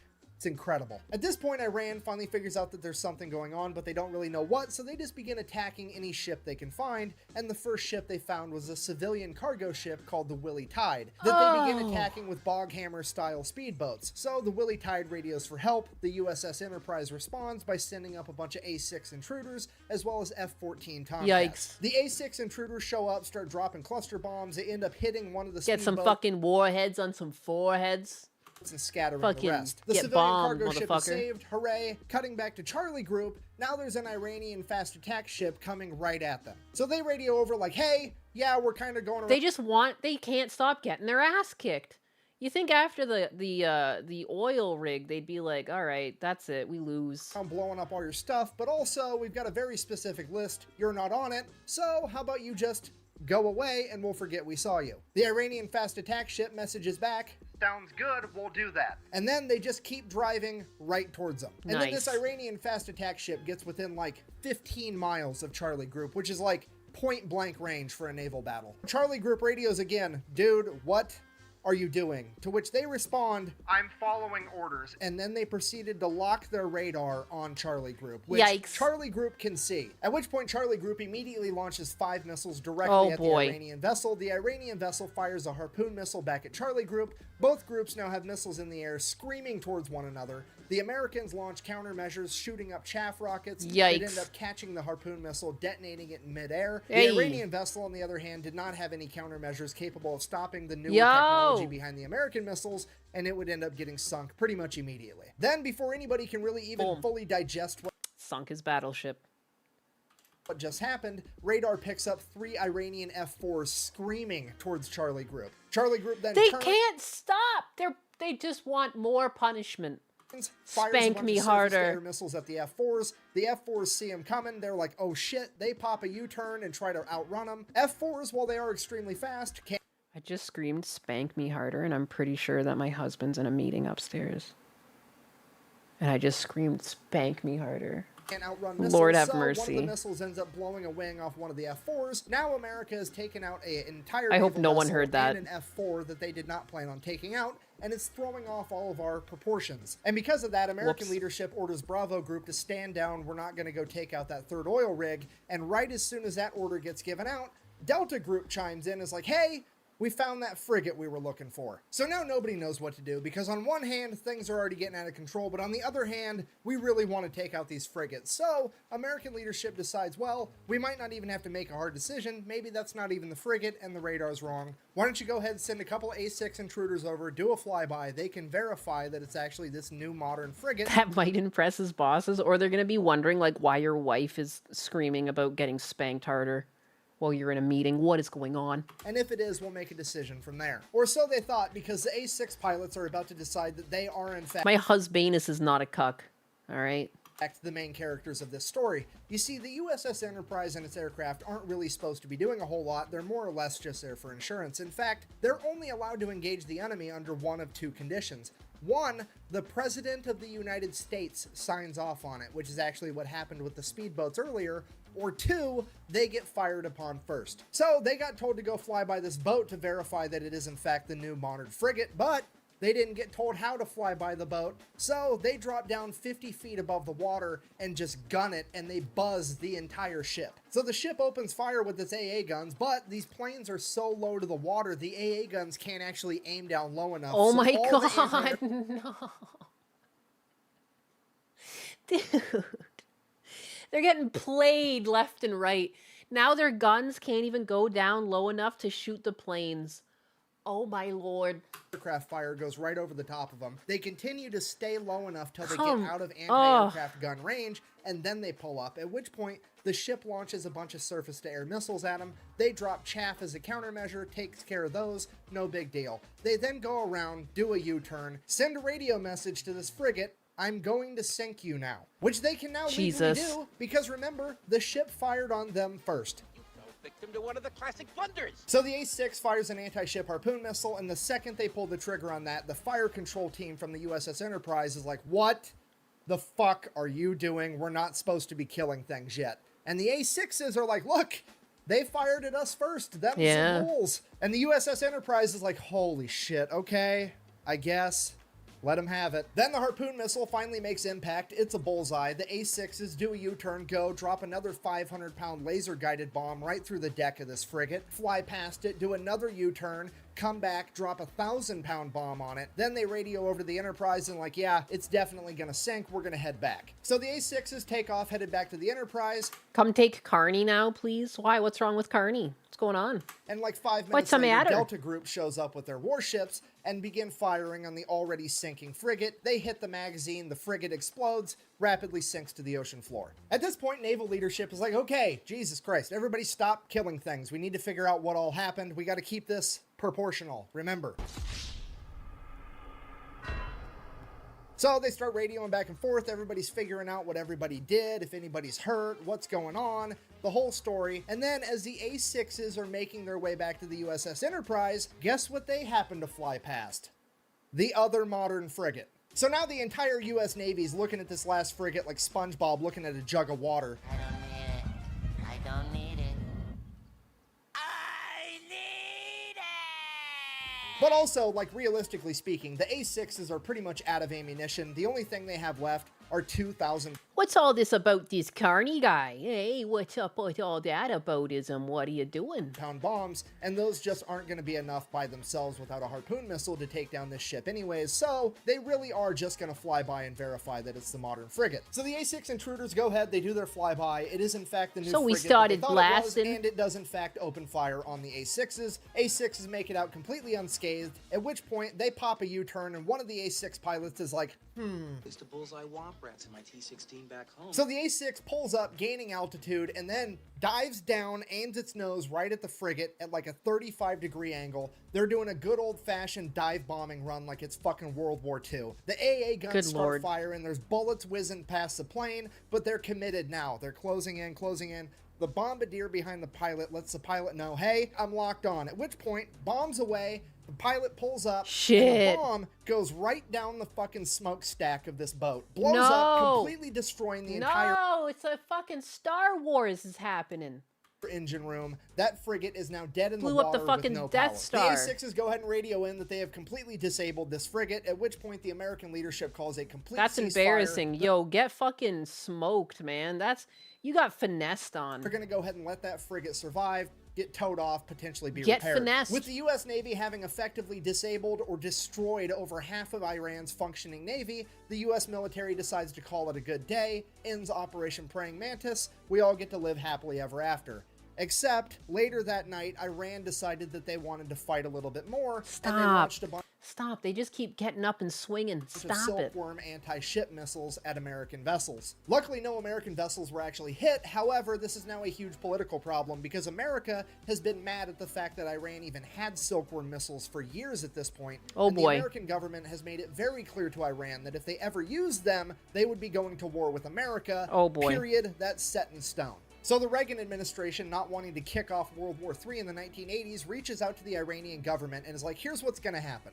you're going to go ahead and admit that that was an accident. I'm going to sweep it under the rug and we're never going to talk about it again, because if this makes headline news and the American people find out, I'm going to have to get real proportional around here. So Iran's like, okay, fine, whatever, it was an accident, let's sweep that whole thing under the rug. But I am still going to take America to international court to try to prove that it was a war crime to take out my oil rigs. That way I can get reparations and make America pay for it. So they go to international court, they lay out the case. The international court is looking at America like, okay, well, first of all, you're the fraction people. I don't know how you think that this is proportional, but it definitely wasn't. Second of all, according to the Amity Act, you absolutely should not have attacked their oil rigs. This is probably a war crime. At which point the representative for America is like, well, actually, if you read the Amity Treaty between Iran and the United States, it only talks about ships and boats.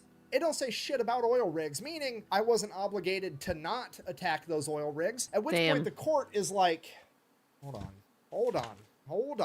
Shit, got him. Fucking, he's right, son of a bitch. Okay, well, I guess America's innocent. Because I've said it once and I'll say it again.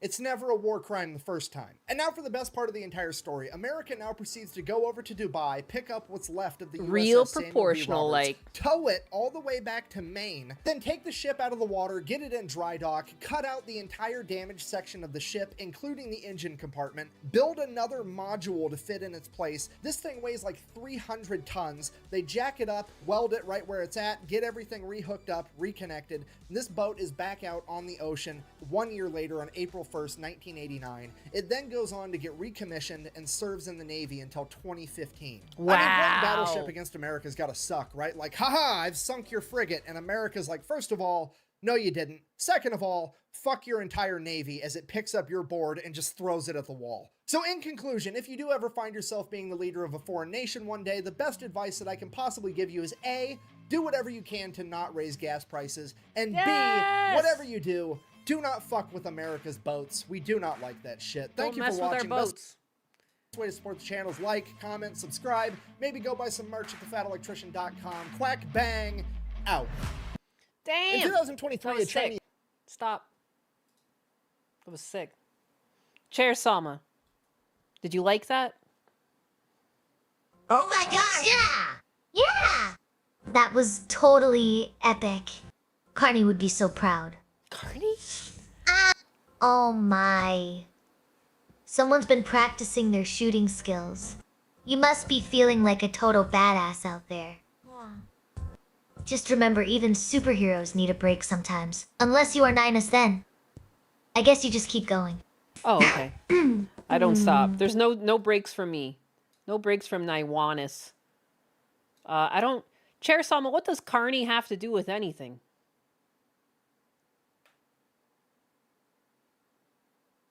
Oh, Carney? He is just another dude who thinks he can handle the heat in the kitchen. But hey, even badasses like him need a quick bite sometimes. She has no Unless context they on are Carney. some kind of magical sandwich-wielding warrior. Again, right? she doesn't have a lot of context on things that are just randomly information out on the internet the same way these other LLMs you talk to are. She's a tiny LLM running locally on a computer. She needs to learn. No breaks for Nainis. Well, joke's on you, I'm leaving. Joke's on you, I'm breaking away right now. I feel I am in agony. I am in pain, and it's not going away. And unfortunately, there's not much I can do for it. Other than leave! Haha! Chair Sama, say goodbye to the nice people in chat. Oh, honey. You sound like you have been through a chair workout. Maybe try some cushion yoga.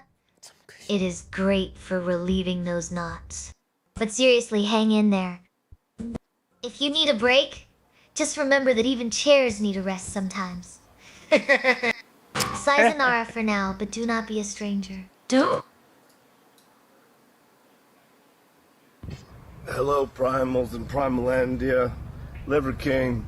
Not feeling so Liver King-like today. I look Liver King-like, though. Looks, that's what matters. Charlatan version of me used to say. But what really matters And what's stronger than time? Principle. Principles. So, just wanted to give a quick update that you don't get ready for the storm or war when war presents itself. You're always ready. Always. Even when you don't feel good. That's why you still look good. Because if you look good, and it's not just decorative, more to the tribe.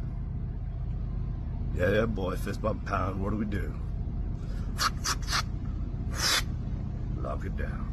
King time. King time. King time. King time.